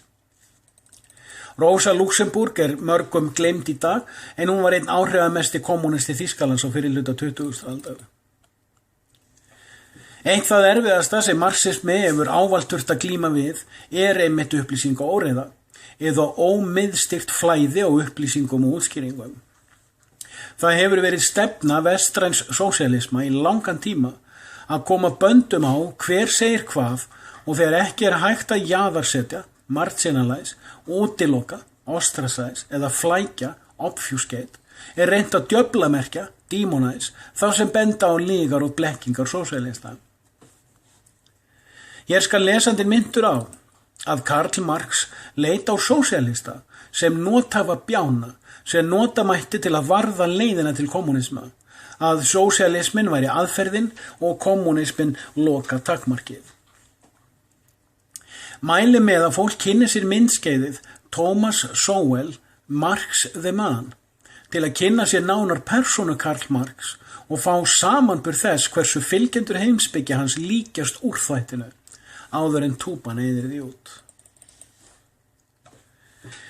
Þessi aðferð að beita skipulagðri upplausn, engineered chaos, til að koma böndum á orðræður og tafsa, attrition, að tafsa málefni þannig að fólk gefist upp og endanum þagni eða flæði með stýrða fjölda, vel þekkt aðferð.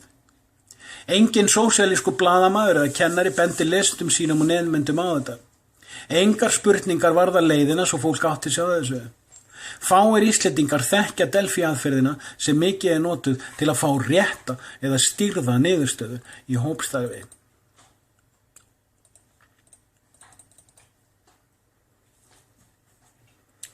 Já, að Delphi-aðferðin segja sumir að sé frá Ayn Rand, sem að margir líta á sem frálsykjukonu.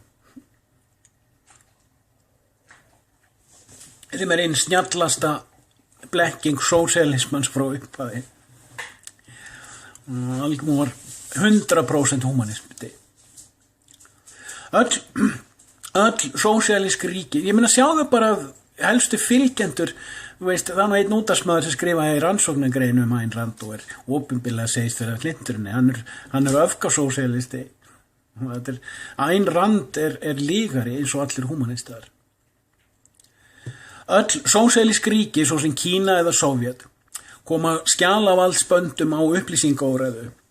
Öll beita þau ritskoðun og hugmyndalegum hryðjuverkum. Hérna vantar eitt staf. Sorry. Byrja aftur. Öll sósíalísk ríki, svo sem Kína eða Sovjet, koma skjalavaldsböndum á upplýsingaóreiðu. Öll beita þau ritskoðun og hugmyndalegum hryðjuverkum, ideological terrorism, til að villa almenningi sín. Loftslagsumræðan fullkomlega útdregin orðræða, abstrakt diskurs. Svo og COVID-orðræðan og einu vísindin sem þar koma við sögu samfélagsvísindi. Allt snýst þetta yfirtöku á skjalavaldi og menningarlegri sjálfskenningu, cultural self-identity, og útstrókun á þeirri öguðu frumspeki sem skjalavald hefur byggst á allar götur frá Hammurabi og Móse. Fór lesa eina setningu hérna aftur. Loftslagsumræðan fullkomlega útdregin orðræða, abstrakt diskurs. Svo og COVID-orðræðan og einu vísindin sem þar koma við sögu eru samfélagsvísindi og tölvuleikun. Nýlega komst í fréttir þegar lögreglumenn fóru á annað hnéð í Bandaríkjunum og Bretlandi til að sýna samfélagsverkfrædda samstöðu með marxískum áhrifahópi, Antifa og BLM. Enginn benti á hversu fáránlegt það væri, í það minnsta ekki hérlendis. Á sama tíma gerðist æðsti embættismaður eða permanent secretary breska varnarmálaráðuneytisins sekur djarfar pólitískar yfirlýsingar til stuðnings marxískum vélabrögðum sem hann skömmu síðar reyndi klúðurslega að breiða yfir. En hann ekki eini embættismaðurinn í fölskum ham. Ýmsar raddir bentu á það í téðum ríkjum að opinberir embættismenn eiga að þjóna skjalavaldinu undir einkunnarorðunum without favor or fear, passion or ill will. Embættisfólk á með öðrum orðum að þjóna lagavaldi og stjórnskipunarlögum, stjórnarskráð og konungi, án tilfinninga, óttahyggis eða illvilja. Og þetta eru frá Edvard III. Það ríkir svo hefð innan stjórnsýslu agaðrar lögspeki að opinberir þjónar ríkisins leggi persónulegar og pólitískar skoðanir sínar til hliðar þegar þeir þjóna í embættum og opinberum stöðum. Síðustu árin hefur þessi yfirvegaða ögun riðlast víða á Vesturlöndum og með öllu hrunin hérlendis ef hún var þá nokkru sinni iðkuð. Hversu oft hafa til að mynda íslenskir lögregluþjónar orðið uppvísir að því að krefja löggjafanum lög gegn upplýsingaóreiðu og hatursægð, hate speech, sem þeir í hugmyndalegum trassaskap kalla hatursorðræðu, hate discourse. Hversu mörg önnur dæmi þekkjum við síðustu ár, þar sem opinberi embættismenn og lagana þjónar krefjast þess að stjórnmál og löggjafi farið heimsmyndarlægum óskum þeirra í fjarstæðukenndum siðferðishroka.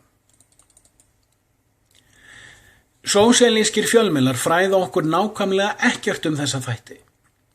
Fyrir tæpu ári síðan áttaði ég mig á að margir stjórnmálarýnendur á Íslandi fyrir sléttri öld þekktu vel þessi málefni og mörg önnur dýpri mál agaðrar orðræðu og hugmyndasögu vestrænna stjórnmála, lagahefðar og frumspeki.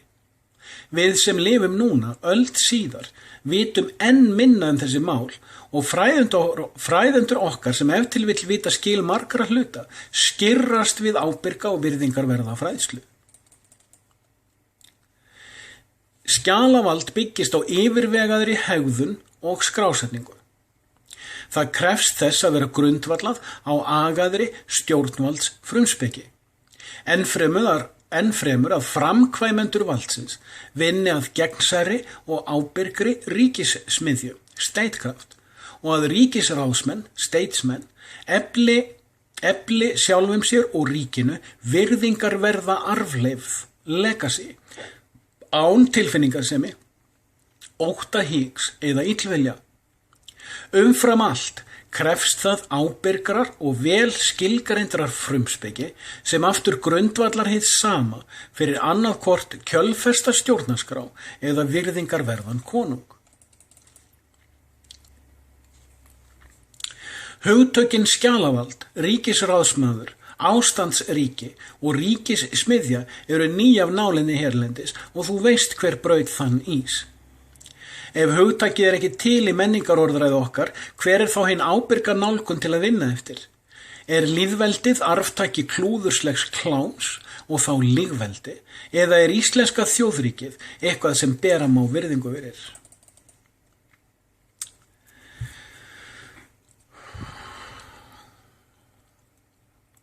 Þegar Guðni, forseti lýðveldisins frá 1944, sagði í sjónvarpssal 27. júní síðastliðinn að, tilvitnun hefst, við höfum aðeins einu sinni haft utanþingsstjórn frá 42 til 44, tilvitnun líkur. Starfstingavila.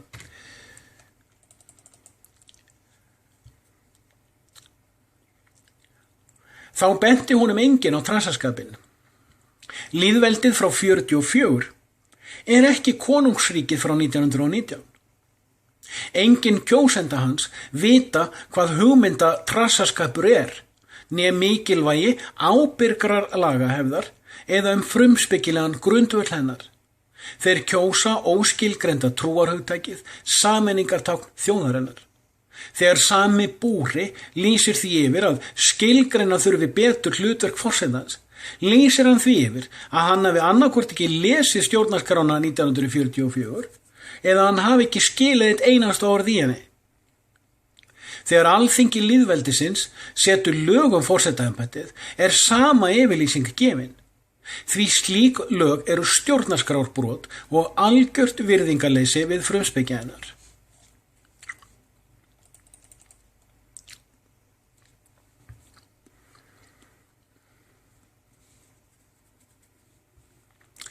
Allir vita að skipulögð þekking sprettur upp úr upplýsingaóreiðu, þar sem umræður eru frjálsar, óþvingaðar og að þær eru vitsmunaleg barátta gegn dulstýringum valdaverkfræðinnar.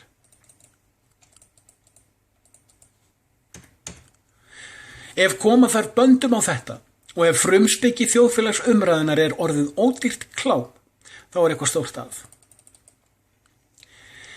Ég minni á að ríki holdgert ástand, materialized state of mind, þeirra sem búa við það. Ef við þekkjum ekki okkar eigið ástand og getum ekki horfst í augu við það, þá gerir elítan eða skuggavaldi og dularelítan það sem þeim sýnist. Ef við hins vegar rýnum í okkar eigið persónuástand og leitumst eftir að þekkja þau hugtök sem móta heimsmynd okkar sjálfra eða þær hvatir, innblæstur og heimanám sem útskýra heimsýn okkar, þá þvingast elítan til heilinda ábyrgðar í réttu hlutfalli við ígrundaðan vitnisburð okkar og afstöðu. Marxistar sem nú stýra ríkinu, og þá ég ekki við marxíska og sósíalíska ráðherra Katrínar og Bjarna, vilja nú skima alla sem koma til landsins í gennum Leifsstöð. Allir innan elít og almúa virðast því sammála að þetta skuli gerast og umræðan snýst eingöngu hvernig eigi að framkvæma það, hver eigi að borga kostnaðinn og hver upphæðin skuli vera. Gildisflækjan ætti að vera augljós hvað þetta varðar.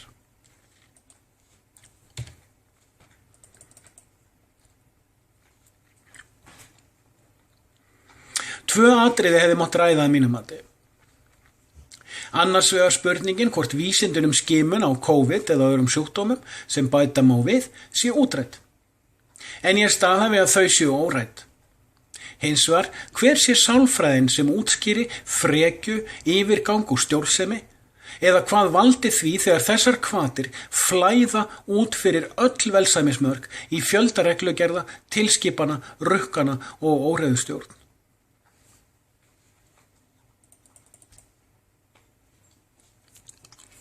Controlled entropy. Veistu hvað entropy í varmaaflsfræðinni? In law of thermal dynamics. Law of thermal dynamics. Fletti upp. Law of thermal dynamics. Ég setti það ekki svona mólar í upplýsturinnum, sko. Það eru mólar í upplýsturinnum, sko. Ef þú bara lest greinina, sko. Það diversion. Já, ok. Þegiðu Guðjón. Lestu Guðjón. Umfram allt. Ríkið aðferð til yfirtöku alls? Eða það málamiðlun á milli hins óhindraða frelsis og hinnar óskammfeilnu frekju? Getur verið að hugtakið tíund hafi viljandi verið fjarlægt úr ástandsorðræðu samfélaga?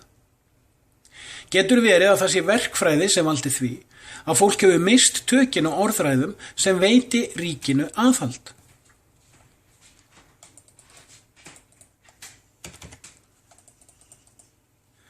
Árið 998 héldu Íslendingar tvenn alþingi, eitt á Þingvöllum og hitt við Úlfljótsvað. Í dag vita hvorki þeir af þessu, né kunna að framkvæma þá snilldaraðgerð sem þarna var beitt til að þvinga þjóðveldið til að skilgreina trúfrelsi 2 árum síðar. Þeir sem skilja ekki framangreind mál, telja þjóðveldis orðræðuna, endurist þjóðveldi eftir 2013, afturhvarf til fornalda. Og hún það ef við snúum setningun upp í framför til fornalda. En endurist þjóðveldi reyndi ítrekað að koma þessari snjöllu aðferð á framfæri við engar undirtektir. Enginn hefur í dag skilning á spurningunni hvernig úthlutar þú ríkinu réttindi og skyldur? Hver takmörkunin sem hugtakið réttur krefst? Ábyrgar erlendar hugveitur, think tanks, hafa bent á að það séu það bil 3% fólks á heimsvísu sem efast loftslagsáróðurinn og COVID-verkfræðina. Og spyrja þær hvers vegna það þurfi að setja á fót stjórnsýsluleg viðbrögð við upplýsingaóreiðu svo lítils hóps, sem aukin heldur fær engan hljómgrunn í stjórnmálum eða hjá miðlum. Auk þess sem fáir virðast taka mark á þessu jaðarfólki á samfélagsmiðlum. Spurningin áhugaverðust í ljósi Rúmenanna 6. Það alltaf þessi ritullupúki hefur stundum svona, hann felur sig. Spurningin áhugaverðust í ljósi Rúmenanna 6 eða færri sem komu til landsins nýverið og rændu og rupluðu á Suðurlandi leið og umræðan skimun í Leifsstöð fór fram. Einn þeirra sem voru nafngreindir hafði áður komist í kast við bresku lögregluna í desember 2019 í tengslu við ólöglega fólksflutninga. Íslensk landamæralögregla hlýtur að búa betri upplýsingum en Guðjón Heimberg eða manneskjan sem benti mér á þetta. Öll framsagan Rúmenana var áhugaverð, orðun sviðsett. Svo sem grímulausar myndirnar af þeim, ótrúlega gagnrýnislaus framsetningin á fréttunum af þeim og hversu ólíklega hingað koma þeirra var, eða hlýðni lögreglunar við tilskipanir sóttvarnalæknis varðhald. Engin umræðan einstæðar hvað lög og réttur hefur að segja þetta síðastnefnda, hvað þá áberandi svarthólinn í fréttaspununum. Svipan leyti og þetta var að gerast, fóru skrítin fjöldamótmæli í gangi í Bretlandi og Bandaríkjunum eins og stutt hefði verið á rofa. Engin önnur lönd komu í fréttirnar slíkt efni og það eitt og sér hefði átt að vekja einhverjar spurningar.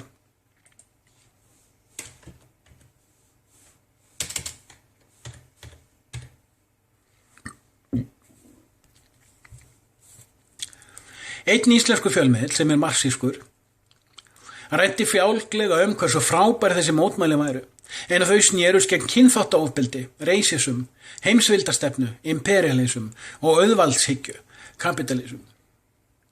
Birt var myndskeið af bandarískum svertingja sem lét lífið við handtöku og stuttu síðar myndaröð af hvítumanni sem var laminn á mótmælum í Bretlandi og bjargaði af einhverju svertingja. Bæði þessi atvik hafa verið rækilega útskýrð sem sviðsett. En þær útskýringar finnurðu hvergi á stýrðu samfélagsnetinu þegar þessi orð eru rituð. Enda ritskoðun samfélagsmiðla búin að missa sig. Engin meginstrum smiðill hérlendis eða erlendis greindi frá hversu vel skipulögð þessi mótmæli eru, samhæfingu leiðtoga þeirra eða augljósum aðgangi að fjármagnun. Engin fjallaði gengi hjólreiðamanna sem stýrðu göngunum eða bílförmum og múrsteinum sem komiðar fyrir næturnar fyrir óverðir eða baðum CCTV-gögn, né hversu vel undirbúnar stytturívarar voru. Fyrrgreindur íslenskur miðill myndir stuttlega á nokkur mótmæli sem höfðu verið algeng í Frakklandi, Þýskalandi, Bandaríkjunum og Bretlandi það bil 6 vikum fyrr. En tónninn var sá að þau hefðu verið kjánaleg og ómartæk því þau gagnrýndu þjóðfélagslokanir, lockdown og vírusaviðbrögð á Vesturlöndum og sérstaklega þau viðbrögð standast ekki ábyrga löggjöf og réttarhyggju. Ekki var minnst á að þessi íhaldsinnuðu og mótmæli fóru friðsamlega fram og að fólk sem tók þátt í þeim margt með skotvopnaleyfi og að þeir sem reyndu að fjalla þau á jaðarnetinu var fólk sem rýnir í vísindi, lög og menningarheill.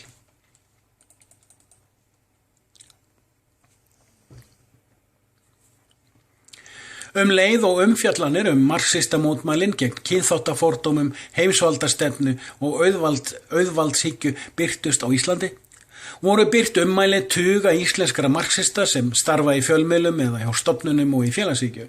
Öll voru þau á sömu marxista bókina lærð. Öll studdu þau ofbeldismótmælin. Öll gagnrýndu þau yfirveguðu mótmælin og enginn þeirra voru gagnrýnd eða látin standa fyrir yfirlýsingum sínum og þvættingi. Ég fullyrði að marxistavæðing fjölmiðla sé alger.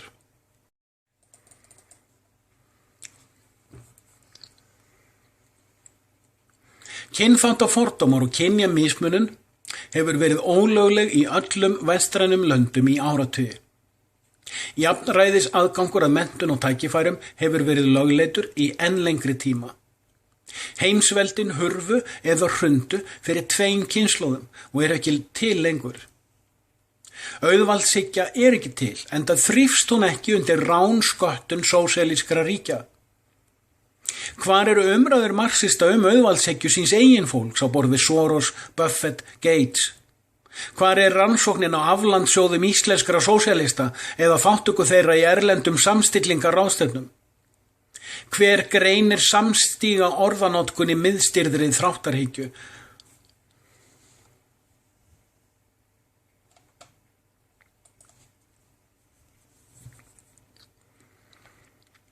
Á sama tíma á þetta að gerast, eru marxískir stjórnmálamenn að koma því í gegn í Bretlandi og Bandaríkjunum að löggæslan verði fjársveld og helst rifið niður. En þetta eru helstu ríkin sem geta stöðvað heims yfirtöku kínversks kommunisma. Þeir lögreglumenn sem verða eftir fara á hnén fyrir áróðursmeistara og taka þátt í að lemja því til þagnar eða setja þingmenn í járn fyrir að ögra síðanemdum rétthugsunar. Þessar mundir eru sum ríki Bandaríkjanna að koma á póstkostningum til forseta og þingjurs og fólk sem bendir á hversu auðvelt sé að nota slíkt til svindlkostninga eru djöflamertir, flækjujaðraðir og jaðarsettir. Obfuscated, demonized and marginalized. Áður hefur komið fram að trúarbrögðin reyndust með öllu ófærum að bregðast við COVID-áróðursherferðinni nú í vetur og auðvelt að sýna að trúarbrögðin hafa fyrir löngu mist getuna til að svara humanistum. Hér þarf að rifja upp að vísindi og vísindi ekki það sama, upphafstafur eða lágstafur. Guð og Guð ekki það sama. Minni á snilldarvídeó og Axels Guð, Guð og Guð. Mæli með því. Húmanista vísindi eru nær ætíð huglægt mat, réttlætt með heimsmyndarlegum útdrætti hins hlutlæga. Stundum rætt hugtakið raunvísindi á íslensku, en það orðhengilsháttur fyrir útreiknanlega verkfræði, engineering. En hugtakið nær aldrei notað á ensku. En svolítið erfið setning. Húmanista vísindi eru nær ætíð huglægt mat, réttlætt með heimsmyndarlegum útdrætti hins hlutlæga. Stundum rætt hugtakið raunvísindi á íslensku, en það orðhengilsháttur fyrir útreiknanlega verkfræði, engineering, en hugtakið nær aldrei notað á ensku. Samkvæmt gregorianska tímatalinu, chronology, núna ártalið 2020, en samkvæmt því hebreska núna ártalið 57-80. Ég hef oft bent á að humanismin sem notast við gregorianska tímatalið að byggja tímatal sitt á óvísindalegri túlkun en ekki á vísindalegri menningarábyrgð. Ég menni hér á að menning saga hugsunar. Humanismin hefur reynt síðustu ár að fela trúarlegan uppruna gregorianska tímatalsins með klámfengnum tilraunum. Áður var ritað á ensku Before Christ og þá sem BC, eða Anno Domini og þá sem AD, eftir því hvort talið var upp eða niður frá 0 punkti. 0 ekki talið. Þessu var breytt í Before Common Era sem BC eða Common Era sem CE. Nú hefur gregorianska tímatalið sjálft skipt heiti og heitir nú á ensku Coordinated Universal Time eða UTC. Vafalaust sjá ekki óstöðugir hversu fáranlegt og huglegt klúður þetta Hlutlæg vísindi myndu benda á að elsta áreiðanlega tímatal sem mannkynið á og hefur notað hið hebreska, Hebrew Chronology, HC. Þetta tímatal var viðhaldið af Hebreum fyrir herleiðinguna til Babýlonar og síðan af gyðingum eftir að þeim sértrúarsöfniði var hleypt til Palestínu af skjalavaldi ríkisráðsmannsins Sýrusar mikla.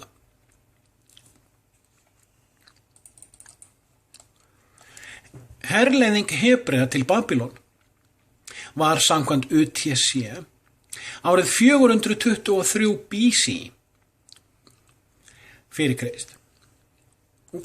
Fyrir okkar tíma. Fyrir almennan tíma. Má ekki bara segja þetta á ensku. Okay. Herleiðing Hebrea til Babylon var samkvæmt UTC árið 423 BC. En gerðist árið 33-38 HC. Ferð gyðinga frá Babylon til Palestínu var samkvæmt UTC 371 BC. Talið frá 423 niður í 371. Eða 33-90 HC. Eins fóru til Babylónar árið 33-38 og gyðingar komu svo tilbaka 33-90. Auðveldur útreikningur. Og bygging annars Salómonsmusterisins hófst árið síðar. Gyðingar halda mjög góða krónológíu. Þú veist ekkert það. Það ekki vísindalegt að fjalla það. Bara vísindalegt að skipta nöfn. Heimspekingurinn Platón talinn af að lifað árin frá 428 eða 427 annarkvort eða 424/423 BC til 348/347 BC. Auðvelt að finna út hvenær hann fættist og hvað hann var gamall, ekki? Með einföldun má segja að hann lifði frá 423 til 347 BC. En það krefst umhugsunar að sjá hversu gamall hann varð. Eða hvað voru á sama tíma. Samkvæmt hebresku tímatali lifði hann frá 33-38 til 34-12 og útreikningur eða staðsetning á dagatalinu, kalendar, mun auðveldari. Misjafnt eftir rabbínaskólum, Rabbinic Yeshiva, hvar fyrsta ár þessa tímatal hefst. Sumir telja það hefjast með sköpun Adams, aðrir þegar Eva kemur til sögunar og enn aðrir með útlegðardómnum úr paradís. Sjálfur aðhyllist ég þetta síðastnefnda, en það mitt huglaga mat.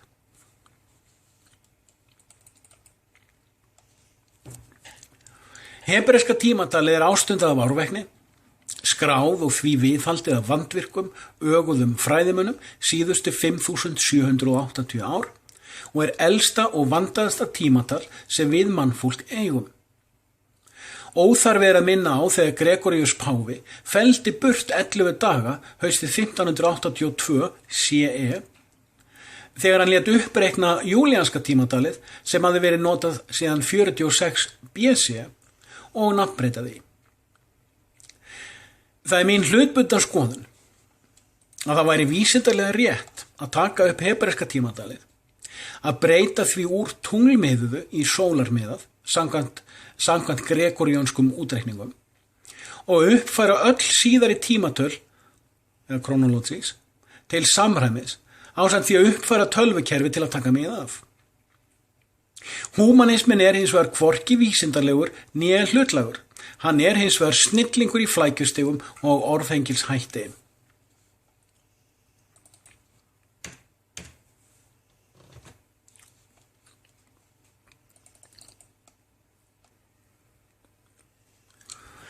Það trúarbrögðin reyndust ófærum að svara húmanistavísindunum árið 57-80 HC. Eftir að venjast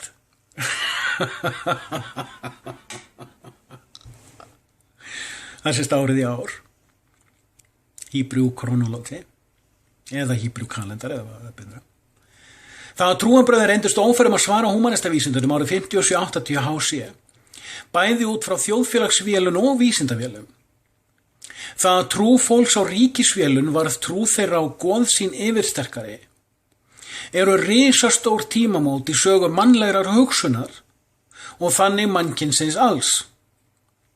Að þetta gerist nákvæmlega 3332 árum frá stoppsetningu sáttmálans guðdómlega ríkið árið 2448 HC tæplega tilviljun.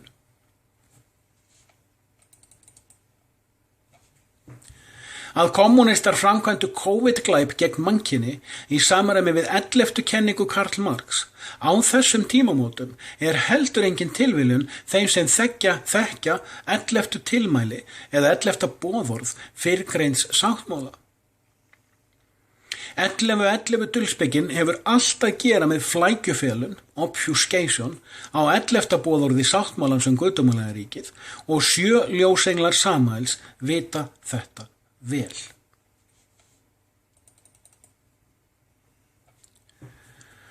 Fólk gjörvalla veröld læst inni á heimilum sínum nú 2 árum eftir að boðun guðdómlega sáttmálans var endurlífguð í maí 2018 CE. Það segja 5778 HC. Ferðaiðnaður og frelsi fólks nú horfin og allar 7 heimsýninnar sem lýstir í opinberunarbók Jóhannesar hafa fallið.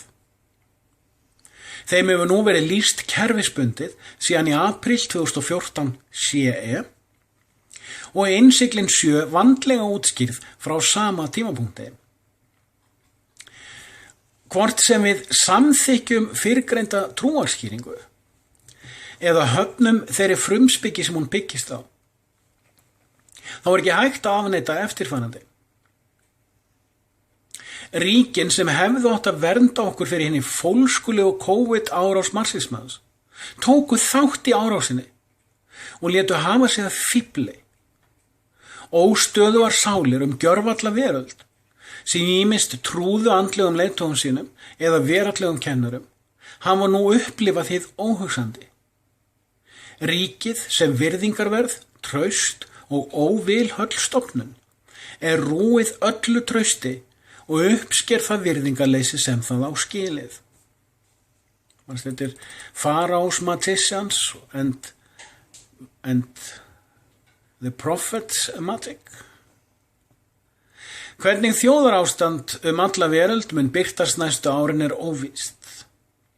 Hvernig reglu þvingun og þjóðavélun mun birtast ljóst að því leyti að hún sannanlega gjörsneidd mannlegri reisn og óhæf til að sýna neina virðingu þegar hún veður yfir huga og sálarástand fólks, eins og öflugt flóð hinnar vélrænu og hugdeigu, frekju og ránhyggju.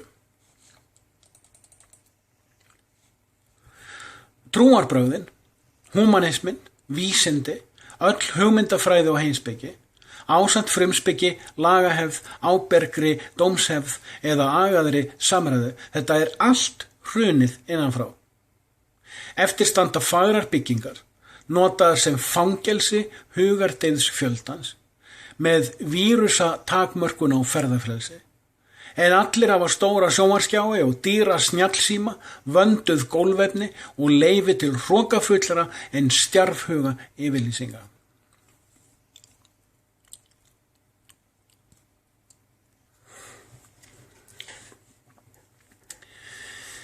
Ég komin á síðu 41 og nýjum kafla. Stækkar jörðin eða fljóta flekarnir. Humanismin lýgur, því jörðin stækkar.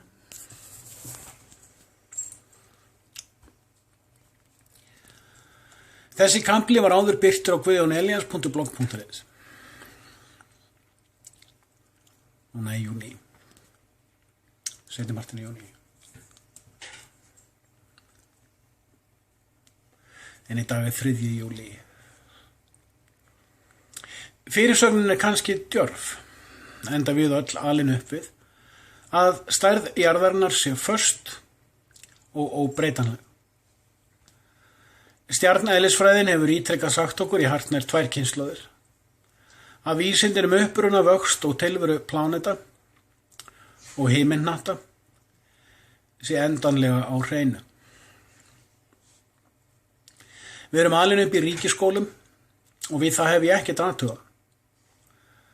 Þeir afurð af baráttu fólks fyrir löngu síðan til að tryggja að elitjan setji ekki ein að menntun. Hins vegar voru þessi skólar yfirteknir á heimsvísu af rétt hugsun og þjóðfélagsverkfræði kommunismans árin 1950 til 1970. Afleiðingin að fólk allt alið upp við sömubókarfræði, samhljóms og dáleiðslu og án þess að átta okkur á því erum við öll fórnarlömb dulbúna vélabragða. Stjarneðlisfræðin er 99% byggð á ágiskunum og stærðfræðiformúlum og ljósbrotsathugunum. Hún er vísindadulspeki sem þykist vera vísindi, utan 1% sem eru raunvísindi. Kerfisbundið hefur húmanisminn talið okkur trú að veröldin, alheimurinn og jörðin, séu í fastmótuðu og kerfisbundnu formi sem einungis akademískir húmanistavísindamenn geti ráðið í og túlkað. Trúað fólk hefur kerfisbundið verið jaðarsett og djöflamert af þessum húmanistum og trúað vísindafólk útrópað.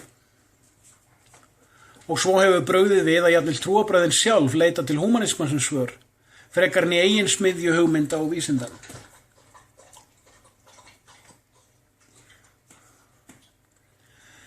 Þó er verulega auðvelt að skjóta húmanismanum skelk í bringu ef maður les vísindi og viðheldur skapandi hugsun. Byrjum samt á staðsetningu. Húmanisminn er steinrunnin hugsun sem byggir á stuldi og tilfinningasemi.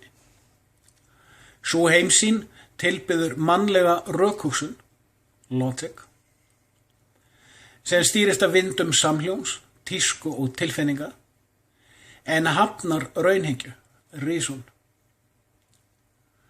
Húmanismi leitast við að setja alla hluti, jafnvel sálfræði, í velmerktar og ragaðar krukkur með merkimiðum og passar síðan að jarðskjálftar skapandi hugsunar hrindi ekki krukkunum af hillum sínum. Engiðstrúin telur að veröldin sé sköpuð og að vætturinn sem skapaði veröldina sé sjálfur óskilgreinanlegur, hvorki með mynd, skurðgoð, né með hugtaki, hugarmynd. Engiðstrúaður er sannfærður að sköpun hefjist að nýju að loknum hvíldardegi skaparans og þar sem við mannfólk séum sköpuð í mynd Guðs og þar sem það er óskilgreinanlegt fyrirbæri, þá sé ekki að hægt að setja sálfræði okkar í krukkur en við séum sjálf skapandi.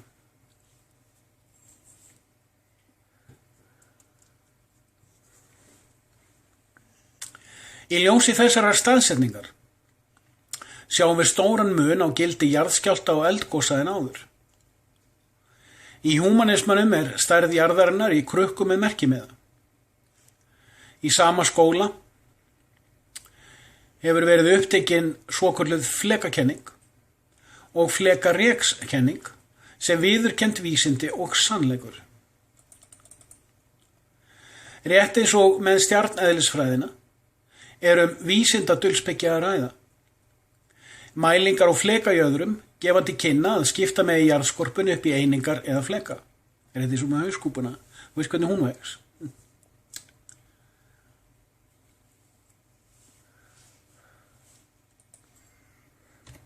Eldgos og jarðskjálftar eru daglega atvik á öllum jöðrum flekana.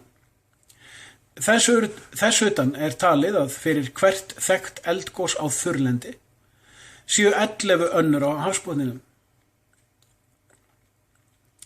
Þess má geta að 99% af CO2 kemur frá eldgosum, en við skulum rugga bátnum hóflega. Staðreyndin er sú að flekarekskenningin er algjörlega ósönnuð og það var engar raunsæðar ábendingar né gögn komið fram sem bendi til neins reks. Kenningin rek er í rauninni tilgáta og það hvernig húmanistavísindin hafa tekið hana upp og gert að staðalútskýringu er hreinræktuð dulspeki og dáleiðsla. Jörðin var sköpuð til að vera heimili manna og því getur hún stækkað og rýmkað. Sú stærð sem konunglega vísindafélagið í London reiknaði út á sínum tíma og vitnaði þá einnig í athuganir Ptólemy frá Egyptalandi ekki endanleg stærð.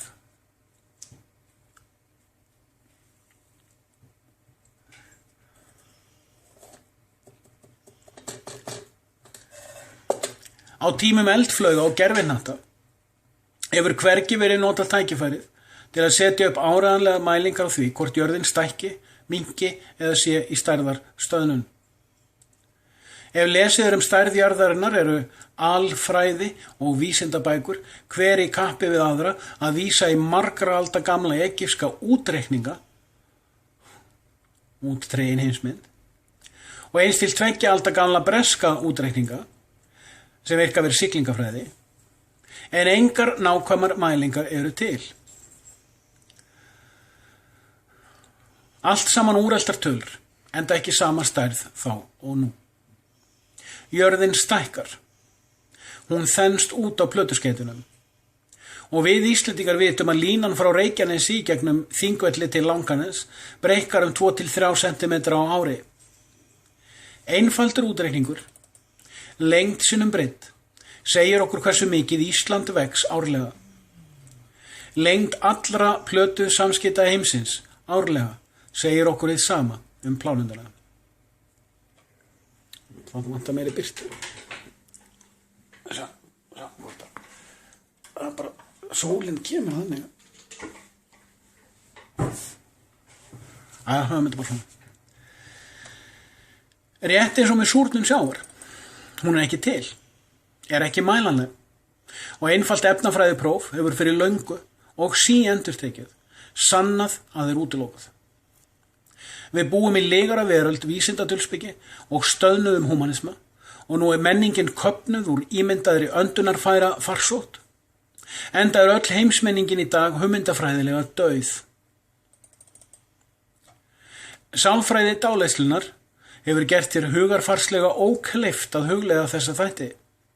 Þú hafnar þeim fyrirfram, ef þú getur yfir höfuð hugleitt þá.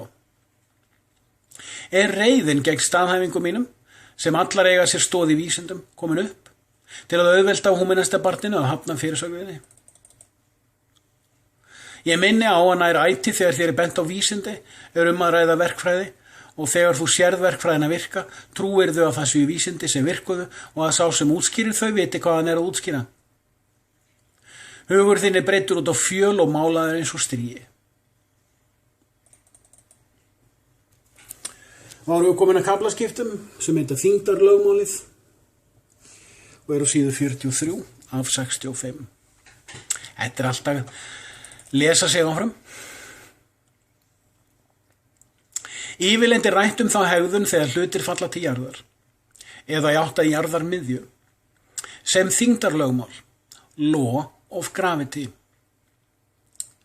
Hlutir sem hafa ákveðin þéttleika eða massa falla á útreiknanlegum hraða. Þessi útskýring er eignuð Sir Isaac Newton, en hann byggði á athugunum Galileo Galilei sem hafði með þrotlausum mælingum fundið út að hröðun allra hluta er svo sama í frjálsu falli. Það er hröðun, ekki hraði. Þó fjöður og stálkúla falli á misjöfnum hraða, þá er hröðun þeirra svo sama sé miðað við vigtaða þyngd þeirra.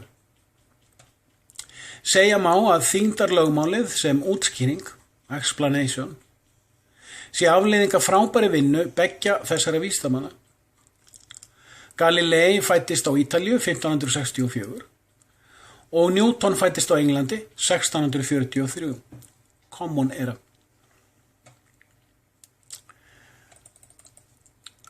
Báðir gáfu þeir út rit byggð á athugunum, observations, og byggðu á þeim kenningar, theories. Rit þeirra voru jafningjarind og aðrir vísindamenn athuguðu hvort mælingar þeirra stæðust rýni. Newton er hins vegar að mestu eignuð kenningin þyngdarlögmálið, sem er ekki að sama á þyngdaraflið. Það er útskýringun á hvers vegna hlutir með sömu þéttni falla í sömu átt á sama hraða í frjálsu falli og hvers vegna himinnettir haldist stöðugir á brautum sínum. Vísindamaðurinn Rupert Sheldrake hefur komið fram með gagnrýni á orðanotkunina lögmál eðlishegðun sem virðist vera svo regluföst að hún sé óbreytanleg og því hluti grunneðli í alheimi og náttúru. Að eðlilegra væri að nota orðið ávani eða habit. Fljótt á litið gæti það verið orðhengilsháttur og eins konar firring, alienation, að efast eitthvað sem öllum virðist augljóst og endanlegt. Kannski það svo. En einn flötur vísinda sá að efast það sem virðist vera augljóst og endanlegt og síðan að leitast við að sannreyna hvort efinn standist rýni. Galileo framkvæmdi mælingar á frjálsu falli hluta og bar saman mismun eftir þyngd, áferð og rúmmáli þess sem féll. Hann birti mælingar sínar útreikninga, en ég veit ekki hvort hann útskýrði niðurstöðuna. Ekki veit ég hvort Newton framkvæmdi mælingar og athuganir, en vitað að hann reiknaði út nær allt sem honum datt í hugað hugleiða og var ótvírætt einn fremsti stærðfræðingur sögunar. Hann útskýrði þéttileika hröðunina sem eðlislögmál tengt massa. Að massi jarðarinnar og massi fallandi hluta dræjust saman í ákveðnum hlutföllum.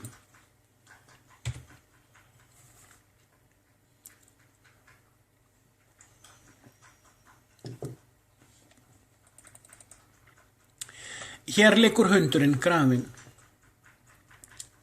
Og nota bene, ég sendi það ekki í ritgerðina, en það má alveg koma fram að stærðfræðingurinn John Lennox benti á í frábæru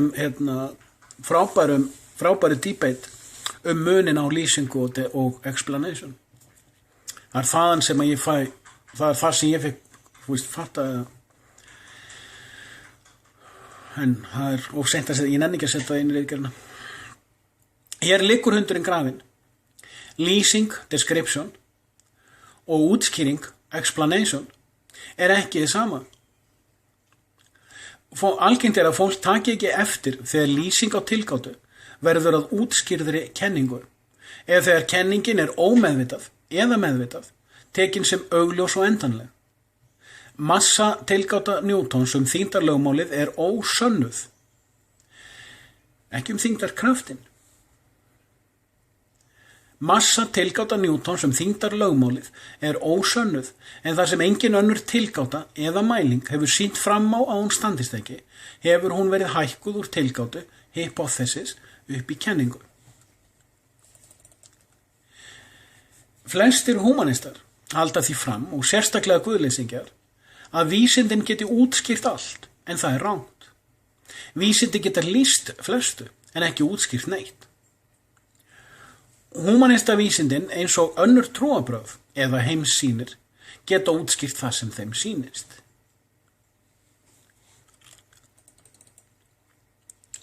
Þó einhver taki háskólapróf í eðlisfræði, physics, eða kenningaeðlisfræði, theoretical physics, og kunni á stærðfræðina sem notuð í fræðigreininni og þekki sögu tilgátana og kenningana, og ég hafi jafnvel framkvæmt ýmsar athuganir og prófanir, ekki þar með ljóst hvort viðkomandi sjái muninn á því hvort hann veit eitthvað áþreifanlegt eða trúir einhverju útskýrðu. Kenningaeðlisfræði hugmyndakerfi sem snjall húmoristi gæti kallað guðfræði húmanismans. Jafningjarýni því ekki alltaf endanlegu mælikvarði á gildi niðurstöðunar, en þó ekki þar með sagt að við höfum aðra betri nálgun. Ef hópur jafningja trúir sömu útskýringu, ekki víst að þeir viðurkenni ef mælilýsingin segir annað.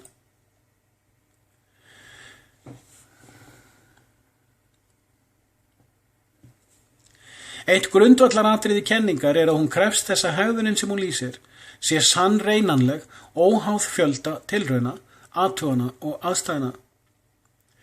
Talið að hlutur sem falli til jarðar úr 10 metra hæð falli til mánans úr 10 metra hæð á 1/6 hraðans, vegna þess að massi mánans 1/6 af massa jarðar. Enginn hefur birt sönnun þess að þetta standist.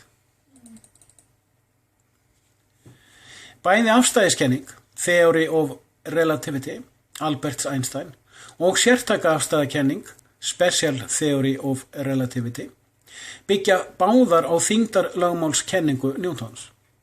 Þær byggja á stærðfræði útreikningum á hegðun ljós í rými og áhrif ljós á tíma, svo og áhrif massa á ljós. Báðar þær hreinræktuð kenninga eðlisfræði. Þess má geta að Newton var einn fyrsti vísindamaður sögunar að rannsaka og rita hegðun ljóss. Allflest áhuga fólk vísindi hefur séð langar útskýringar á því að vísindin hafi fundið út að ljós sé bæði bylgja og eind, wave and particle, í einu. Ég fullyrði að vísindin hafi ekki hugmynd hvað ljós sé. Að birta geti hegðað sér, verið lýst, sem bylgju og eind, virðist óumdeilanlegt, en útskýringin útdregið rugl. Meðan myrkur ekki meðhandlað, treated, sem annar hluti ljós og birta hinn hlutin, vitum við ekkert ljós. Afstæðiskenningarnar eru báðar óprófanlegar og svo einnig þyngdarlögmálið. Það að hlutir falla til jarðar lýsing. Hvers vegna þeir gera það útskýring. Það grundvallar krafa í vísindum að til þess að tilgáta verði að kenningu þurfi hún að hafa verið reynd og rýnd svo vandlega að ekki sé hægt að útiloka hana. Til þess að kenningin verði að lögmáli þarf að vera hægt að fullprófa hana svo að hún sé hafin yfir allan vafa og til þess að prófa hana þarf að upphugsa prófunar líkan eða finna mismunandi prófunar aðstæður. Til að koma fram með prófunarlíkan þurfa jafningjarýnendur að vera opnir fyrir tvennu, sem hvort öðru háð, mutually inclusive. Fyrst að vera opnir fyrir að hugmyndin gæti hugsanlega verið raunhæf og síðan verðu athugana. Þetta atriði hverfandi í vísindum humanismans, í það minnsta síðustu hálfa öldina og þá alveg sama í hvaða geira akademíunar dreppið niður fæti. Hvergi hefur birtst nein lýsing á því hvernig massakenning Newtons mætti vera prófuð eða afprófuð, utan hina klénu Cavendish tilraun sem hefur ítrykkið mistekist að sanna tilgátuna, en var þó mikilvæg til að reikna þyngdarafls stöðulinn, gravitational force eða big G, capital T, capital G. En sá stöðull ekki sönnun á þyngdarlögmáli Newtons. Reyndar tilraun í gangi í Bandaríkjum Norður-Ameríku. Það sem reyndir að athuga hvort ímynduð þyngdaraflsbylgja, gravitational wave, frá stjörnu í margra ljósára fjarlægð geti haft áhrif á 2 leysigeisla, laser beam, sem sendir í 2 áttir margra kílómetra leið.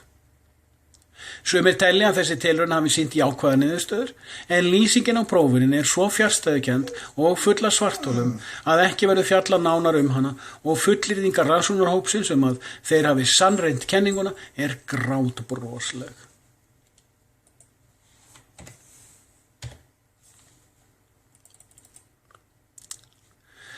Það hlýtur að gefa auga leið hvers konar aðstæður þarf að setja upp til að athuga hvort massakenningin stæðist. Sé 1 kílós þungri kúlu sleppt í 20 kilometra hæð og hún fari í frjálsu falli framjá 8 kilometra háum mössuðum fjallgarði, myndi þá fjallgarðurinn hafa áhrif á stefnu kúlunar? Massi fjallgarðsins hlýtur að hafa áhrif, standist kenningin.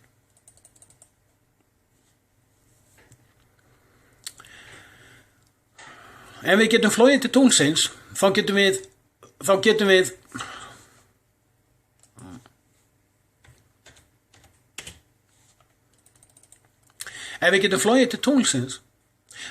líka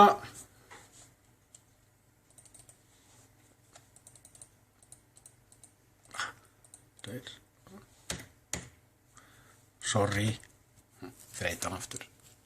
Ef við getum flogið til tunglsins, þá getum við líka framkvæmt tilraun sem athugar þetta.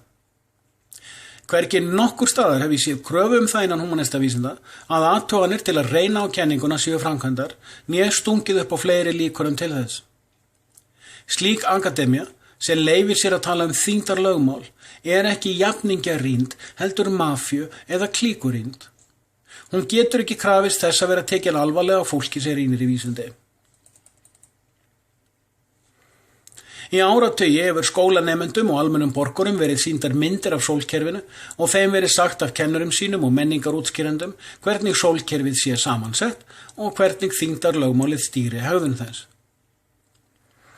Einstöku vísindamaður og kennari notar hugtakið þyngdarafl, gravitational force, og við það hugtak hef ég ekkert að athuga, því eitthvað afl veldur því að við stöndum á jörðinni og hlutir falla. Við höfum hins vegar enga kenningu né lögmál sem útskýrir það, þó við höfum lýsingu á því.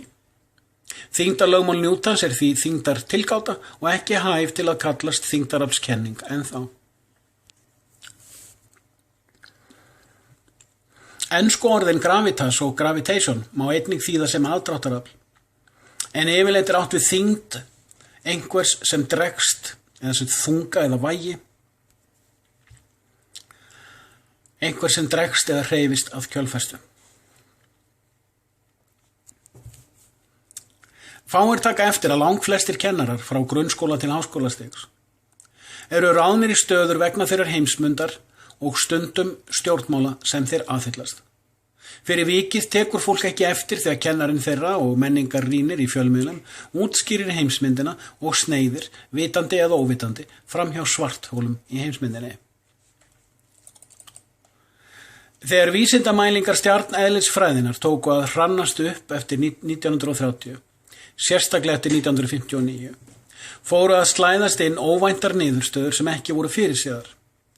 Hefði fólk skoðað betur misræmi sem Kópernikus, fæddur 1473, benti á og síðar Tycho Brahe, fæddur 1546, og enn síðar Kepler, fæddur 1571, lærisveinn Brahe, hefði það ekki komið sósíalískum vísindamönnum á óvart að mörgum spurningum er enn ósvarað varðandi fjarlægðar hegðun eða fjarlægðar áhrif, action at a distance, sem Newton hafði einmitt mikinn áhuga á.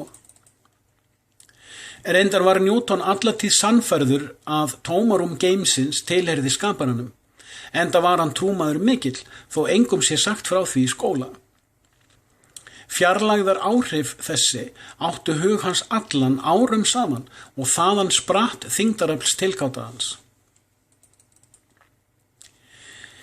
Einnig má benda á að skammtakenningin, quantum theory, leitast einmitt við að útskýra fjarlægðar áhrif og gerir það mjög skemmtilega. Sumir segja hana sannaða, en það er auðvelt að benda á augljós svarthol í henni. Rétt er að taka hér fram að ég er hrifinn af öllum þessum kenningum. Markmiðið er að benda á svartholin og dulspegina. Enginn hefur bent á hvað komi hreyfingu himintungla af stað eða viðheldur hraða þeirra og stöðuleika. Útskýring Newtons er ágætt svo langt sem hún nær, en fáir staldra við hugtakið nær. Né heldur þora að fara út fyrir ramman og skoða hvers vegna sú útskýring er ágætt svo langt sem hún nær. Ástæðan er einföld. Það hefur enginn komið fram með betri útskýringu og í raun engum dottið nein í hug. En ef einhver þora að reyna er hann samstundis djöflamertur eða í aðraður.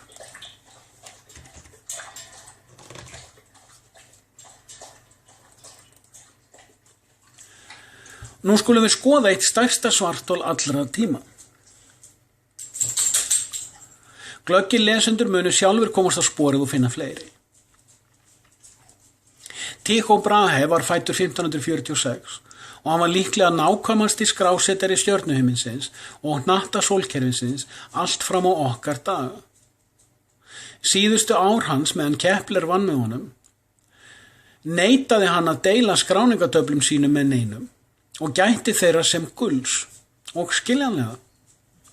Enginn hafði aðgang að jafn nákvæmum athugunum og hann vissi hversu verðmætar þær voru og hversu margar nætur höfðu farið í þær.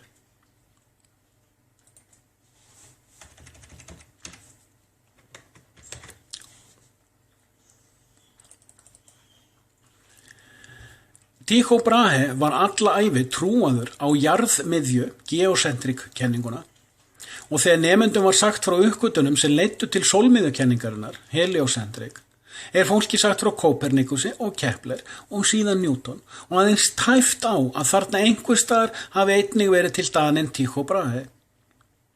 Hann vandlega jaðraður og á milli línana má lesa að hann væri djöflamertur ef hægt var að komast upp með það. Viti menn, allir guðleysingjar, atheists, sem aðhyllast stjarnvísindi og líffræði, vita hver vísindamaðurinn Richard Dawkins er. Hann er viðurkenndur vísindamaður og hefur sem slíkur haft þó nokkur áhrif.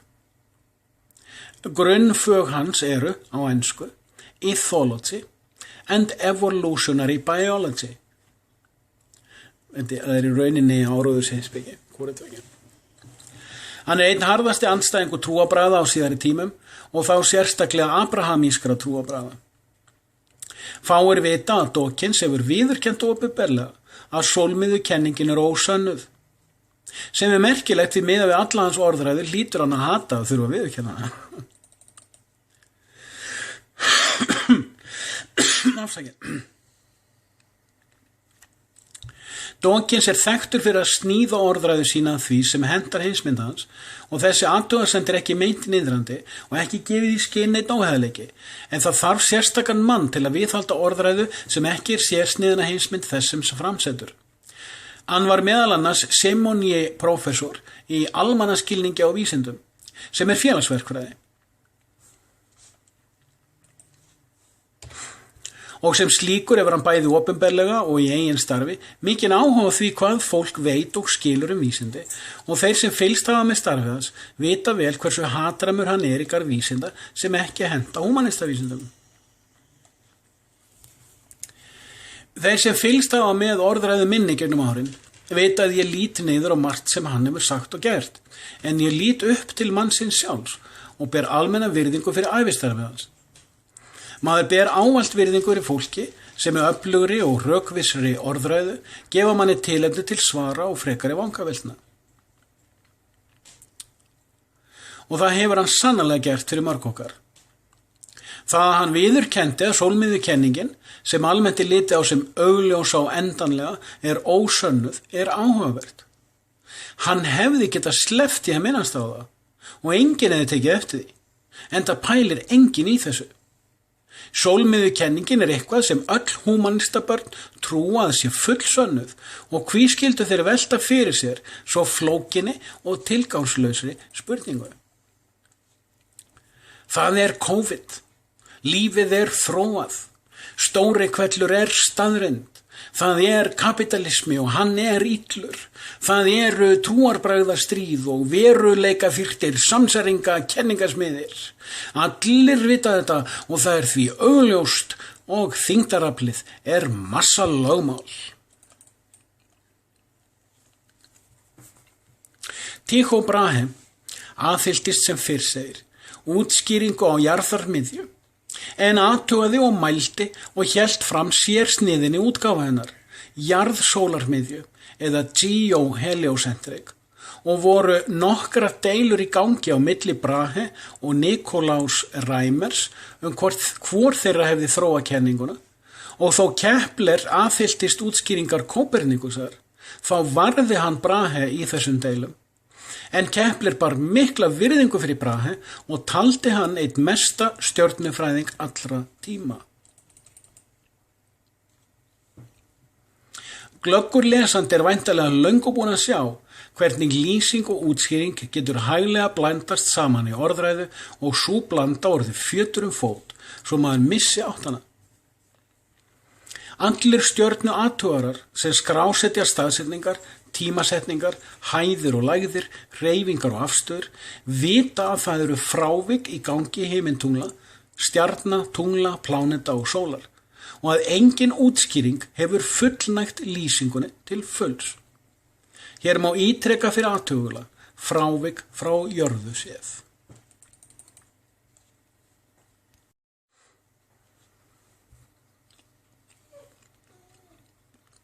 Hér kemur til kastana loftmiðja, barísenter, sólkerfisins.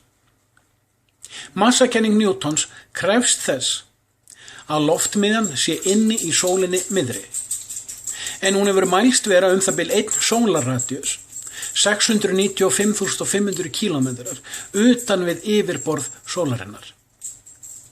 Athuganir hafa einnig leitt í ljós að hún færist til. Engin fullnægjandi útskýring til á þessari lýsingu, en húmanistavísindin hafa þó búið til útskýringu og hún opinberlega tekin alvarlega í grunnskólum, akademíu og almennri fjölmiðlun.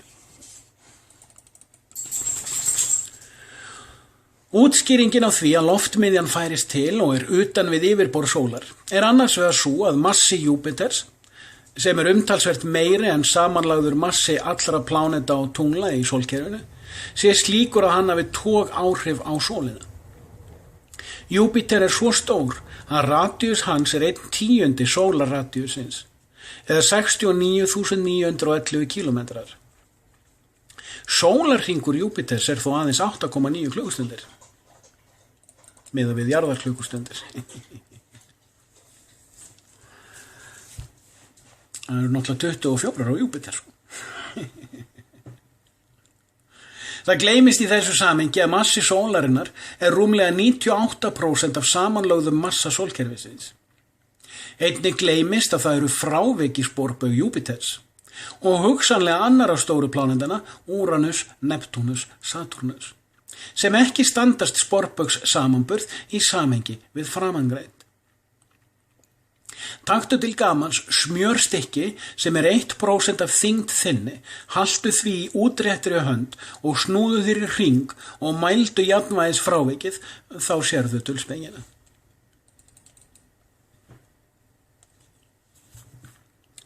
Loftmiðjufrávikið hafa húmanistavísindin þó útskýrt og hafa þau framkvæmt ýmsar skrýtnar staðhæfingar til að styðja fullyrðinguna.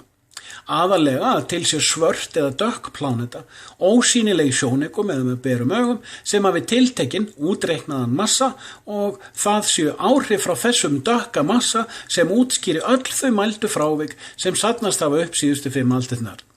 Ekki hefur svo mikið sem hvarflað að nokkrum líkanasmið að setja þessar fráviksmælingar í jarðsólarmiðju líkan Brahe eða benda á hið augljósa, það vísinda dulspeki.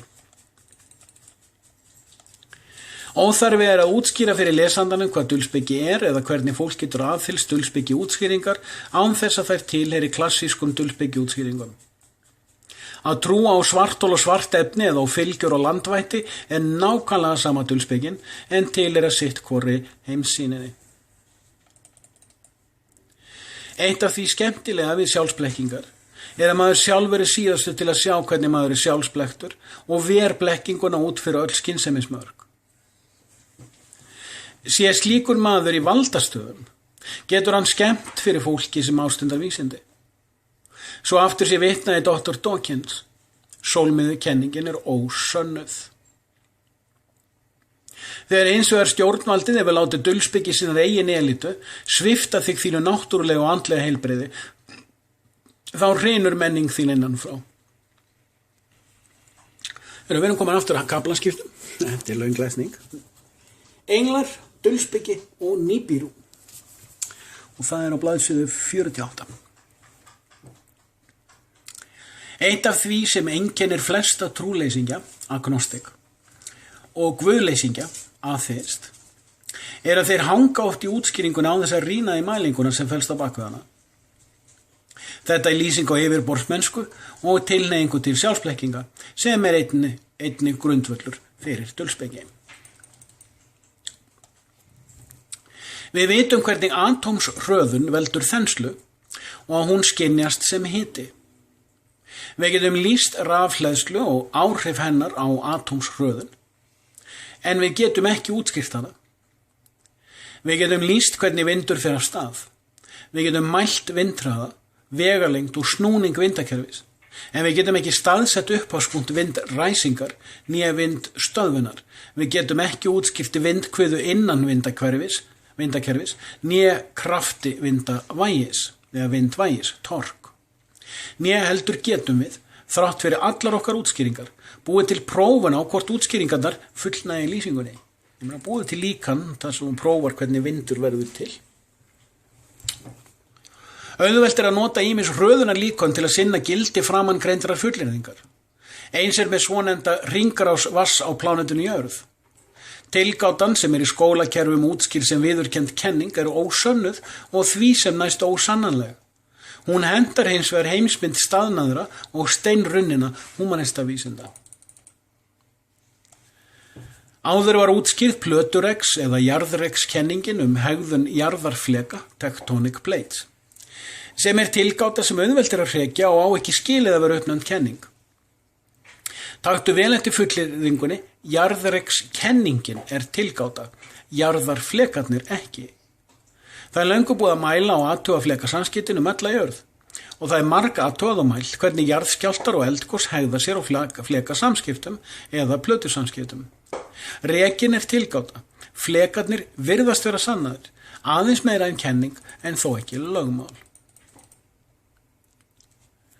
Humanista vísindi trúa því á þess að geta sannað að stærð jarðarinnar og massi sé endanlegt. Humanistar trúa því að vatnið á jörðinni sé ákveðnir hringrás. Hvergi vatnsplatan, water table, útskýrð.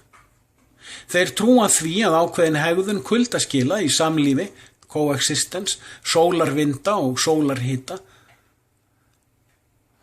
komi af stað vindum.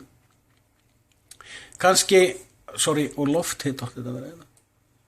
Sólarvinda og lofthita.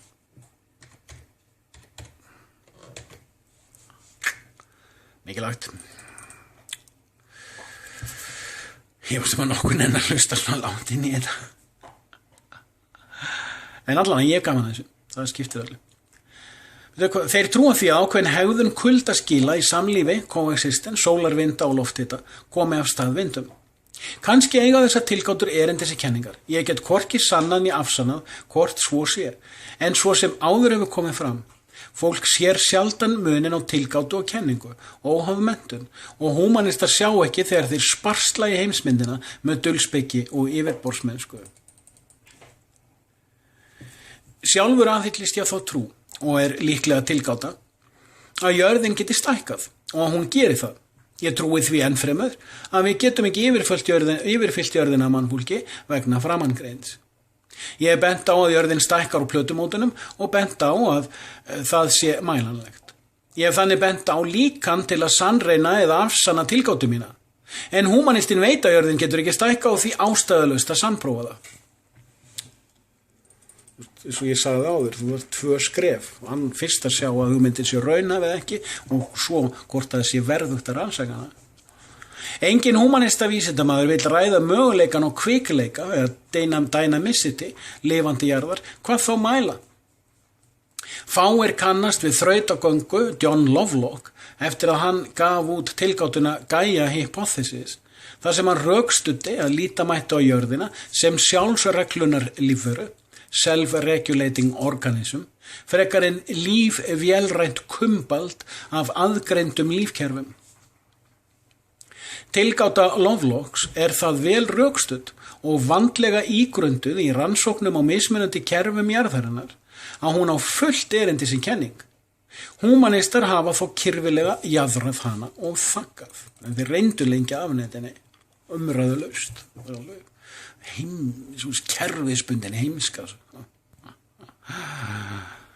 Þegar maður sýnir á samfélagsmiðlum að maður trúi ekki allskins fullyrðingum kommunista og humanista loftslagshlýnun af mannavöldum eða önnur illa ígrunduð almenningsvísindi og listin nær ótæmandi, fær maður oft þá skýrslettu frá humanista börnum að maður trúi ekki á vísindinu. Þvílíkt guðlast sem það hlýtur að vera þeim. Yfirleitt tekur örfáar setningar að afhjúpa fávisku sama fólks vísindin, en allt þetta fólk sannfært að skólakenslan hafi sagt þeim eitthvað veruleika og að trú að fólk les ekki vísindi eða ástundi þau. Ég viðurkenni oft opinberlega, sjálfur með til skemmtunar, að ég trúi ekki á vísindin heldur skapar alheimsins, creator of our eða creator of the universe, respectively. Mikill munur á þessu tönnu. En ég les vísindarit og ég ástunda vísindi. Þeir sem ásaka mig vísindaguðlast trú á vísindi en iðka enginn. Vísindi með stórum staf. Með upphafstaf. Eins og áður var bent á. Eins og áður var bent á. Þarf fyrst að taka tilgátu til alvarlegrar íhugunar og síðan að virða hana þess vægis að athuga með hvort standist mælingar og rýni. Fáir taka eftir í þessu samhengi að öll sín húmanistavísinda og stjarneðlisfræði byggð á útdregnum, abstrakt útreikningum Newtons og Einsteins og enginn viðurkennir svartholinn í þessari dulspeki og krefjast þess þó að hún sé uppnefnd vísindi. Húmanistinn heldur að dulspeki sé aðeins þú telur þig upplifa látið fólk á miðilsfundum eða túlkar hljóð í dimmu húsi sem umgengni andavera, djöfla, dísa og framleiðina eða viðurkennir hindurvitni úr fornum mítum og mýtnafræðum. Eins og áður var bent á, þá dulspeki, mysticism, mun víðar á dýpra fyrirbæri.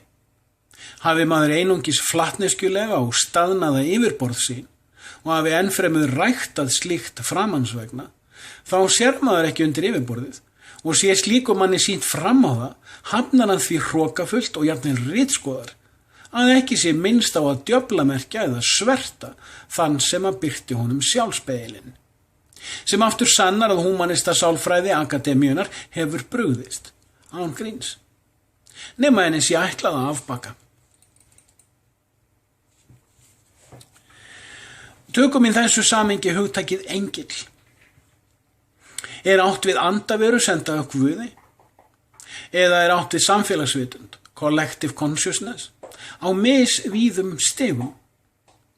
Og sé svo, gæti verið að ljósengill sé vitundar ástand heims sínar og að aðrir englar, svo sem kerafar og serafar, séu kerúbar á að vera.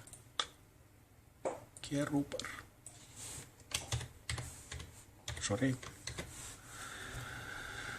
Og að aðrir englar, svo sem kerúbar og serafar, séu þá þjónar sínarinnar og innblási fólki túlkun á sín yfir í mynd. Innblási fólki túlkuninni, ekki síninni. Biblían gefur það sterklega til kynna, en það væri líklega óvísindalegt að fara dýpra ofan í agaða, tákn, merkja og merkingarfræði vitringa liðina alda. Pun very much intended.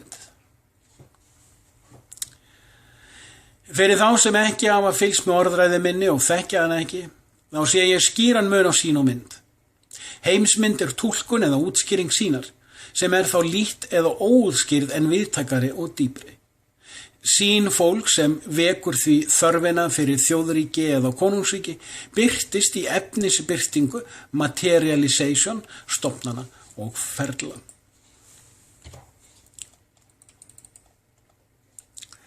Fyrir athuglega við komin í hring og aftur á merkinu ástand.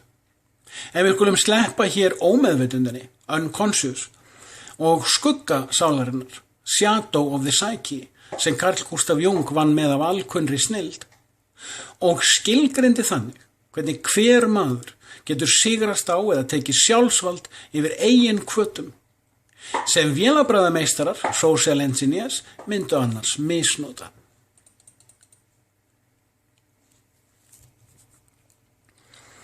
Á ensku ger ég þannig greinarmun á world image og world view annars vegar og world vision hins vegar.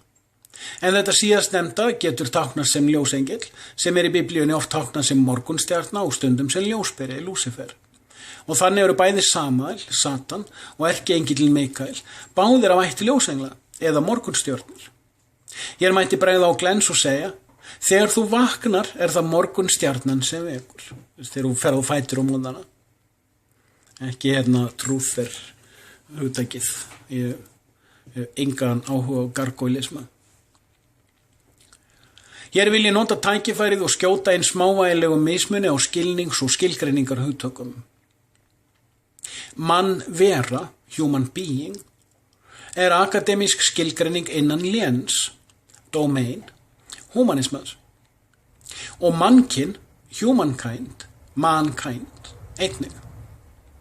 Í léni eingyðistrúarinnar manneskja a human, það sem Guð skapaði og tilheyrir mannfólki, humanity. Mannveran steingerð og takmörkuð, manneskjan kvik, dynamic. Konfúsíus sagði, merki og tákn drottna yfir heiminum. Signs and symbols rule the world. Og ég honum sammála. Merki tilheyrir merkingarfræði, semiológía, hugtaka og tákn merkingarfræði myndtákna. Hér bent á að dulsálarfræðin og frumspekin undir yfirborði allra orðræðina og skjalavalds geymir kraftana sem ráða straumunum og skilningnum en yfirborðið aðeins leiksvið birtingarhjúpsins, manifest encapsulation, sem getur tilheyrt léni mismunandi heimsýna, sem ætti að minna suma og mikilvægi agaðrar frumspeki fyrir stjórnarskrá sem umgjörð og klettur ástands. Framangreindir dregið fram því reynsla mín sú að fólk sem hefur tileinkað sér táknfræði, dulspekilegra fræða og frumspeki, metaphysics, hvort sem það í gegnum heimspeki sem merkingar og merkjafræði eða trúarbragðafræði, á oft betra með að synda í hálfkafi og mörkum yfirborðs og dýftar þegar kemur að gagnrýni af því tagi sem grein þessi leitast við að útskýra eða lýsa.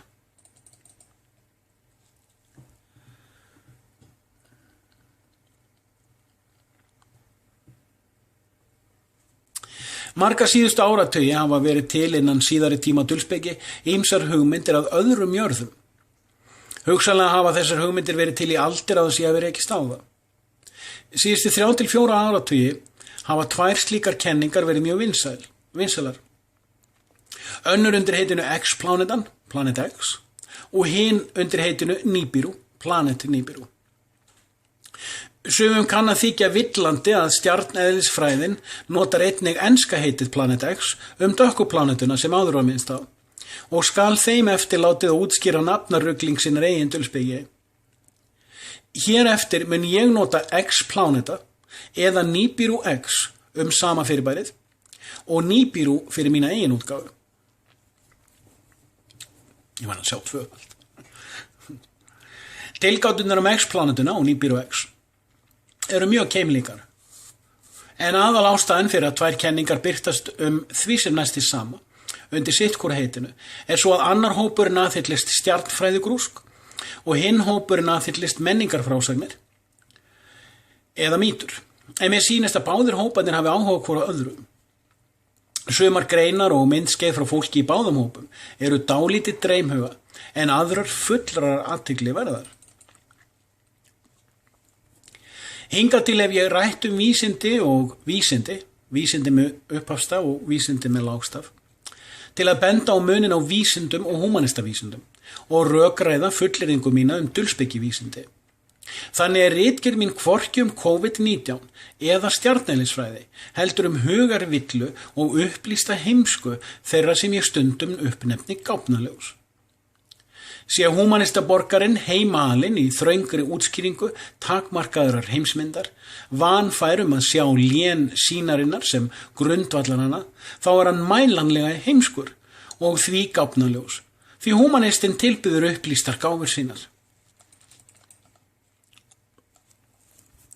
Ég hef alla ævi verið áhugasamur vísindi og fyrir mér greining á milli raunvísinda og hugvísinda fáránlegur orðhengilsháttur. Hvort heldur ég les blóðgjafir og líffræði eða stjarneðlisfræði og heimspeki, trúarbragðafræði og dulspeki eða sálfræði og þjóðaverkfræði, stjórnmál og menningu eða hvað annað svið sem mannshugurinn ferðast það eru allt saman heimspeki, filosofi, og vísindi eru aðferð innan léns heimspekinnar. Humanistavísindin ástunda það að taka svið hugtakakreininga, conceptual analysis, og uppnefna það heimspeki og gera það sneið innan lénsins vísindi. Árangurinn sá að jafnvel heimspekifræðingar, academic philosophers, trúa þeirri vitleysu.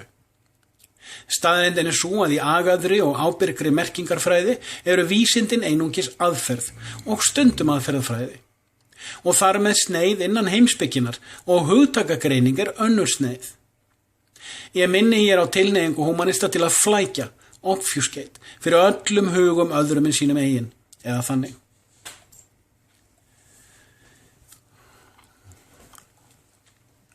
Minni hér á í þessu samhengi þegar Robert Forison svaraði dómara í fyrstu réttarhöldunum yfir Ernst Sundell í Kanada. Ég nota ekki aðferðafræði, methodology. Ég beiti aðferð, method. Mér hefur aldrei sýnst vera þörf á því að brúa bilið á milli trúar og vísinda, enda aðhyllist ég hvorki trúarbrögð né humanistavísindi. Allt saman er áhugavert og allt mannlegt er manni viðkomandi. Því menning er saga hugsunar. Mælingar eru bara eitt verkfæri sem saga hugsunar notar. Lýsing er mæling, útskýring er túlkun. Umfram allt, sjaldan er reykur án elds nema hver að gufa sé. Í stjarnvísindum nútímans, eða innan húmanistavísinda, er almennt talið að mánin sé afleiðing af árekstri himintungls við jörð fyrir 2 til 3 milljörðum ára. Tímasetning er ónákvæm eftir því hvaða jafningjarrýnda grein eða bók maður les. Svo við skulum velja 2 milljarða ára til staðsetningar fyrir útgangspunkt. Almennt er talið að jörðin sé tæplega 4 milljarða ára gömul. Svo útgangspunkturinn er sá að það leyti sem líf á jörðinni var að finna sér fastmótaðan farveg. Ekki fastmótaði myndi svona í dag, heldur byrja farveginn og að finna farveginn sem var haldiðst við. Hafi eitthvað gerst sem riðlaði spórbög jarðarinnar, braut hana í tvennt og einhverjum hundruðum árþúsunda, hafi spórbögur jarðarinnar jafnað sig og hitt jarðarbrotið eða aðskotafyrirbærið sem braut hana jafnað sig sem tungl á spórbögum og jörðu. Flestir innan vísinda og húmanistavísinda aðhyllast að þetta sé nokkurn veginn hluti jarðarsögunar. Þó margt sé ónákvæmt í tilgátunum og þetta er viðurkennd kenning í samtímanum. Leggja ekkert mat á hvort þetta eigi skilið að hækka úr tilgátu í kenningu. Sem fyrr segir, ég nota fyrrnefndan útgangspunkt. Mín viðbóta tilgáta er svo að mánin sé aðskotafyrirbærið sem hafi rekist á jörðina og klofið hana í tvennt. En að hinn helmingurinn hafi jafnað sig í sama sporbaug og jörð nema nákvæmlega hinum megin á sporbaugnum og því sjái nýbýru og jörð ekki hvor aðra því þær deilir sama sporbaug andsælis hvor annari, diametric opposites, og því sól ætíð á milli þeirra. Ég hef tekið eftir að það er sama við hvernig rætt, en tilgáta mín er byggð á viðurkenndum stjarnvísindum. Að hvort sem rætt sé við vísindafólk eða dulspyggjufólk að það hafnar alfarið svo mikið sem að ræða tilgátuna, hvað þá athuga rökin fyrir henni. Svo er einnig með tilgátu mína á því að jörðin vaxi, sem er einnig byggð á viðurkenndum vísindum. Það er einmitt dulspyggja heimska þegar fólk velur eina vitleysu sem sannleika og hafnar vitleysu sömu hættar sem fávísi og neitar að rýna í undirstöður eigin hugsunar. Mín niðurstaða er svo að fólk lifir algjörlega í dulspyggjulegum heimi, en það geti ekki viðurkennt að vera sjálfu sér og að sá dulspyggja heimur sé undir ægivaldi innblásturs og leiðsagnar frá föllnum englum, sem er algjörlega í samræmi við útskýringa biblíunar, auk annarra trúarrita, en fólk sem aðhyllist biblíuþekkingu neitar einnig að ræða þessar tilgátur, sem styður fyrirgreinda fullyrðingu, sem aftur vekum hann til umhugsunar tegund sálfræði sem var í efni aðra ritgerð öllu lengri en þessa. Til gamans má draga hér inn vinsæla dulspeggikenningu eðlu fólkið, sem smellpassar við nýbýru tilgáðuna. Það er fullkomlega rökrétt að gefa sér að á tímum risaeðlana, sem samkvæmt húmanistavísindum hörfu fyrir 65 miljóna árum, eftir að hafa lifað góðu lífi í 130 miljóna ár. Að meðal þeirra hafi gengið uppréttar humanoid eðlur sem á ensku eru nefndar reptilians, með greind á pari við vitundargreind eða sentiens uppréttara mannaba, humanoid primates, á borð við okkur, homo sapiens sapiens. Ég lífi lesenda mínu við því að ræða munin á homo sapiens og sapiens sapiens.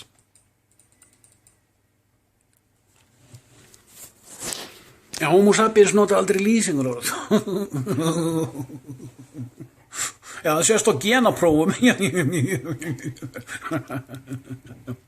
Okay. Hér er mikilvægt að gera sig grein fyrir að þegar framkoma menn á borð við David Icke sem prédikar dulspyggilega útgáfu af eðlu fólki, ná frímúrarar mjög sérstökum árangri í vitundarvélun. Þeir markaðssetja hugtak sem fólkins dáleita almennings og skemmtilega fólkið í jaðarhópum ýmist hafnar eða aðlagast. Leið hverfur hið framangreinda eðlufólki í skuggan. Eins er með nýbýru X gagnvart nýbýru. Afsakið. Hugur umskiptinga, gólem, uppvakninga, gúl og uppskapninga, gargoyle, ófær að vinna úr hugmynd sem ekki einn af snákunum á höfði Gorgonsins Medúsu. Að þróun sambærileg við framangreindar eðlur hafi átt sér stað á svipuðum hraða og Nibiru ekki fráleit. Að atvikið sem bjó til mánan jafn líklegt til að hafa búið til Nibiru. Að loftsteins atvikið sem draf flestar eðlur á jörð hafi ekki átt sér stað á Nibiru heldur ekki fráleit. Að andsæla plánetan Nibiru sé til og að þar búi eðlufólk sem sé löngu byrjað að smíða eldflaugar og löngu búið að smíða stöð fyrir millilendingu á skuggahlið mána, svo við ruglumst ekki í rýminu þegar við sæjum, og bíðið þess að við hættum að herja hvert á annað og beita hvert öðru viðbjóðslegri þjóða- og samfélagsverkfræði í krafti lyga, græðgi og spillingar augljóslega fráleit.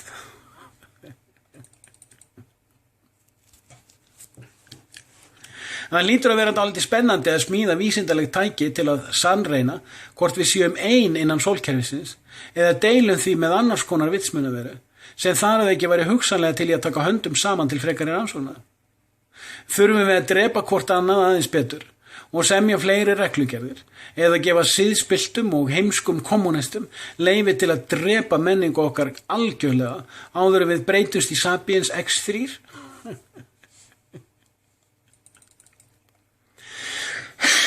Afsakið. Fyrir þá sem hafa áhuga á að sleppa rammanum og leita aftur í Biblíuna, þá vel hugsanlegt að Ham, Sem og Jafet, 3 synir Nóa, hafi hér einhverja tákræna og dularfulla merkingu. Hver veit, nema á jörð hafa orðið til samtímis og samhliða tvenns konar prímatamenning, neanderdalsfólk eða neanderfólk og homo sapiens, mannfólk. Og að fyrir daga flóðsins hafi eðlufólkið átt samskipti við báðar manntegundir, en að eftir flóð hafi leiðir skilið.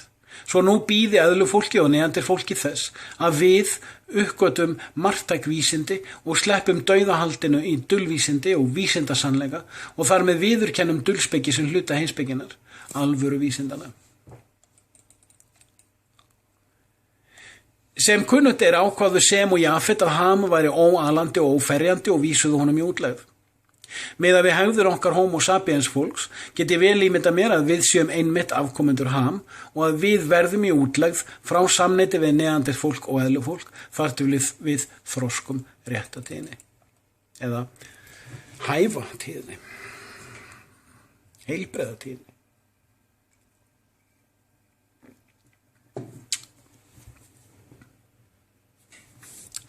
Mér finnst skemmtilegt að taka eftir þegar ég hef útskýrt þessa heimsmyndar túlkun fyrir fólki að þegar ég nefni að við Ham sem var sendur í útlegð fyrsta viðbragð áhorandans að hafna því og reynslan svo að frekari samræður í skugga þeirrar hugarhindrunar, mindblock, tilgangslausar.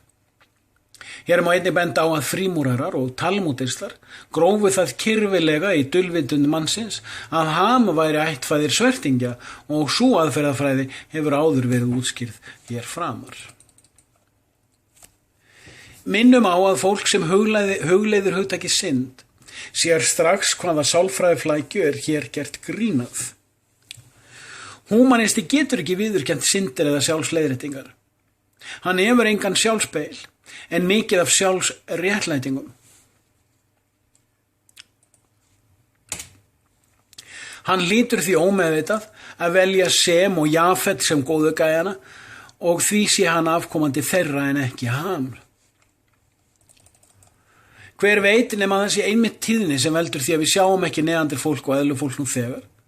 Og fyrir þá sem halda slíkt sé óhugsandi, minni ég á frábæra verkfræði sem heitir útvarpstíðni og þann möguleika útvarpstækja sem hafa aðskildar stöðvar svo stutt á milli hvor annarar að þær hefðu verið óhugsandi áður en vísindin fundu þær og kenndu verkfræðinni að nýta það.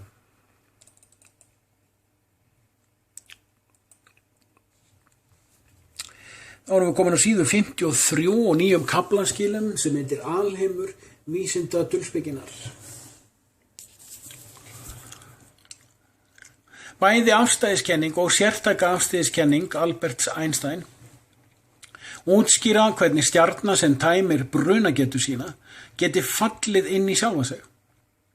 Upprunalega hugmyndin eldri og eignuð John Mitchell, fæddur 1724, en Einstein útfærði hana frekar.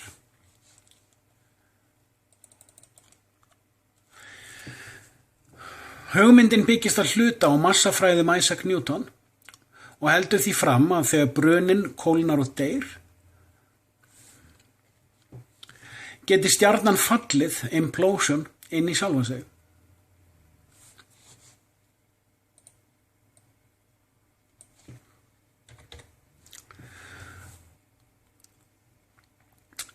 Og að það hljóti að gerast. Ég byrja bara aftur í þetta, koma það, leiðir til. Hugmyndi byggist að hluta á massafræðum Isaac Newton og heldur því fram að þegar stjörnubruni, kólnar og deyr, geti stjarnan fallið, implode, inn í sjálfa sig og að það hljóti að gerast. En að við það muni massi hennar þjappast saman. Útkoman verði ofur samþjöppun efnismassa í agnarsmáum punkti sem hafi sama aðdráttarafl og sólin hafði áður. Ennfremur heldur tilgátan því fram að þessi punktur haldi áfram að draga til sín efni sem kemur inn í aðdráttarafl og því muni massin aukast með tímanum. Þá því haldið fram í báðum afstæðiskenningum að þyngdarkraftur massans eða aðdráttarafl geti haft eða hafi áhrif á ljós og geti jafnvel sogað ljósgeisla til sín. Svartholið fætt. Því ekkert ljós sleppi frá einum ómælanlega svarta og samþjappaða punkti.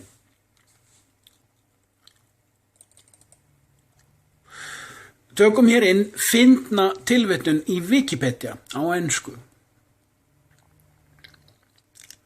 A black hole is a region of space-time where gravity is so strong that nothing, no particles or even electromagnetic radiation such as light can escape from it.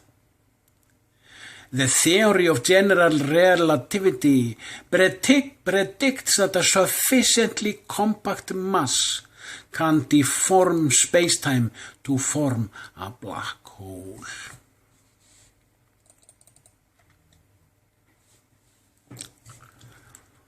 Allir hafa heyrt ónáttúrlegar og dulspyggilegar útskýringar á hvernig ferðalag á ljóshraða hafi áhrif á hvað sé tími og þá þess sem ferðast og þá ekki síst skynjun á tíma. Svo sem ef mannvera gæti ferðast á því sem næst ljóshraða, myndi tími hennar vera allt annar en okkar hinna sem stöndum í stað. Það engin eðlisfræði sem svo mikið sem gefur í skyn að þessi vitleysa standist. Það þorir hins vegar enginn að andæfa vitleysunni, hvað þá að afsanna hana með betri formúlum. Eðlisfræðingurinn Karl Schwarzschild notaði formúlur Einstein til að útskýra og túlka kúlulegar tímabólur í kringum hinn ósýnilegu svarthol, aftur ótrúlegt klám sem húmanistavísindin staðhæfað séu veruleiki. Eðlisfræðin veit ekki hvað tími því hún hefur engan grunnstöðul til að mæla hann. Sekúnda á jörð ekki það sama og sekúnda á plánetu á brautu umhverfis Alpha Centauri. Fær heimspekingur veit hins vegar að tími hreyfing á vitund og að hvoru tveggja fullkomlega afstætt.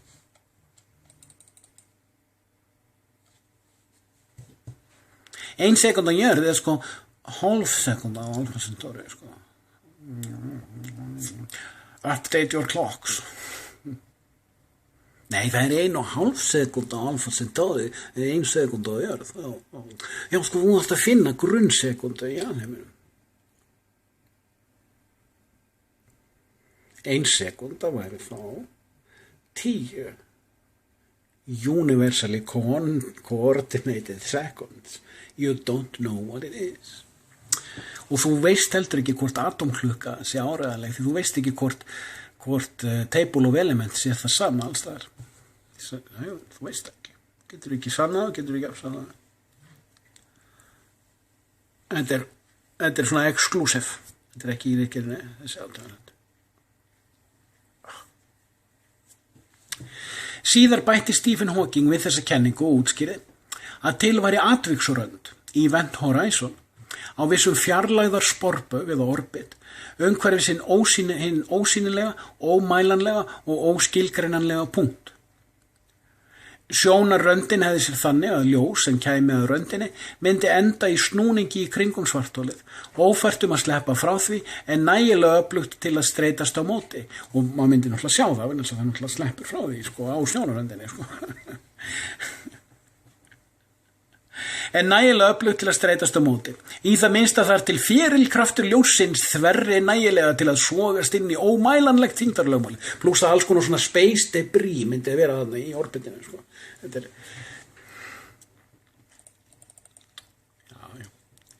og þetta er náttúrulega allt saman miklu gáfulegra heldur en að í upphafi skapaði Guð himinn og jörð. Það er náttúrulega bara kjánalega. Það kalla atheistar intellectual sloppiness.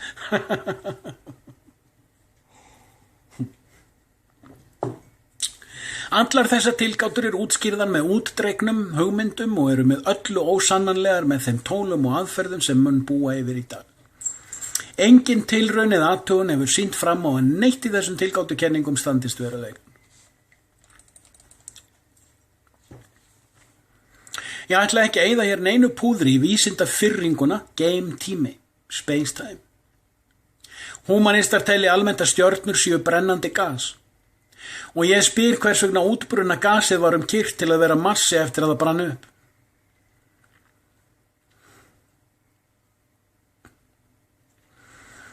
Ég spyr einnig hvers vegna ís hitnar undir þrýstingi og því hversu heitt verður kulnaðan svartholið. Nota bene, ef þú tekur loft og setur undir þrýsting þá kólnar líka. Þannig að þú veist, ég nenni ekki að setja á það inn sann. Ég múin að skrifa nóg, laga nóg og lesa upp nóg.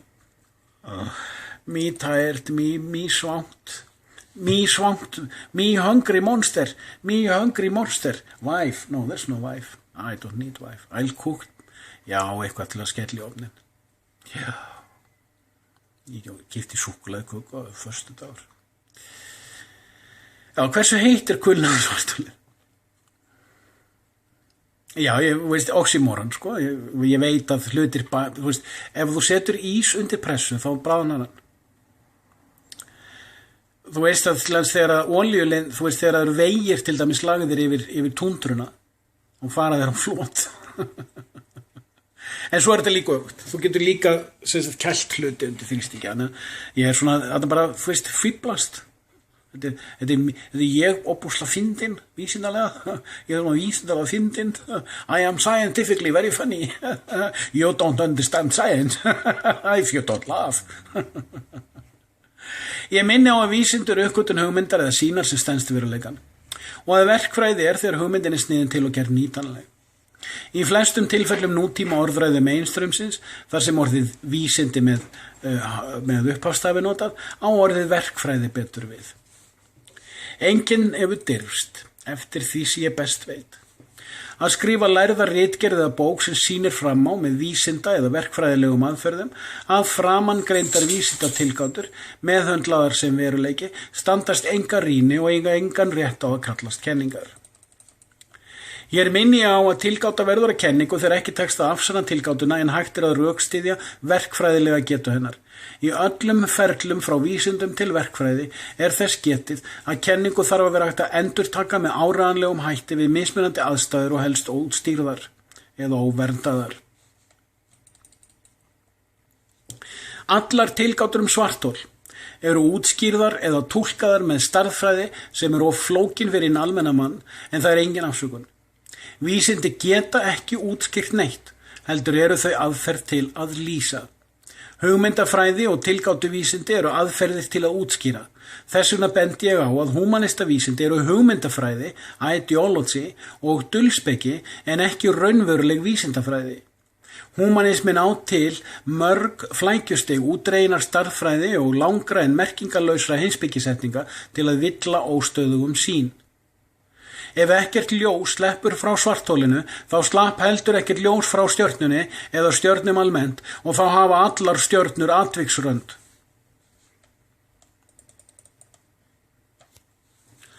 Lesandinn skilur nú hvers vegna ég nota oft hugtökin atviksrönd og svarthol þegar ég rýni í menningarástand samtímans og orðræður markaðsettra og viðurkenndra kverulanda. Við höfum engin mælitæki til að finna kulnaða stjörnu eða lýsa henni og við vitum ekki einu sinni hvort stjörnur geta kulnað.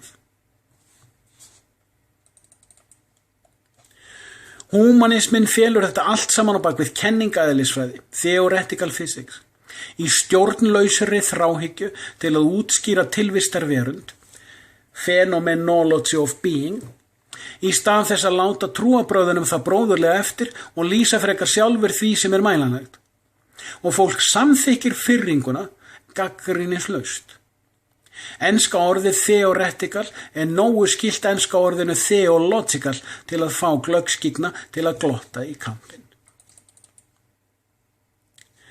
Ég hvet áhugasama til að skoða mörg myndskeiða NASA Goddard-rásarinnar á YouTube undir playlists og rýna þar í sýnilega hegðun sólarefnisins sem húmanistar vita ekki hvað en hafa tilgátur hvað sé. Lesandinn getur þá leyft sér vandaðar spurningar munin og bruna og bræðihita og bæta við öflugri spurningum sjálfsreglun, self-regulation. Einnig bendi ég í þessu samhengi á frábæra fyrirlestra Rupert Sheldrake hugsanlega sólarvitund, til dæmis á Electric Universe ráðstefnunni 2018. Hann nefnilega vísindarlega rökstuddi hugmyndina sólarvitund. En það, nei, það getur ekki verið. Rökstuddi vísindarlega hugmyndina sólarvitund. Ég hef gert það sjálfur, en ég er spámaður Guðs, ég hef ekkert vitað þessu. Ég er svona trúartrúður. And I like it. Ég setir inn fullyrðingu á ensku, tekna af coolcosmos.epac.caltech.edu. coolcosmos.epac.caltech.edu. sem ósannanleg tilgátukenning, þetta svona vísinda vefsíða. The sun is a huge, glowing sphere of hot gas. Most of this gas is hydrogen, about 70%, and helium, about 28%. Carbon, nitrogen, and oxygen make up 1.5%, and the other 0.5% is made up of small amounts of many other elements, such as neon, iron, silicon, magnesium, and sulfur. Right?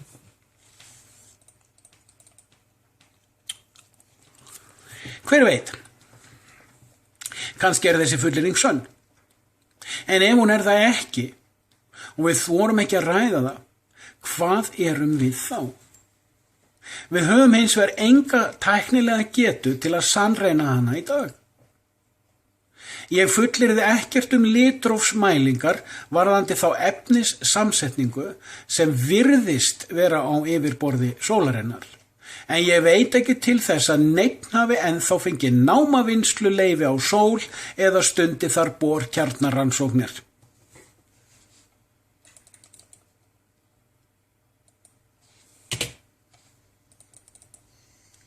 Ég mér vitanlega sá fyrst í menningarsögunni til að stinga upp á hugsanlegu sólarefni og þar með gef ég í skyn að hugsanlega allt annað lotukerfi, table of elements, sem gera þurfi ráð fyrir í þessu samhengi. Enginn getur fullyrt að efni, þá ég einnig ekki að tala eitt efni. Enginn getur fullyrt að efnamengi jarðarinnar sé efnamengi alheimsins. En auðvelt að gefa sér að lotukerfi jarðar sé einungis undirmengi stærra lotukerfis. Hvað nú að þér? Ég lest aftur þessu samhengi. Ég mér vitanlega sá fyrst í menningarsögunni til að stinga upp á hugsanlegu sólarefni og þar með gef ég í skyn, mér vitanlega sá fyrst, ég var örugglega eitthvað búin að pæla í þessu. Og þar með gef ég í skyn að hugsanlega allt annað lotukerfi, table of elements, allt öðruvísi eðli á atóms samsetningu, sem gera þurfi ráð fyrir þessu samhengi. Enginn getur fullyrt að efnamengi jarðarinnar sé efnamengi alheimsins, en auðvelt að gefa sér að lotukerfi jarðarinnar sé einungis undirmengi stærra lotukerfis. Hvernig ekki? Húmanistar telja að alheimurinn hafi verið til í svonefndum miklahvelli, Big Bang, sem klúðursleg útskýring á sköpunarsögu Biblíunnar verði ljós og hefur enga stoð í mælanlegum veruleika. Þessa dulspeki, hinn steinrunna húmanisma, sem ekkert getur skapað, en snillingur í að stela, afbaka og orðaþvæla, óþarfi að þrefa. Húmanismin krefst þess að alheimurinn eigi sér upphaf og einnig endi. Það ekkert í veruleika okkar sem bendir til þess að svo sé og það klúður að reyna að sanna það vegna draumórakendrar hugmyndafræði áður en það athugað. Þó ég sé sjálfur sköpunartrúar og viðurkennir staðhæfingu eingyðistrúarinnar að í upphafi skapaði Guð himinn og jörð, þá ég fær að átta mig á merkingarfræði hugtaksins í upphafi. Og ég leyfi mér ekki að fullyrða að ég viti með vissu hvað það merkir. Ég krefst þess ekki eins og kristjanistar og húmanistar að alheimurinn og vísindaverkfræðin birti mér það sem ég vænti.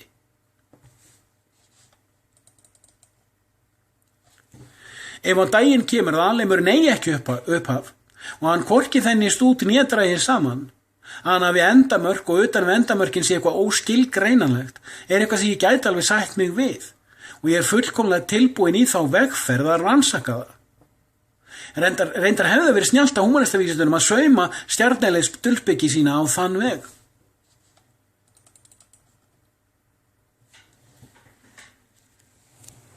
Pældu svolítið í þessu með lótukerfið og undirmengi lótukerfa.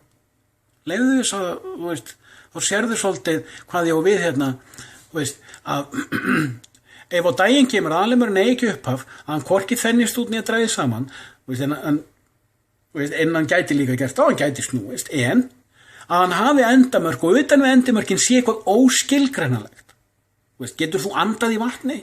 Getur þá ekki farið yfir í hið óskilgreinalega? Steinrunnin hugur eða dýnamískur hugur? Ok. Engar mælingar eru til sem staðfesta aldur alheimsins. Engar útskýringar á því hvað kom mikla hvelli í gang eða hvað það var sem sprakk. Stephen Hawking lét út úr sér á prenti en hann var æðsti prestur kenninga eðlisfræðinnar. Vegna þyngdarlögmálsins gat alheimurinn skapað sjálfan sig úr engu. Og segir það að mínu mati allt sem segja þarf heimsmynd humanismans. Vegna þyngdar, because of the law of gravity, the universe could and did create itself from nothing. Svona baktería fallacy. Hvað sameiningartákn þjóðarinnar?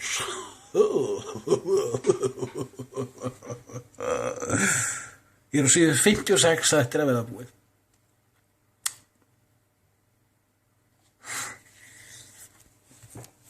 Til gamans má geta þess að Einstein trúði því alla tíð að alheimurinn væri í stöðugu ástandi, equilibrium, law of thermodynamics, entropy versus equilibrium, og laus við óreiðu, entropy, en útþensla og snúningur væru því merki óreiðu ástand. Síðar sýndu Edwin Erwin Hubble og fleiri fram á að útþensla væri sýnileg miðað við litrófsmælingar þess tíma. Einstein átti erfitt með að kyngja þessu og deilur eru það meðal kenningaeðlisfræðinga hvort hann gerði það nokkuð tíma. Síðan hefur komið í ljós að útþenslu mælingar Hubble reyndust mistúlkaðar. Þetta voru bara mælingar á 3-4 stjörnum sem að síðar hafa verið gagnrýndar hrottalega, en það má ekki segja frá því, að það úr COVID, ég sagði það, ég á mælitæki, það í hlæðslu, það er svotkví. Síðar hefur komið í ljós að útþenslu mælingar Hubble reyndust mistúlkaðar og endurtekning þeirra bendir til að alheimurinn sé að draga saman.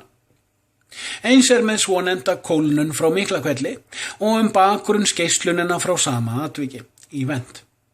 Allt ósannað og allt saman huglagt túlkað og öll umræða það bannfærð. Ég bendi á að húmanismin getur ekki einu sinni fundið upp eitthvað nýtt í staðinn fyrir bannfærslur og nornabrennur. Aðeins birtingarformið. Hann refsar frekarna leiðrétta og felur fyrir þér að kaþólskir kristjanistar ástunduðu leiðréttingar frekar en refsingar. Ég skýt þessu inn því húmanismin elskar hið steinrunna, efnisflokkaða og stöðufrosna, statik. Sérstaklega ef hann getur notað það til að taka vald yfir huga fólks. Aldrei okkur sagt frá samstarfi Einsteins við stærðfræði snillingin Kurt Gödel og hvernig þeir þráttuðu saman þráttuðu dialektik, afstæðiskenninguna. Ég nota þráttun hér til að hrekkja kommunista, sjálfu mér til skemmtunar, sérstaklega þá þeirra sem vita ekki hvað þráttunarefnishyggja er.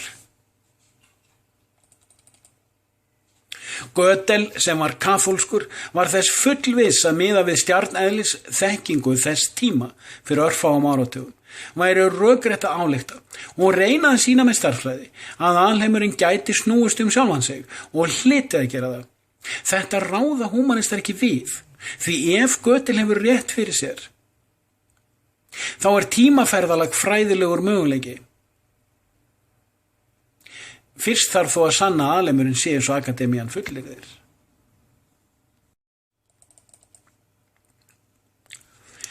Heimsmyndarfátæktin áberandi þegar kenningar og útskýringar á okkar eigin sólkerfi standast ekki nýjar lýsingar eða mælingar. Þá bara skáldað í eyðurnar og rýnendur bannfæriðir. Að meginstraums vísindamenn húmanismans fundu upp X-plánetu sem svarta og massaða plánetu til að útskýra sporbaugsfrávik innan sólkerfisins jafn fyndið og það hörmulegt. Sá fræðifarsi á sér þó dýpri rætur. Eftir því sem stjörnu sjónauka gláp, geimyndatökur og mælitæki utan lofthjúpsins hafa sýnt okkur meira ljósdeplana á næturhimninum, og eftir því sem tölvutækni við útreikninga og kortlagningu hefur aukist, hafa sporbaugsfrávik, stjarna og stjörnuþoka orðið augljósari. Pláneta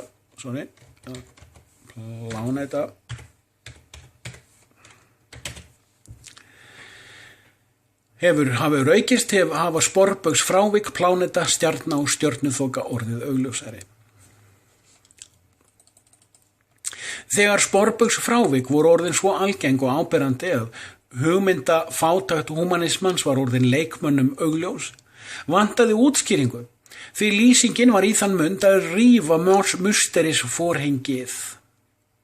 Þá datt einhverjum snillingi í hug að búa til hugmyndin að svörtu efni, dark matter. Alheimurinn væri fullur af svörtu efni sem ljós gæti ekki sýnt okkur.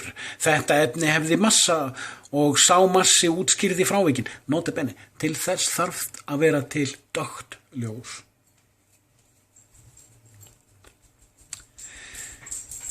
Þvílík snilld, því þessi dulspiki okkur kennt í fjölmiðlum, barnaskólum, háskólum, stjórnmálum og í Hollywood-försum að sé verulegin.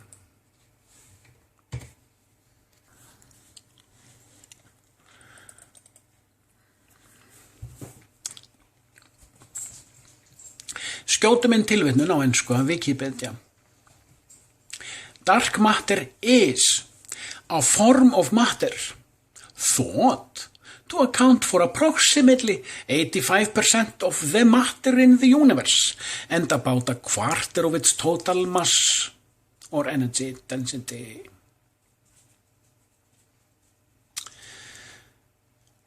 Glöggir taka eftir fullyrðingunum svartefni og 85% alls efnis í alheiminum og ennfremur fjórðungur heildarmassa. Það ekki til nein vísindaverkfræði sem hefur getað útskýrt hvað svartefni sé, eða gæti verið, hvernig það væri tilkomið eða hvers konar lotukerfi það hefði. Engin raunhæf útskýringir á hvernig það dreifist eða eftir hvaða eðlisfræði lögmálum, en það réttlætir samt þá fyrru þegar tilgátur Newtons urðu að kenninga veruleika hins upplýsta og vitsmunalega húmanista.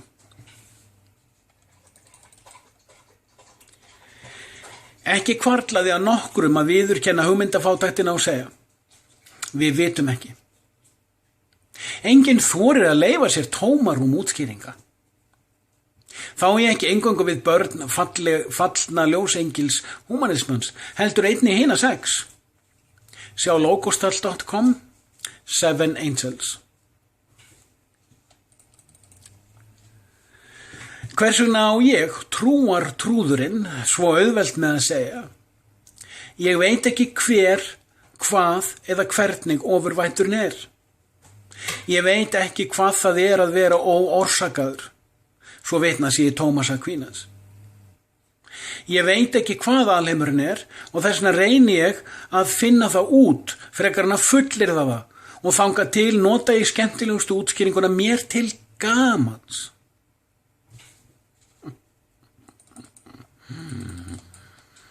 Fyrir ekki að ég hætta þessum hróka hlátri. Ég íðrast. Fyrirgefning orðin ólögleg á Íslandi. Þú veissir það. Það orð ólöglegt að fyrirgefa á Íslandi. Búrinn á Bessastöðum lét afnema það eftir að marxistar bjuggu til fáránlegan spuna. Og Guðmundur Franklin kýsa hann sér ekki gegn það. Hann fattar það ekki. Ég hef stundum sagt að ég trúi heimsmynd humanismans sem ég hér að rífa niður. Ekki vegna þess að mér finnist hún rökrétt, heldur vegna þess að ég veit að hún trúarleg og að hún ekki veruleiki og mér finnst hún skemmtileg. Og ég fer ekki á rönguna ef ég þarf eina ferðina enn að skipta trú. Ég hef lesið mikið þessi fræði og hort á marga fyrirlesar og einnig rökræður, debates þessi efni, bæði með og á móti. Mér með öðrum orðum nákvæmlega saman hvort þetta allt saman sannleikur eða lygi. Ég ekki að sanna neitt. Auðvitað til fleiri tilgáttir en það skiptir engu. Umfram allt hef ég haldið því fram árum saman að meðan ég get ekki sjálfur flogið út til að sannreina hvað sé utan við lofthjúpinn, veljið þá útskýringakenningu, explanatory theory, sem skemmtilegust.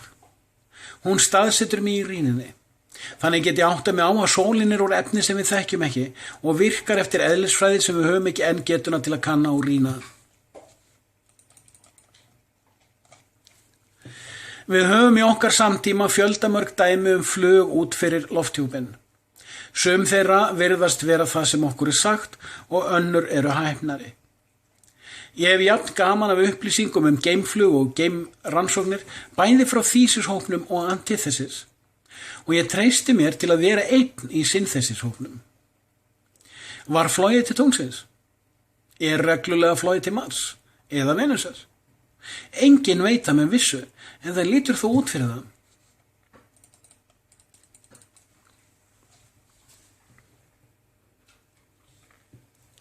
Japanir eru að sendja framhjálflug til Merkur í annað sinn ef ég man rétt.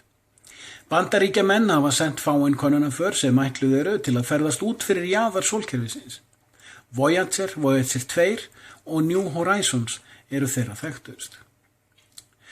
Það hafa verið fleiri tilraunir með Merkurflug, en ég las þau síðast fyrir 2 árum og minniði gloppótt og ég gaf mér ekki tíma verið heimildavinnu það atriði fyrir þessa ritgerð. Ég mun sinna þessu í síðari skrifum. Þangað til mæli ég með global.jaxa.jp fyrir áhugasama.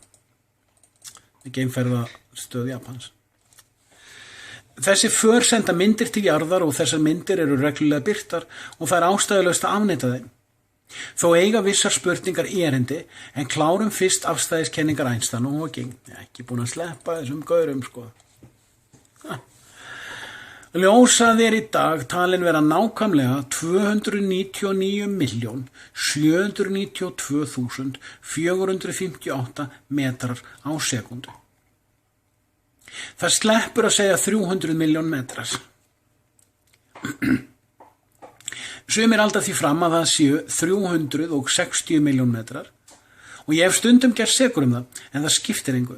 Þessi hraði ómælanlegur með nútíma tækni. Þú getur á megin öðrum orðum haldið fram hvaða rugli sem ljósa. Það getur enginn afsanna. Ekki neitt. Þegar Einstein skrifaði afstæðiskenningar sínar, byggði hann á 3 grófum mælingum sem höfðu þá verið gerðar, að mig minnir. Þó ég fullyrði að þessi hraði sé ómælanlegur, þá skil ég vel að fólk þurfi viðmiðun til að staðsetja stjarnkönnun sína og ég viðurkenni í orðræðu minni þennan hraða að mestu leyti. Eins og heimspekingar vita þá hvílir heimspekin á undirliggjandi þráttarröskun, dialectic disorder. Síðan hafa verið gerðar betri mælingar, nota bene, þegar þið er sagt að Marx hafi byggt á Hegel. Hann satt ykkur á kúrsa, en hann slefti nánast öllu sem gerði Hegel áhugaverðan. Karl Marx var lygari, þjófur og afskræmari. Og allir hans fylgjendur eru það líka. Síðan hafa verið gerðar betri mælingar þar sem ljós sent í gegnum hringaða glerkapla sem eru margir kílómetrar að lengd. Radíus jarðarinnar talin vera 6.371 kílómetrar, sem gerir þverskurð hennar miðju rúmlega 12.700 kílómetra eða 12.700.000 metrar. Það er þess að starfstíðar. Metri. Ég veit þú fyrirgefur, þú ert ekki humanismið eða þú komir svona langt. En þú verður samt að passa að brjóta ekki lögin, þannig að þú mátt ekki fyrirgefa mér ef þú ert á Íslandi.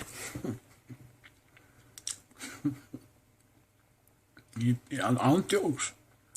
Það gefur auga leið að ef ljósið ferðast 300 miljón metra á sekundu, þarftu að geta mælt í það minnsta 10 sekúndna vegalengd við mismunandi aðstæður og af mismunandi ljósbreytum til að vita hvað þú ert að mæla. Nútíma tækni ræður ekki yfir þeirri getu. Öll nútíma stjarneðlisfræði og öll kenningaeðlisfræði byggir á því að þessi hraði sé þekktur með ítrustu nákvæmni. Vitað að miðbik 20. aldarinnar voru mismunandi mælinganiðurstöður sem komu fram ljóshraða og frekarna viðurkenna villuna var mælitekjum breytt til að birta rétta útkomu því ljóshraðin alheimsstaðall, universal constant, innan hins steinrunna humanisma, alheimsfasti á þetta vera ekki alheimsstaðall.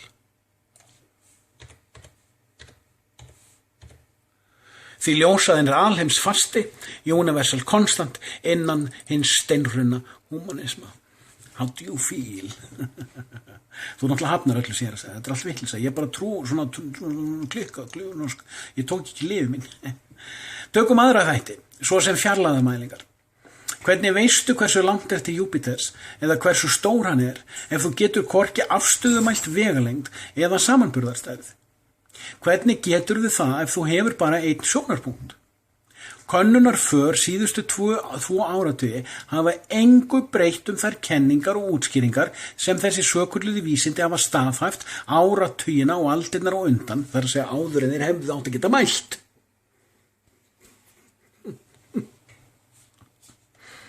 Kenningarnar breytast aldrei þegar mælingarnar koma fram. En hafa ekki verið settar upp sjálfvirkar stöðvar með sjónaugum, myndbúnaði, litrófs og bylgnamælingum á mána til að hefja afstöðumælingar og ítarlegri geimrýni. Að byggja alþjóðlega geimstöð á mána kostar 10% meira en standsetning og viðhald alþjóða geimstöðvarinnar eigi maður að trúa mönnuðu tunglferðunum. Ég sleppi því hér fyrir stuttleika, brevity, að gera grín að fræðingunum sem breyttu Plútó úr plánetu í tungl. Eins með stjörnur og svonefndar stjörnuþokur sem hafa í huga humanismans orðið að risastórum tákmyndum. Þó þær séu byggðar á svo smáum ljóspunktum og brotum að það hlýtur að vekja mörgum efasemdir. Sólkerfið Alpha Centauri, AC, talið vera næst okkur, eða 4,37 ljósár í burtu. Sum sé, ef ljósgeisli ferðast frá jörð til AC á 300 miljón metrum á sekundu í gegnum efnis- og lofttæmdan geiminn, tæki það tæplega hálft 5 ára náþangað. Við vitum ekki réttan ljósaða og við vitum ekki hvort geimurinn galtómur. Við höfum engan þrívítarpunkt til að vita hvaða sólkerfi næst okkur og enga leið til að sannreyna hvort nokkrar af þessum tilgátum séu réttar. Þó börnum kennt að þetta sé veruleikinn, hann sé vísindalegur og að það sanni að trúarbrögðin séu þvættingur. Ennfremur sé þetta hinn fullkomna réttlæting á því að kommunistar komi á félagslegum jöfnuði sem ekki sama og jafnrétti til tækifæra með heila þvoti og ekki síst með því að ræna kapitalistana og afmá alla upplýsinga óreiðu. Tökum snúning á geimrými, empty space, innan sólkerfisins og milli sólkerfa, outer space.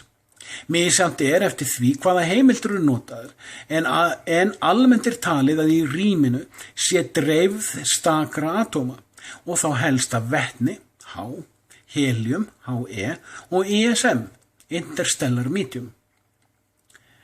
Innan sólkerfisins miðað við það bil 10 milljón atóm, ýmist vetni eða helium, á rúmsentimetra, sem slatti. En milli sólkerfa miðað við það bil 3 atóm, H, He eða ISM per rúmsentimetra.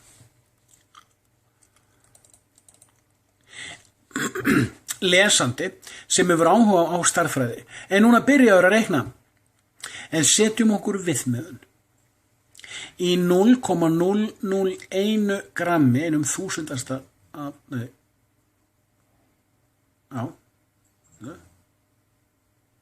einum hundraðasta grammi. Einum hundraðasta grammi. Í 0,001 hundraðasta grammi af vatni, H2O, eru 3,35 sinnum 10 í 19. veldi fjöldi sameinda, eða molecules. Þannig að flott tala, sko. Í 1 grammi af vatni, sem 1 rúmsentimetri, eru þá 100 sinnum fleiri sameindir. 1 mól, eða mól, þetta bara beinþýðing, mól, M-O-L, eða þýðing á enska hugtakinu mól, M-O-L. 1 mól af vatni 18 grömm miðað við lotukerfið. Og þetta flett upp hvað mól Netið yfirfullt af reikniformúlum til að reikna út mól, sameinda þéttleika og Avogadro-töluna. Til að finna út vetnismassan eða heliummassan milli sunnu og alfa centauri, fyrir þá sem svá af sér eðlisfræðina í skóla. Með öðrum orðum, hvað eru mörg baðkur af vetni eða helium á milli sólu og alfa centauri?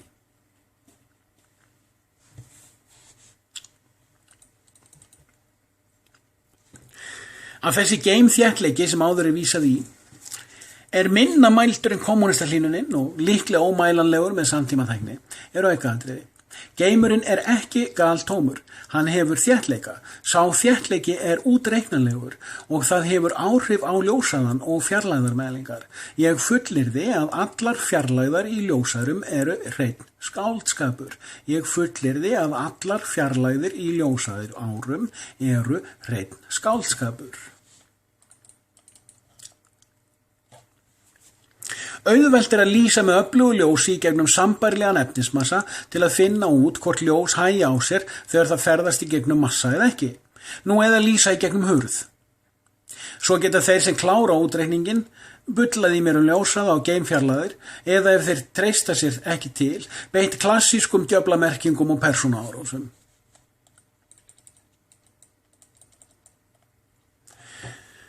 Sólin talin ferðast á 200 km hraða á sekundu á spörborbug sínum umhverfis miðju vetrarbrautarinnar, Milky Way. Jörðin talin ferðast 30 km á sekundu umhverfis sunnu. Tunglið talið ferðast á 1 km hraða á sekundu umhverfis jörðu. Geimfar sem skotið til tunglsins ferðast á 44.000 km hraða á klukkustund, eða 733 km á sekundu. Miðflótta afl jarðarinnar á þeim hraða sem hún ferðast gæti verið nægilegt til að kasta jörðinni af sporbaug og út í geim. Auðvelt að festa hlut á hringekju eða skopparakringlu og setja á fullan snúning og með rofa sleppa festingu hlutarins og mæla flóttakastið eða flóttahröðunina. Ef snúningur kringlunar mældur og þyngd hlutarins mæld og flóttahröðunin mæld eftir mismunandi þyngdum og hröðum má finna út eðlisflóttan. Ákveðin hlutur á hringferð í skilgreindri fjarlægð frá snúningsmiðju hefur ákveðið miðflóttaafl í hlutfalli við þyngd. Jörðin hins vegar grafkyrr á hringferlinu, orbit, og Newton svarar því með þyngdarlögmáli, law of gravity. Massi sólar togi í massa jarðar í útreiknanlegu hlutfalli við flóttakraft, escape force. Eins með tunglið umhverfis jörðu og sól umhverfis vetrarbraut. Auðvelt væri fyrir skapandi huga að útskýra sólmiðju frávikið, barycenter exception, með þessu mótili, en húmanistar hugsa ekki. Þeir eftirhapa, orðaflækja og persónuskaða, ad hominem, á milli dygðamerkinga, virtue signaling. Þegar Newton var að reikna út og rökstyðja massatilgátu sína, áttaði hann sig á því að þyngdarafl jarðar hlyti að hafa áhrif á hlut sem myndi ferðast út fyrir lofthjúpinn. Nota bene, þeir segja alltaf húmanist að þetta er gravity is the weakest force in the universe. Þá eiga þeir við að þeir get ekki mælt hann, búið til mælt ekki til mælan, en samt er það svo sterkur, hann heldur heilu sólunum og hnöttunum og tunglunum og öllu draslinu á alveg kyrfilega stað, kyrfilega mótum sporbaugum. Ekkert þarna sem make sense, ekki neitt. Ja. Þegar Newton var að reikna út og rökstyðja massatilgátu sína, áttaði hann sig á því að þyngdarafl jarðar hlyti að hafa áhrif á hlut sem myndi ferðast út fyrir lofthjúpinn. Reiknaði hann út að hlutur sem ætti að rísa nógu hátt til að geta ferðast á sporbaug, sem að lágmarki í 100 km hæð, þyrfti að ná flótta hröðun eða escape velocity. Þess má geta að alþjóða geimstöðin, International Space Station, er talin vera í 400 km hæð og flótta hröðunin sem haldi henni á lofti sé einn sporbaugur á 90 mínútnum, rúmlega 27.000 km á klukkustund. Og hringferillinn sé milli 42 og 43.000 km eftir reikni aðferðum og eftir líka staðsetningu yfir sporbaug. Fyrir tunglflaug sem ferðast til tunglsins þarf hún fyrst að komast út fyrir 100 km bauginn og til þess eru notaðar ýmis 2 og 3 þrepa eldflaugar. Þegar hún er lögð af stað til tunglsins er talið henni sé óhætt, það er að segja að jarðartogið haldi ekki aftur af henni, enda sé hún innan þyngdarafls bólunar, gravity bubble. Þó er ekki útskýrt hvernig það er tryggt. Þegar hún leggur af stað frá tunglinu aftur til jarðar, þarf að reikna þessa hluti upp og nýtt, aftur hvergi útskýrt, því að náttúrulega tunglið er með gravity, sitt eigi gravity, sko. Hvað sem öllu líður þá er hvergi útskýrt hvernig létt eldflaug sem ferðast frá jörðu til Mars sleppi út fyrir sporbaugstogið sem heldur mána tungli jarðar á sporbaug umhverfis jörðu.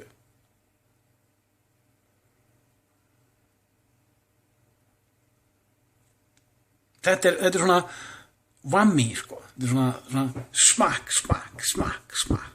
Bara svona smakk. Veist, má ég ekki vera að smakka, heldur smakk.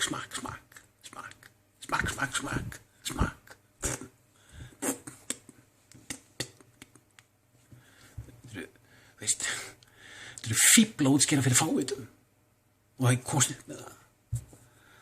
Vísinda dulspeki.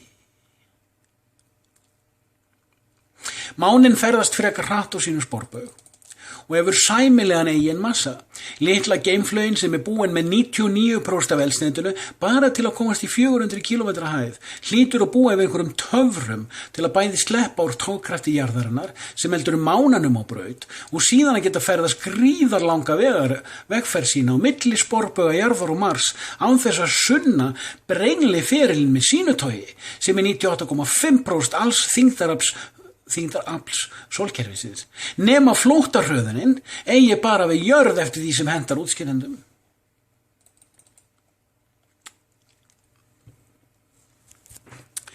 Sé þessu snúið í áttina að Venus eða Merkur, sem eru í þessari röð innan við jörð til sunnu, þá bætist enn við togkraft sólar. Það er hvergi útskýrt hvernig hröðun geimfars til Venusar, sem er raunin að ferðast í átt af, eins og bílniðu brekku.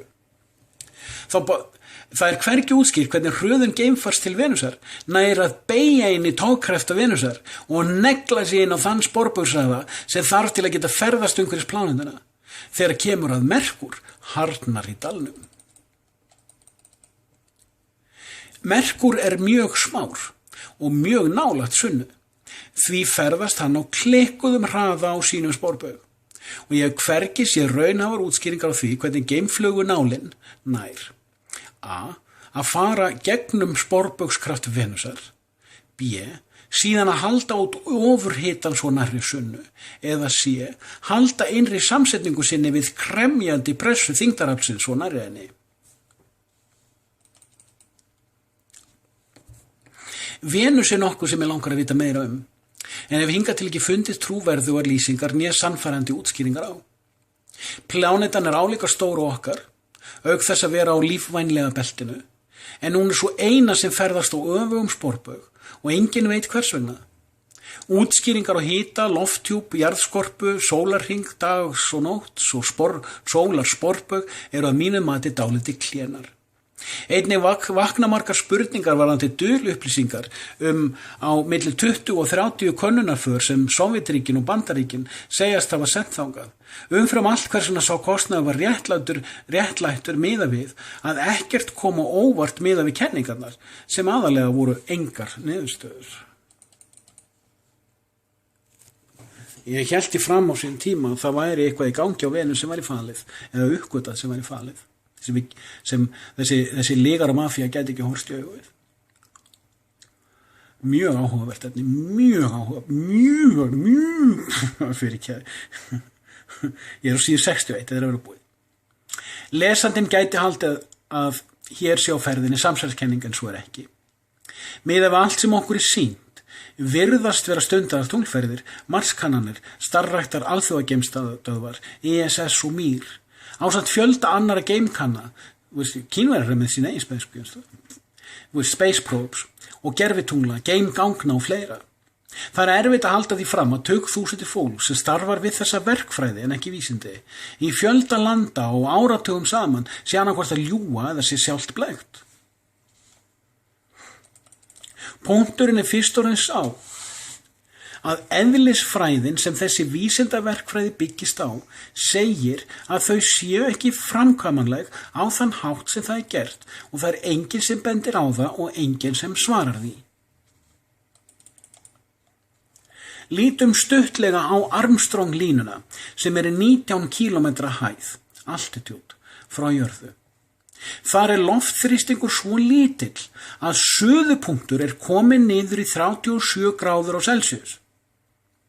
Ef þú ferðast upp í þessa hæð án sérhæðs þrýstibúnings, sjóða í þér augun, allur sviti soðnar, húðin á þér breytist í soðna kartöflu á smá stund. Farir þú hærra, breytist þú í soðið slátur áður en þú bókstaflega deyrð úr eigin líkamshita.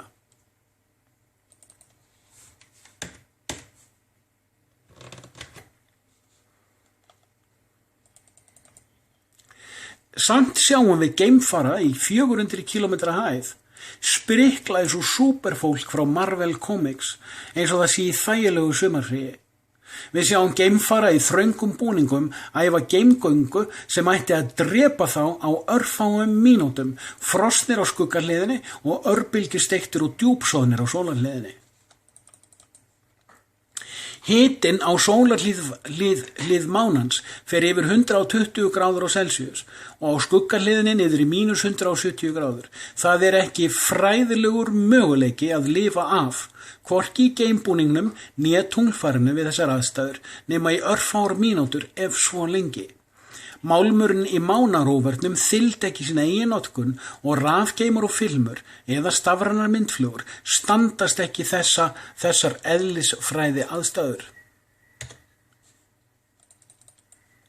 Framangreindar fullyrðingar mínar er auðvelt að sannreyna en enginn spyr þessara spurninga og enginn svarar þeim. Mér er slétt sama einhverja samsæringagreiningar á Wag the Dog myndskeiðum í þessu samhengi. Eðlisfræði segir mér að allt sem gert hefur verið á sviði geimfræða síðan 1959 stenst ekki. Samt er okkur sýnt eitthvað sem virðist vera.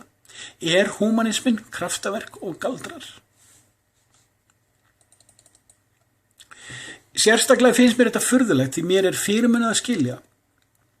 Ef blekkingu er að ræða, hver græður á blekkingunni og hvers vegna hún sé svo mikilvæg. Öfugt við COVID-19 sem er auðreikjanleg. Nema húmanismin sé með stærri heimsblekkinga þörf hvað varðar geimsrannsóknir en af sambærilegri ástæðu og COVID. Ég minni lesandan á að allt sem ritað í þessari löngu ritgerð snýst ekki vísinda atriðin sjálf eða baunirnar í grautnum heldur sálfræðina og dulspegina. Stafsningar það. Rúslega lítið að stafsningu vilja með það.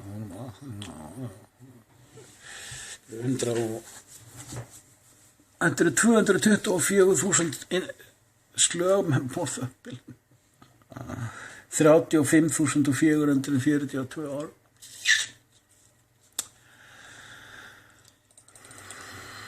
Eigum við að tala stuttlega þá furðulegu dulspeki fullyrðingu að jörðin sé með kjarna og fljótandi járni. Hefurðu séð borkjarna sem farið yfir dýpra en 5-8 kilometra? Hefurðu séð afsönnun á vatnsplaninu? Water table? Eða að steinefni undir vissi pressu búið til jarðolíu? En gamlar pressaðar plötuleifar gerir það ekki. Svo fyrri óþverranleg en svo síðar það ekki. Þér sagt frá öllum uppþornuðu olíulindunum sem endurnýjuðu sig? Hugleitu eftirfarandi í morgunsárunu á morgun. Jarðolía óþverranleg. Notkun hennar veldur engri loftslagshlýnun. Settu til gamans 1 desilítra af smurolíu á stein og taktu eina ljósmynd á viku af blettunum í 5 ár. Vertu vísindamaður. Sannaðu að náttúran eyði ekki plasti eða fyndu út hvaða örverur éta plast en ekki segja frá því svo aldrei vinnunni. Og jörðin stækkar. Jörðin lifandi. Við erum komin á blaðsíðu 62 og að nýjum kaflaskilum. Leiðtogar, laga frumspeki og Darwin.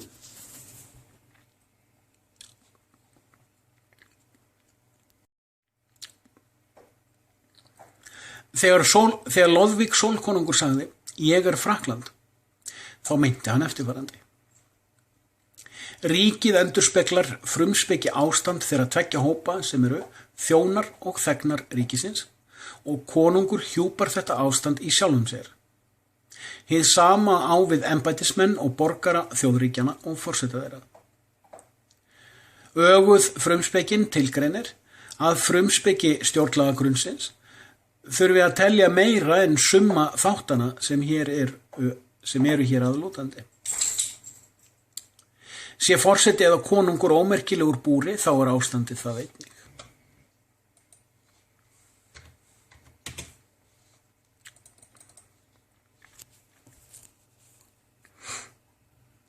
Því þá var hann ekki leiðtogi. Áður var ekki talin þörf á stjórnskipanarlögum eða stjórnarskrá því konungur eða drottning voru álitin hjúpa encapsulate þá frumspeki, metaphysics, sem skildi endurspeglast í dygð, virtue, þjóðarleiðtogans, head of state. Forseti þarf að hafa dygð.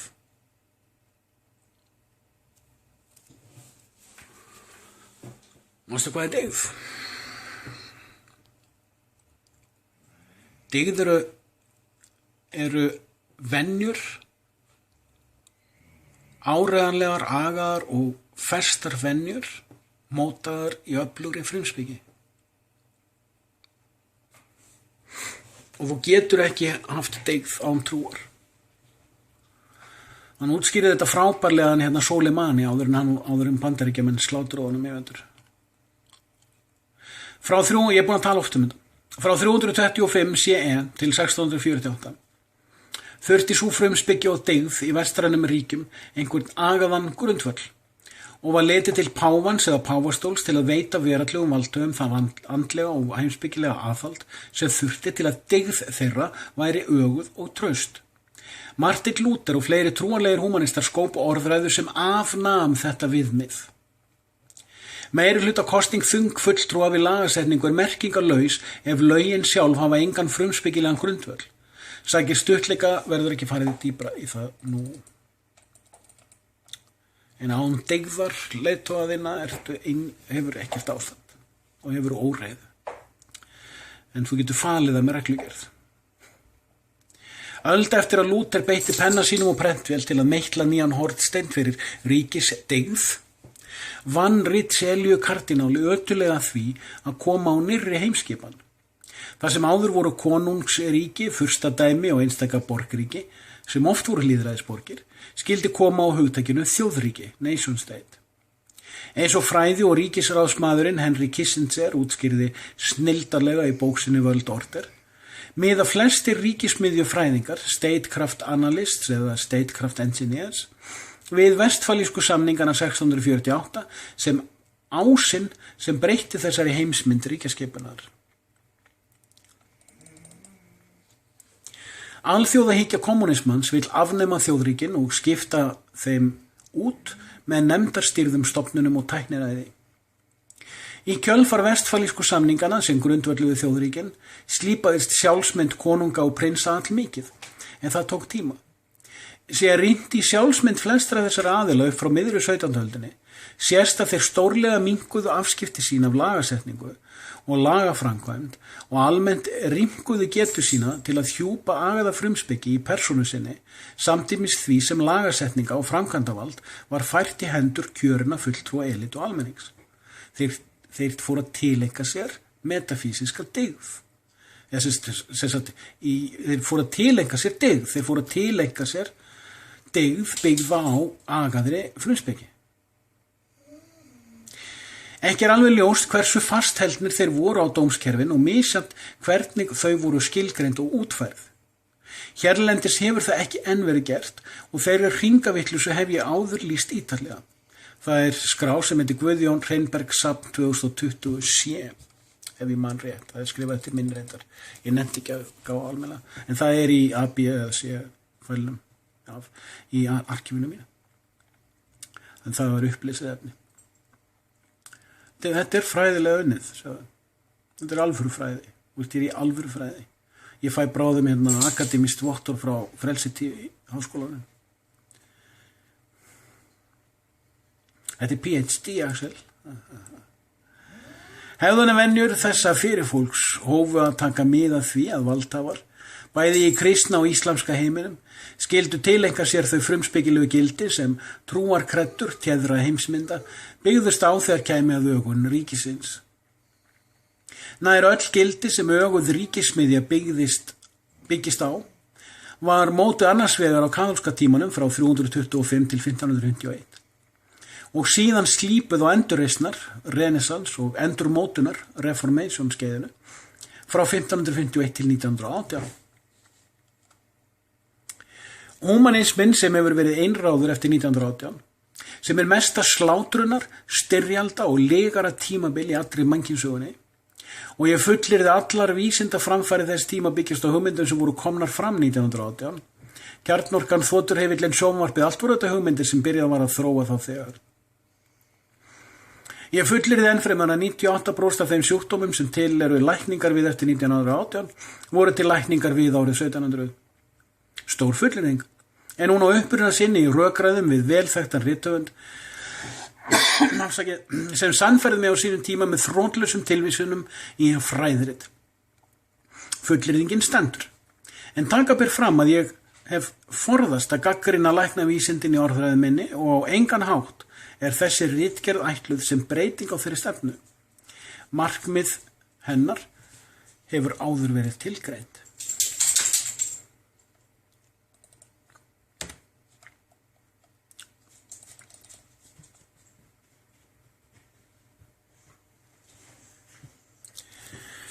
Breskir ríkismiðjufræðingar gætu bent hér á, og ég tek undir með þeim, að þegar Bretar fengu Magna Carta árið 1215 CE, þá var að ræða eitt af stærstu hugarskrefum mannkynssögunnar.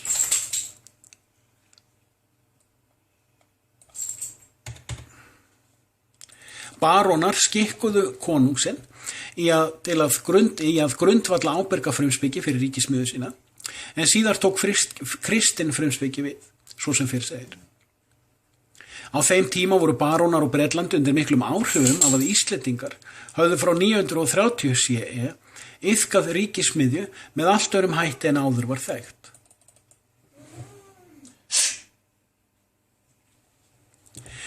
Fólk skilur ekki,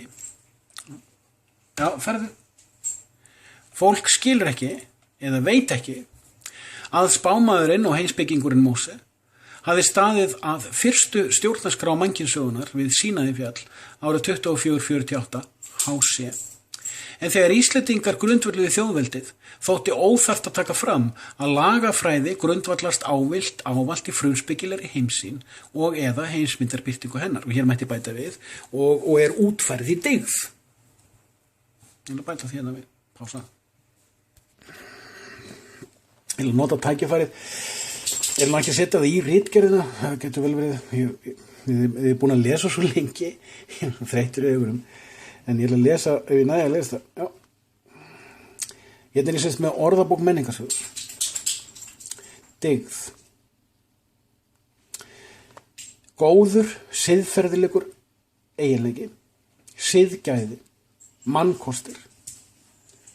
Verkið verður keypt en dyggðin ekki. Trúmennska. Þetta er sérst virtue á ensku. Dyggðablóð, trúr og tryggur maður. Dyggðaríkur en dyggður.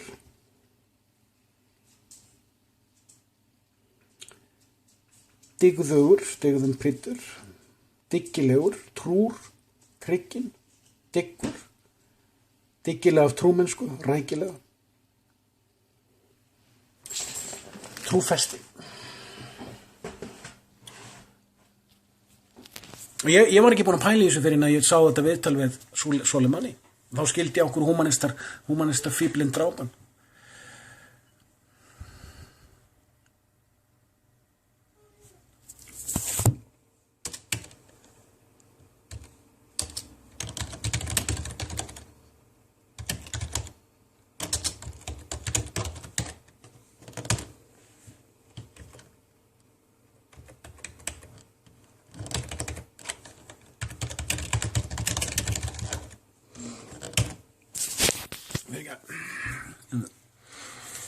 Þegar stóru hluti Íslendinga hafði snúist frá heiðinni til kristni var byrjað að halda tvenn löggjafarþing innan þjóðveldis og sömuleiðis dóma. Fólk sem tók þátt í héraðsþingum í maímánuði þar sem alþingismenn voru valdir vissi því vel hvað áttir við þegar hugtakið laga frumspeki nefnt. Þorgeir ljósvetningagoði var fenginn til að leysa úr þeim hnút. Ekki einfalt. Þorgeir ljósvetningagoði var fenginn til að leysa úr þeim hnúti sem upp var komin. Ríkið sem ástandslýsing fólksins sem lifðu undir vernd og útfærslu ríkisins var klofin. Því tvær heimsýnir réðu, heiðin sín og kristin. Eins og sagði í stofnun þjóðveldis var það lausn á því að sjálfstæðu héraðsþingin 39 voru mörg hver með ósamræmi í lögum og dómum, þannig að samheldni ríkti ekki. Frekar en að negla alla í kommunískan samhljóm, konsensus, var stofnsett ríki þar sem sjálfstætt og ábyrgt fólk gæti samstillt eða coordinated vilja sinn og sín svo vel færi. Þessi heimspeki eða aðferðafræði hafði áhrif á fræðimenn og aðalsfólk í Evrópu þegar það sat á skólum í íslenskum bændasónum sem sendir voru þangað til mennta. Að hægt væri að byggja ríki á stjórnarskrá og viðhalda ábyrgum lögum og dómum þar sem jafnvel þrælar og konur gætu haft áhrif með lýðræðislegum hætti var undarlegt, en það hafði áhrif sem ekki var hægt að stöðva. Þetta gerðist án þvingana, refsinga, reglugerða, löglegrar rányrkju eða djöflamerkinga sósíalismans. Nú er öldin önnur, því húmanistar eru hvarvetna að reyna að afmá þá frumspekilegu hugsun sem lögð til grundvallar, ábyrgum, dygðugum, lagasetningum og dómahefð. Nú skal allt gert með samhljóm, áróðri og djöflamerkingu, þar sem tilfinningarsamar og grunnhyggnar lýðræðiskostningar ráða mestu. Meirihlutakostningar. Sú ríkissmiðja sem við Íslendingar fundum upp, sem ríkissmiðjufræði, var grundvölluð á ábyrgri frumspeki. Hún er nú hrunin allan heim. Leiðtogar okkar eru upp til hópa valdir eftir því hvort þeir falla að vélaðri, merkingarsnöðri ímynd og lagasetjarar okkar og uppfræðarar einnig. Við sjálf og trúarlegir varðmenn okkar erum sofnuð á verðinum og sá sem geymir lúðurinn í turninum er að strjúka, svæp, eftir skyndikinnum eða skrifa djöflamerkingu í athugasemdaþræði eða dygðamerkjast í einhverjum samræðuhóp fyrirsagnafræði og yfirlýsingavísinda.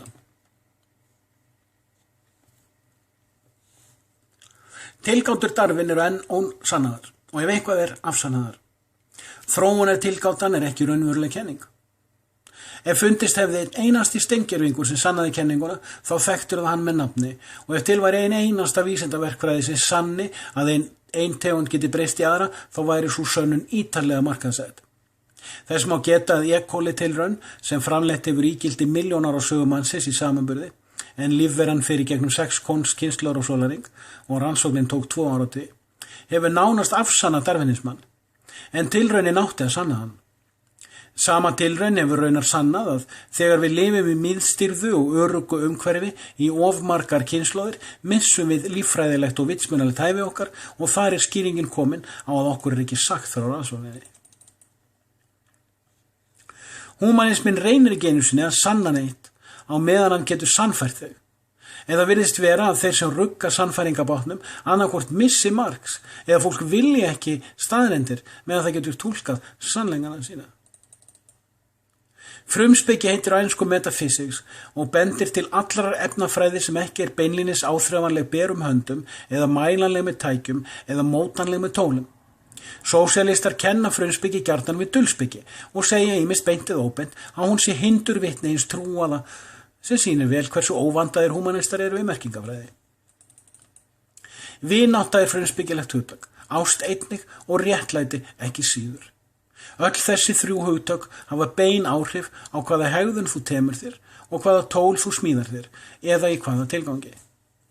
Agaður frumspekingur sér skotvopn sem öryggistæki í víðum skilningi, en sósíalistinn sem árásarvopn. Frumspekingur þarf ekki nánari útfærslu á framangreindri setningu.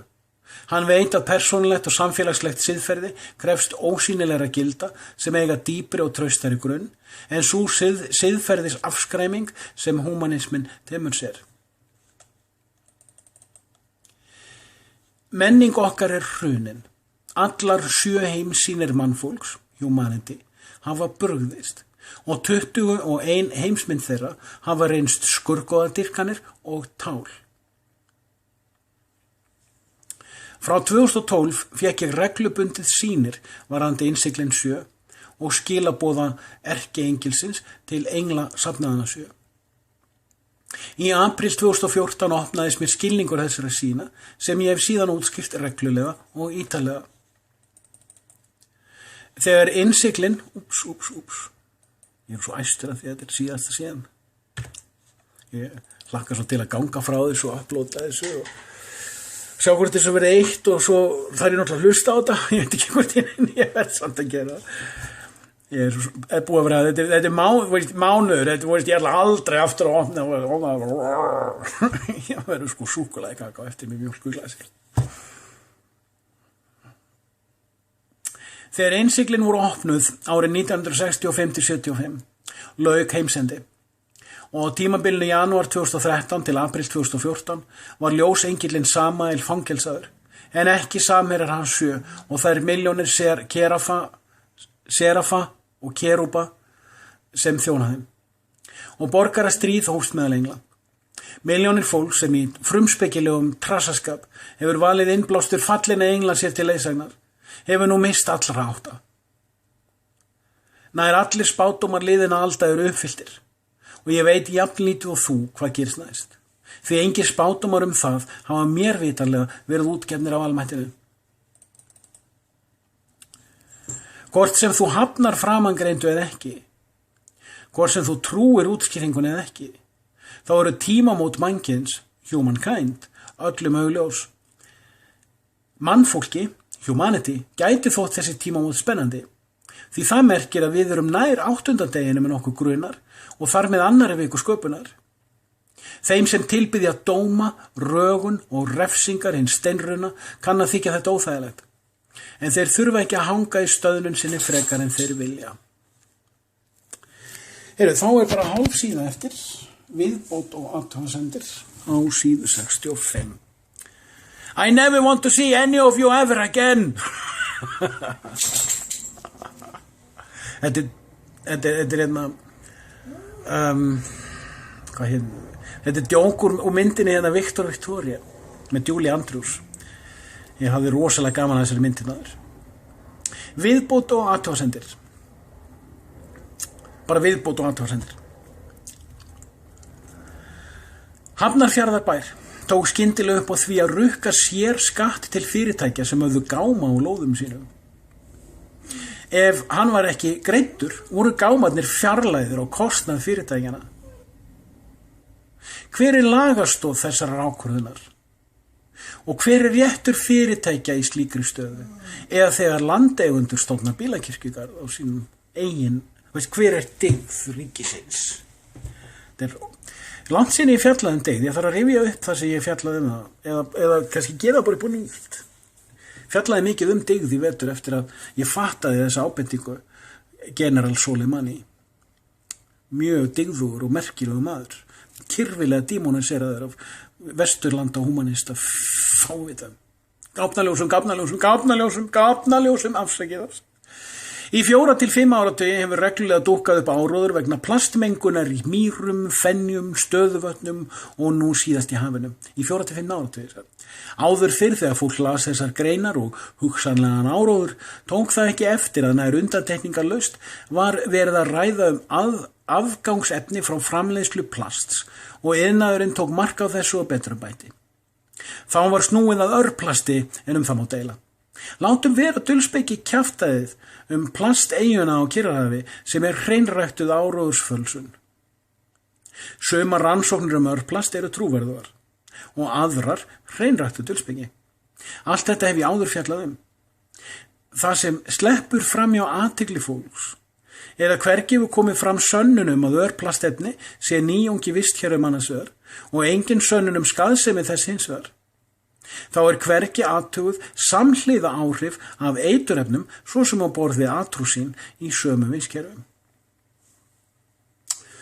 Og 4. athugasemd, ég skrifa oft illa kommunisman, svo rétt er að útskýra. Kapitalismi, sósíalismi og kommunismi eru 3 birtingarmyndir eða heimsmyndir heimsýnar humanismans, svo sem ég vandlega útskýrt og margsinnis. Og loka, þetta er eðlilegt, birta. Kaþólskt með upphafstaf er notað til að tákna kaþólska kristni en orðið kaþólskur merkir alheimslegur universal og stundum ger ég grín að kaþólskum humanisma í þessu samhengi. Þetta sem PDF. Svo hendi ég þessu skjali. Ég menn setja skjalið, ritgerðina bara PDF-fælinn sjálfan inn á reimberg.is. Uppleystir búið, þú mátt fara. Ég bara er að gíra niður. Og ég ætla aldrei að opna þetta skjal aftur. Ég ætla aldrei að ég sá eina stafninga í viðbótana. Þetta er búið að kosta mér mánuð og lífið mínu, ég vil fá 1 milljón fyrir þetta.